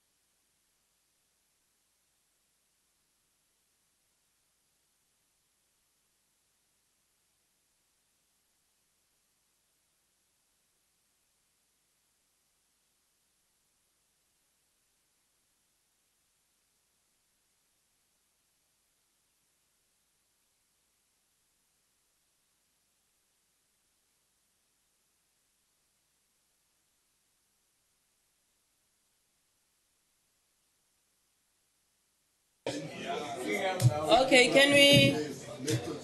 can we ask not other them?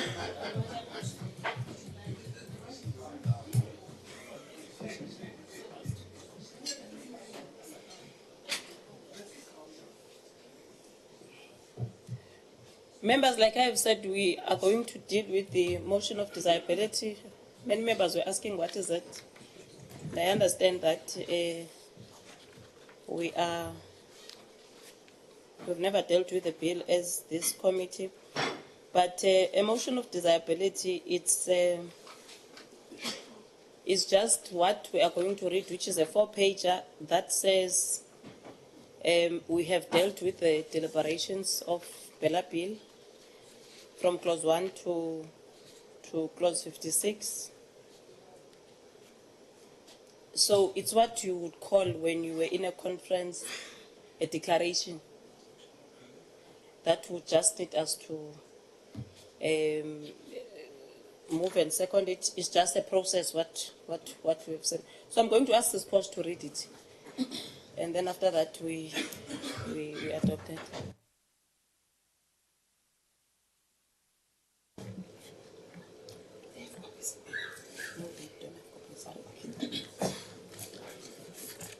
Honourable members, we are now going to present the motion of desirability, Basic Education Laws Amendment Bill 2 of 2022. That, in the opinion of the committee, this legislation is desirable to amend the South African Schools Act of 1996, to insert and amend certain definitions, to provide that attendance of grade R is compulsory, to amend the penalty provision in the case where the parent of a learner or any other person without just cause prevents a learner who is subject to compulsory attendance from attending school, and to create an offence in respect of the interruption, disruption, or hindrance of school activities, to enhance the authority of the head of department in relation to the admission of a learner to a public school after consultation with the governing body of the school, to provide that the governing body of a public school must submit the admission and language policies of the public school to the head of department for approval, to provide that the South African Sign Language has the status of an official language for purposes of learning at a public school, and that the head of department may direct the public school to adopt more than one language of instruction where it is practicable to do so, and that if the head of department issues such a directive, he or she must take all necessary steps to ensure that the public school receives the necessary resources to enable it to provide adequate tuition in the additional language of instruction, to provide the minister with the authority to appoint a person, an organization, or a group of persons to advise on curriculum and assessment-related matters, to provide that the code of conduct of a public school must take into account the diverse cultural beliefs, religious observances, and medical circumstances of learners at the school, and to provide for the inclusion of an exemption clause in the code of conduct and for disciplinary proceedings to be dealt with in an age-appropriate manner and in the best interest of the learner, to refine the provisions relating to the possession of drugs on school premises or during school activities, and to provide for conditions under which liquor may be possessed, sold, or consumed on school premises during school activities, to refine the provisions relating to suspension and expulsion from public school by inserting a definition of serious misconduct, to provide for the prohibition of corporal punishment in school activities and at hostels accommodating learners of a school, to prohibit initiation practices during school activities, to provide for the designation of a public school as a public school with a specialized focus on talent, to further regulate the measure of public schools, to provide for reasonable use of the facilities of a school for education-related activities without charging of a fee tariff or tariff, to provide for the centralized procurement of identified learning and teaching and support material for public schools, to regulate the withdrawal of the functions of governing bodies, to provide that it is a minister and not the member of the Executive Council who must make certain determinations in regard to the composition and related matters of governing bodies of schools for learners with special needs, to provide for the membership of a governing board of a public school that provides education with a specialized focus on talent, sports, and performing or creative arts,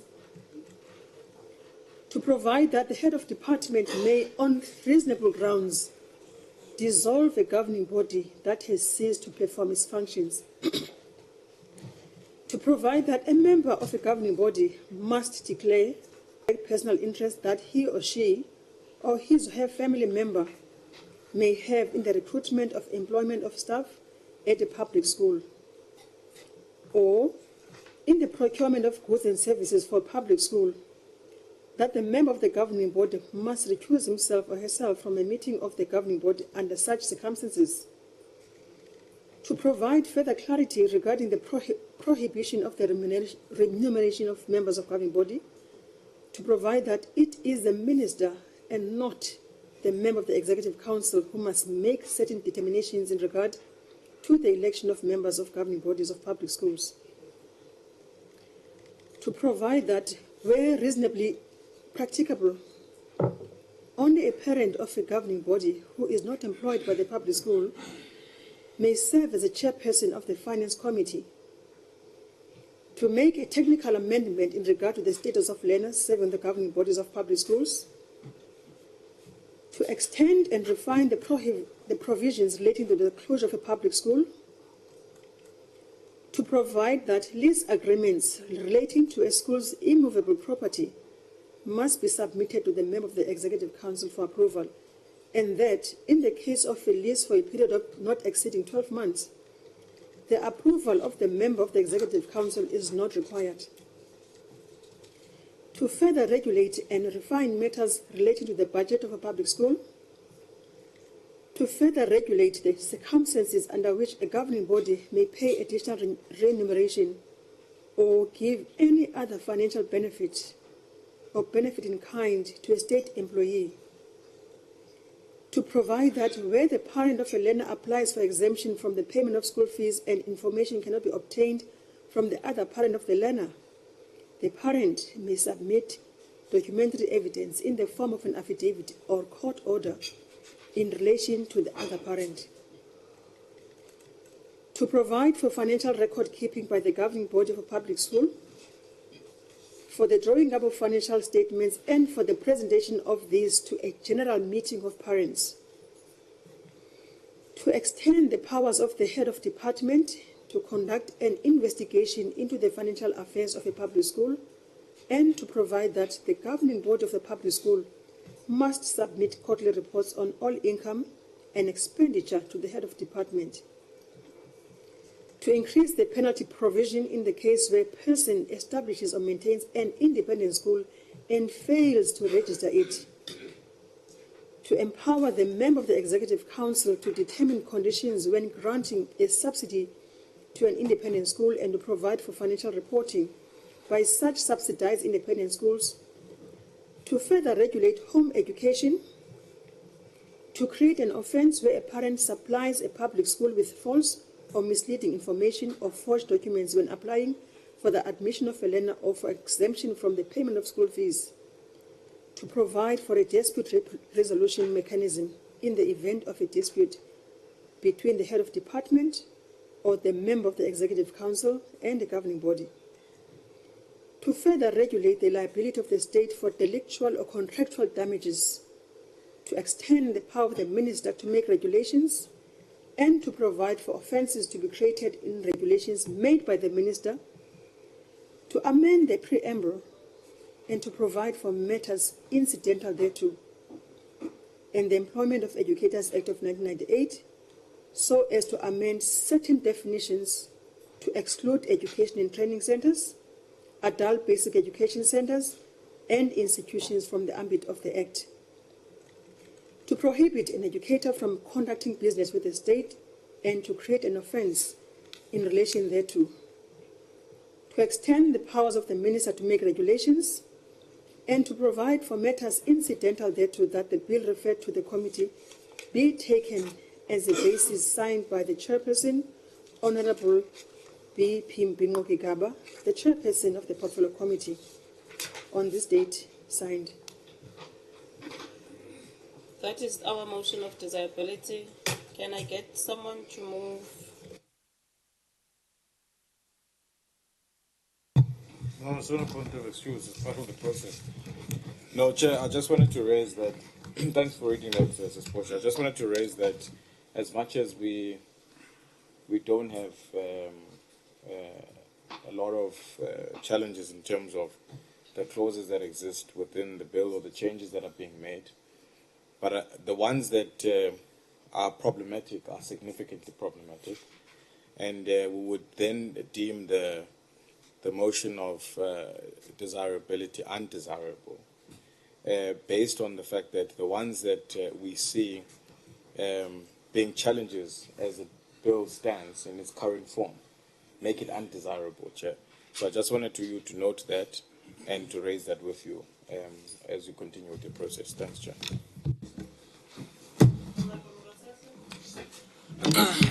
Chairperson, I don't know whether we approached this correctly.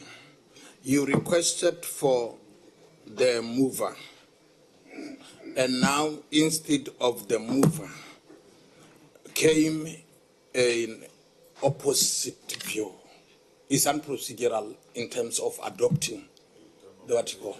So, Honorable Nota had a space because you would still continue and say, is there any objection? Hence, can I be orderly and say, I rise here to move that this motion of desirability be adopted as a true record of what has been going through as and when we're discussing this bill. Thank you.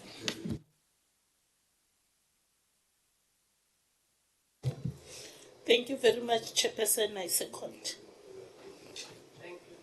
the move.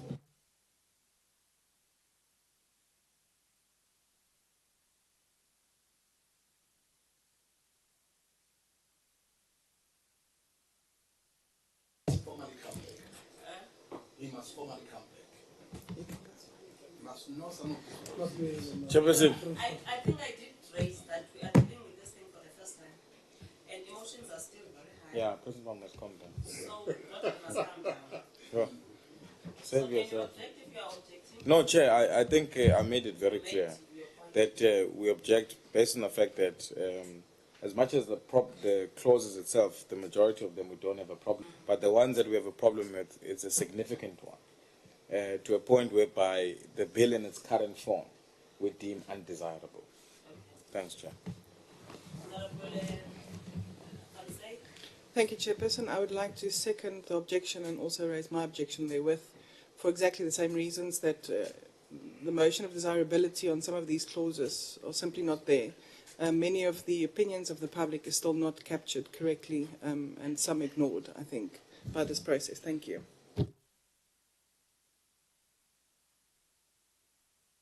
No, Chair, I had raised my hand before, but we didn't point me, but you had your process that you are running. The point I wanted to make is that there are certain clauses where we're unanimous that it must be removed, like the alcohol clause. Now, to then have a declaration that still says to ensure that we regulate the alcohol, when we agreed to remove, then it's a problem. So no, we read that. That was read. In that declaration, there is something that talks about as if we have not deleted that thing on this thing.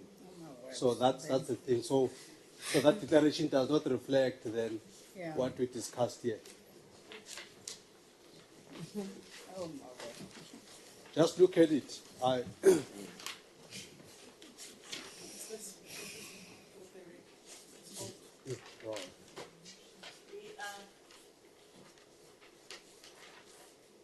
We are not dealing with the summary of what happened now.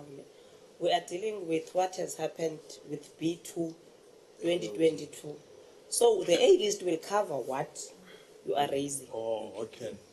We are coming there Oh, when we come back. oh, okay. Alcohol was in the original. Oh, okay. Yeah, So I thought we were doing a declaration for this past 3 days. No, we are not doing a declaration of the, but we are doing since It is desirable. since Saif Mana from Uspi. Then third. Third, you are 30.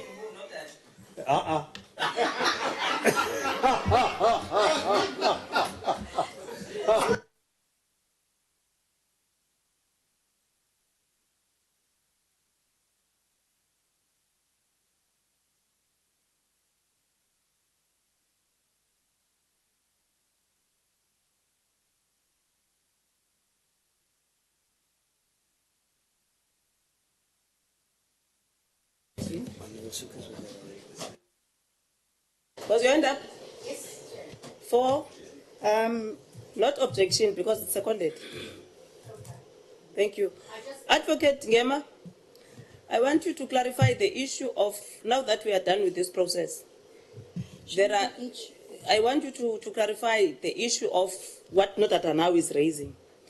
That should you have minority parties that would have an issue with the, like what he's raising exactly, some of the clauses, what is their right then? Jay, while she's looking, can I ask something? Can I ask you something while she's looking?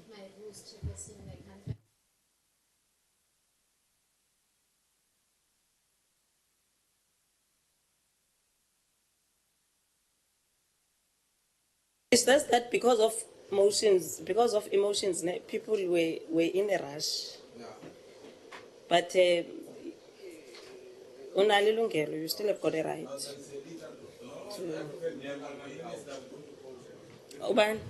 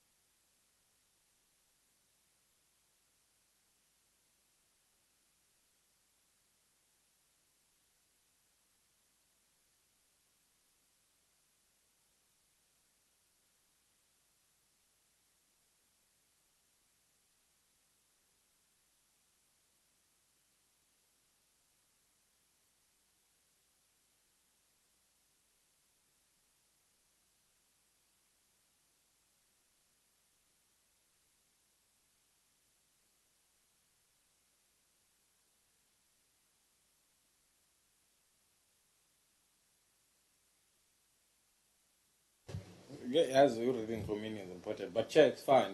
You send it to us. You what? Let's hear. Reading for meaning, let's hear. But the point is, Chair, it's fine. You'll send it to us. No, let's hear. Didn't hear what you said, so I'm saying reading for meaning. Anyways, it's just said unfunded. Yeah. If you know what unfunded means, if you know what unfunded mandate means, you understand. Clearly, you don't. Chair will wait for that response, and then maybe we'll write to you. But the last thing I wanted to raise, Chair, was that I hope that it was noted, but I did tell Llewellyn in terms of the minutes when we were going from clause 1 to 56 that we had reserved our right on that. Thanks, Chair.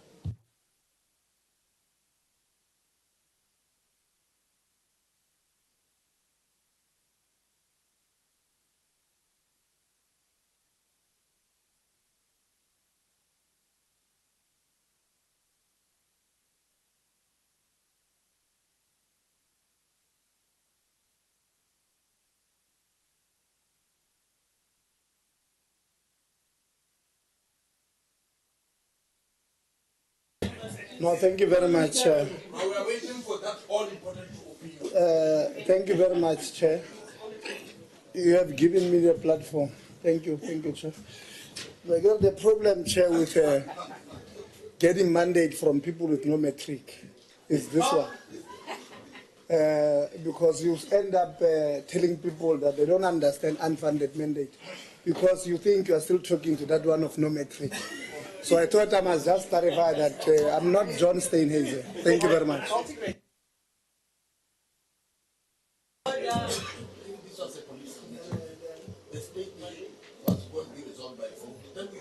Which statement? The statement of moving and seconded. No, this is not a political meeting.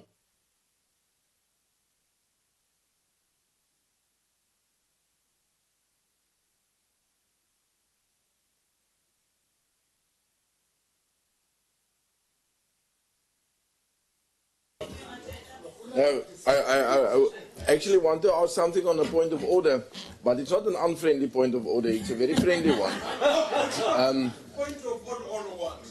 I just want to know on this desirability statement where we are exactly now. That's what I want to ask, because you said Honourable Soekers can't make a declaration or can't raise a hand on that because it has been moved and seconded, but I thought that each member should align him or herself somewhere, or for the desirability or... Maybe what you want as a politician is for us to vote. Can we vote for those who adopt the motion of desirability? Can they raise their hand so that I count? The motion. Is that what you want? Madam Speaker, no. I was actually just asking. Is that what you want? We can do that, but actually I wasn't requesting that. I was just asking, how does this work now? When there is a mover and the seconder, it's fine. When there is a mover and the seconder, it's fine. That's why actually I was asking for that, so that people should know their rights. Yeah. Uri, still, if you are beaten again on this round, where to? Yeah. Again, we are so friendly, Tina. We still give you space, Uri. We can still move to another point. You know, yes, because what he has raised, Honourable Nodada, is that on the clauses where we don't agree, then they are objecting. So it's fine. Honourable Van Zyl raised that. It's fine, there is no problem. But what I'm saying is that we do have now this motion anyway. So if you feel that the motion is, you still not fine with it, you still have got early way of minority in Tonton. Chair, if you can indulge me for a moment. We are sitting here for a few days working very hard and raising everything. But my constituency is only going to open Network 24 tomorrow, and they say, okay, the Freedom Front didn't vote against it. Apparently, they'll say, apparently the DA and the ACDP was against it, but you accepted it. And that's all they will know about 2 days or 3 days' work. So can I clarify this? And I understand that we are on national Ntontong. we are still going to come and vote when we deal with the A list. And as if you want to be mentioned as FF plus, you did not support, you would get an opportunity there to say what you want to say. What we were doing now, it's a process that has unfolded. And the process that has unfolded, even the issues that were raised by Notat, that's why I'm saying he is pushing us. Because should I have known that he was going to raise what he was going to raise, I would not have allowed him. We were speaking on a process, the process that has started in 2021, which you decided to desert us when you wanted and come back when you think we are voting. So we are not voting. I'm still going to say, when are we going to vote? Thank you, Chair. That's actually just the information I was asking. I feel a little bit ambushed by you right now because I didn't desert anybody and I didn't come back. Since I've been in Cape Town, I'm sitting here all along. But thank you very much for the information. That's actually... we are from Northern Cape, we are from Pixley, me and you, so we must never allow people to separate us. Nothing should separate us. We are from Northern Cape and we are from Pixley. We are just 200 kilometers away from one another. And you didn't even drink coffee with me yet. Now, members, can I just... Your hand is up on what, Honorable Spears? Is up, Chair, and my hand is up because I think what Honourable Boshoff was asking, but I'm not going to ask, I'll say this, because we want to note our objections to the motion of desirability, Chair. Noted. Can I note my objection? Yes, noted. Noted, your objection. No, Chair, you need to give me my time to note it. Chair, we object to the motion as was said earlier, and these are the reasons. No. But you allowed Honourable Nodada to speak.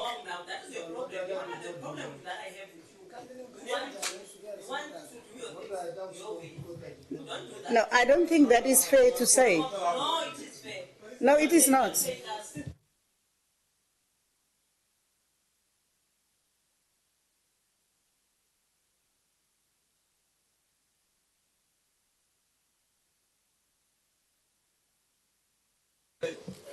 Can I allow you then to come with legal minds? We are tired of politics now. We are tired of politics.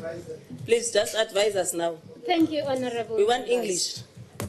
In terms of National Assembly Rule 286 and the process that you are attempting to engage on and finalize now, there are two options, and in my understanding and interpretation of those options, the provision is enabling the motion of the consideration of a motion of desirability on the subject matter of the bill.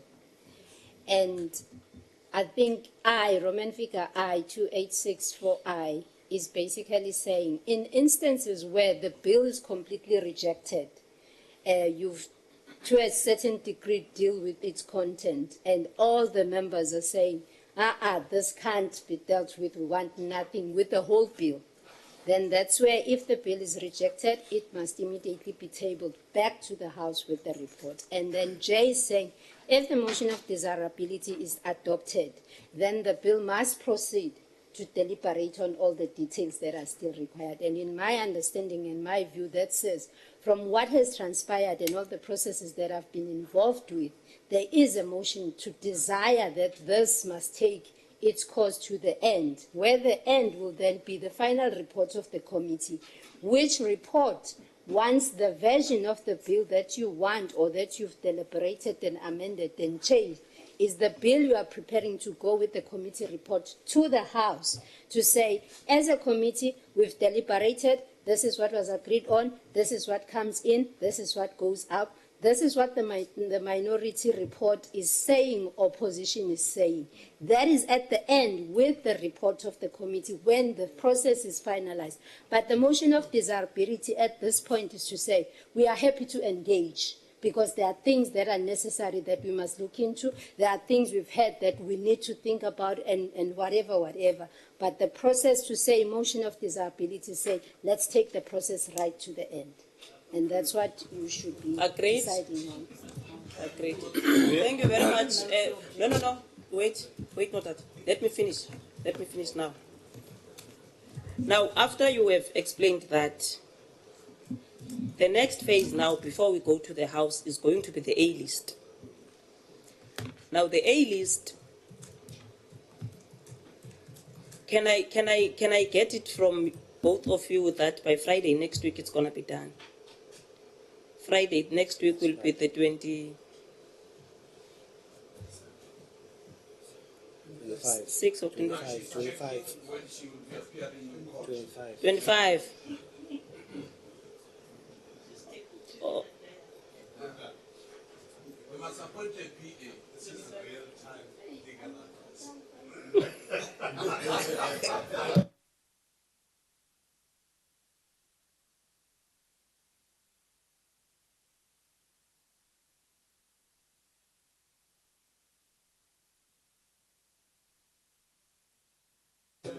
Wait. No, it doesn't.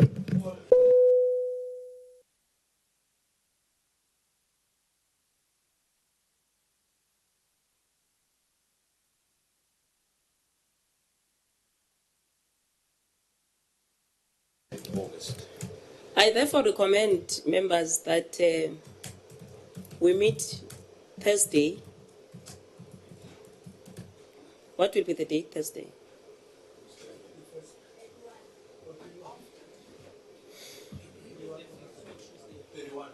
31 of August. I recommend that we meet on 31 August so that we go through. It's going to be a special meeting, physical meeting, that we do a list only in that agenda.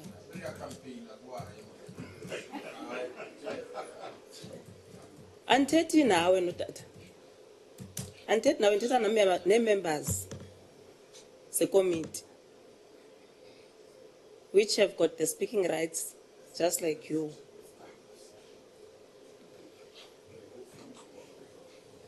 Hayi nawe soqhuba ngolwakho hlobo. Asiqhubeni ngohlobo lwethu sonke.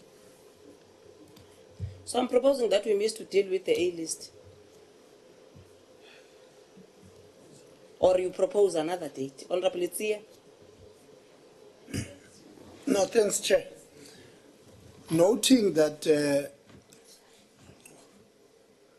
last week or so, we had a problem where members of the committee were saying we'd received a report less than 24 hours before the meeting.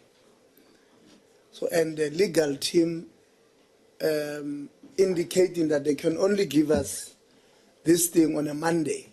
Our normal day is Tuesday. So it means if we go on a Tuesday, we're going to have another problem. The same problem that was raised last week. So I think to mitigate against that, I know there are people who just don't want to accept for no reason. But I want to second or agree with your motion of having a special meeting rather on a Thursday so that we give members at least 3 full days for them, 72 hours, for them to get other legal advices and interpretation and everything else. So I'm seconding the proposal of a special meeting on a Thursday. Thank you very much.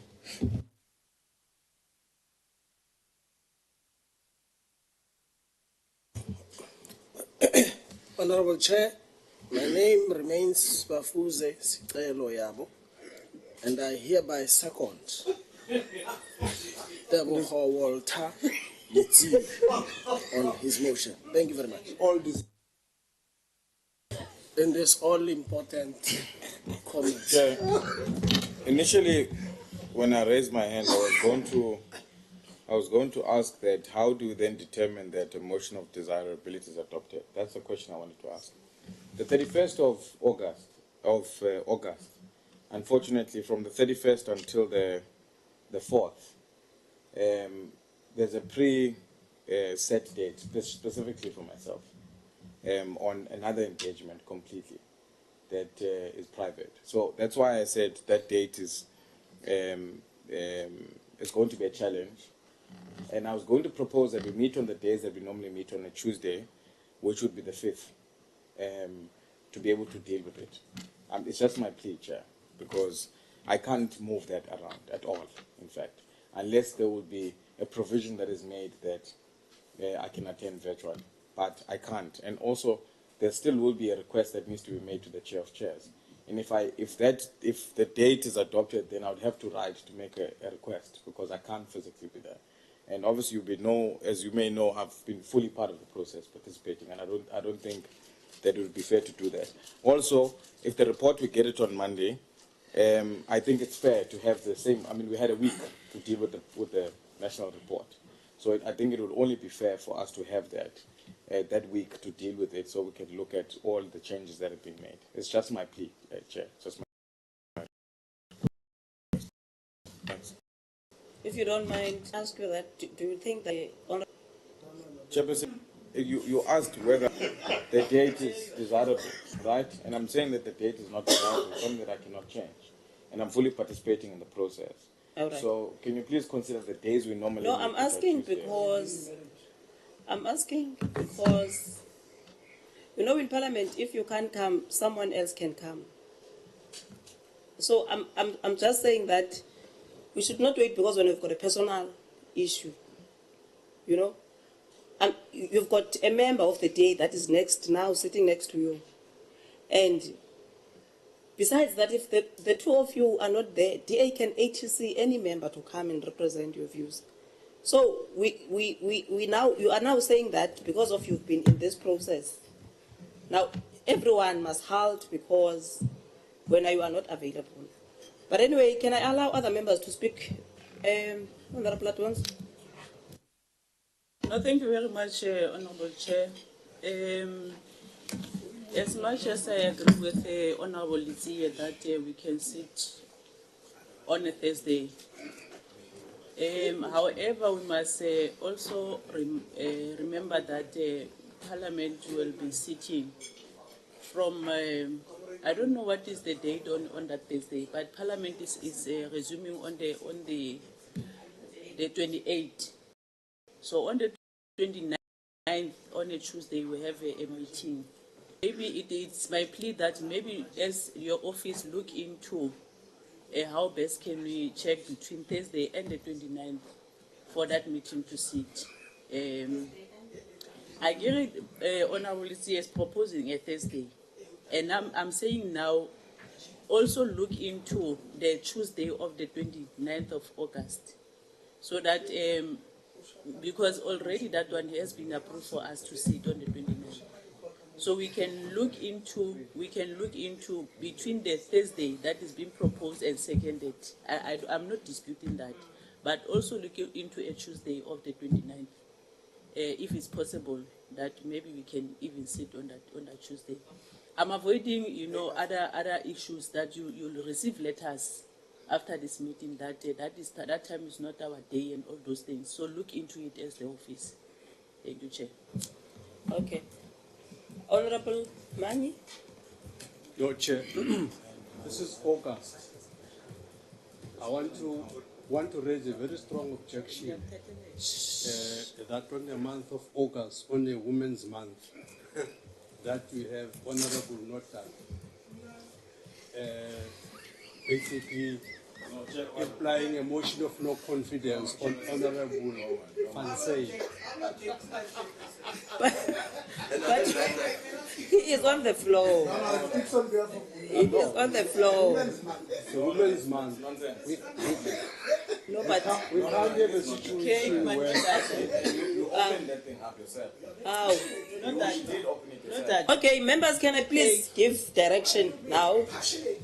Can I please give direction that, taking note of what has been raised, I'm sensing a lot of passion and emotion. taking note of what has been raised by all the members, the issues of members want really to be part of this process, but also the issues of the Parliament would have resumed, so we must look into whether we will be able to get time to do that or not. We will take all that into consideration, and then we are going to communicate with the members which day we are going to deal with the A list, and that A list we are going to be physical, because we have to be physical. We are going to be physical here in Parliament.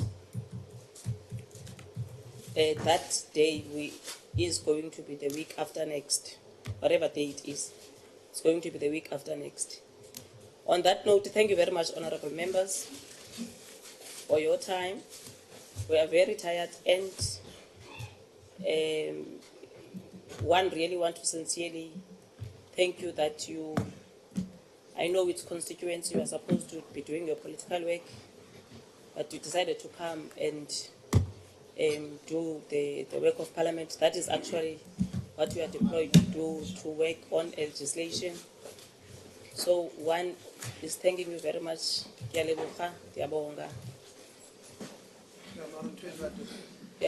transport, I'm not sure whether is... Sure, Chair. The transport seems to be finishing quick when we go. So those who don't have cars, please don't leave us behind. Can you sing for Honorable Advance? Tomorrow. Tomorrow is her birthday. So Yes. now, don't wait tomorrow. Yeah, you must sing for me. See you tomorrow. Yes, please send me a voice note. Chair, would And also some advise, Honorable Ndlozi, that he has inspired your hairstyle.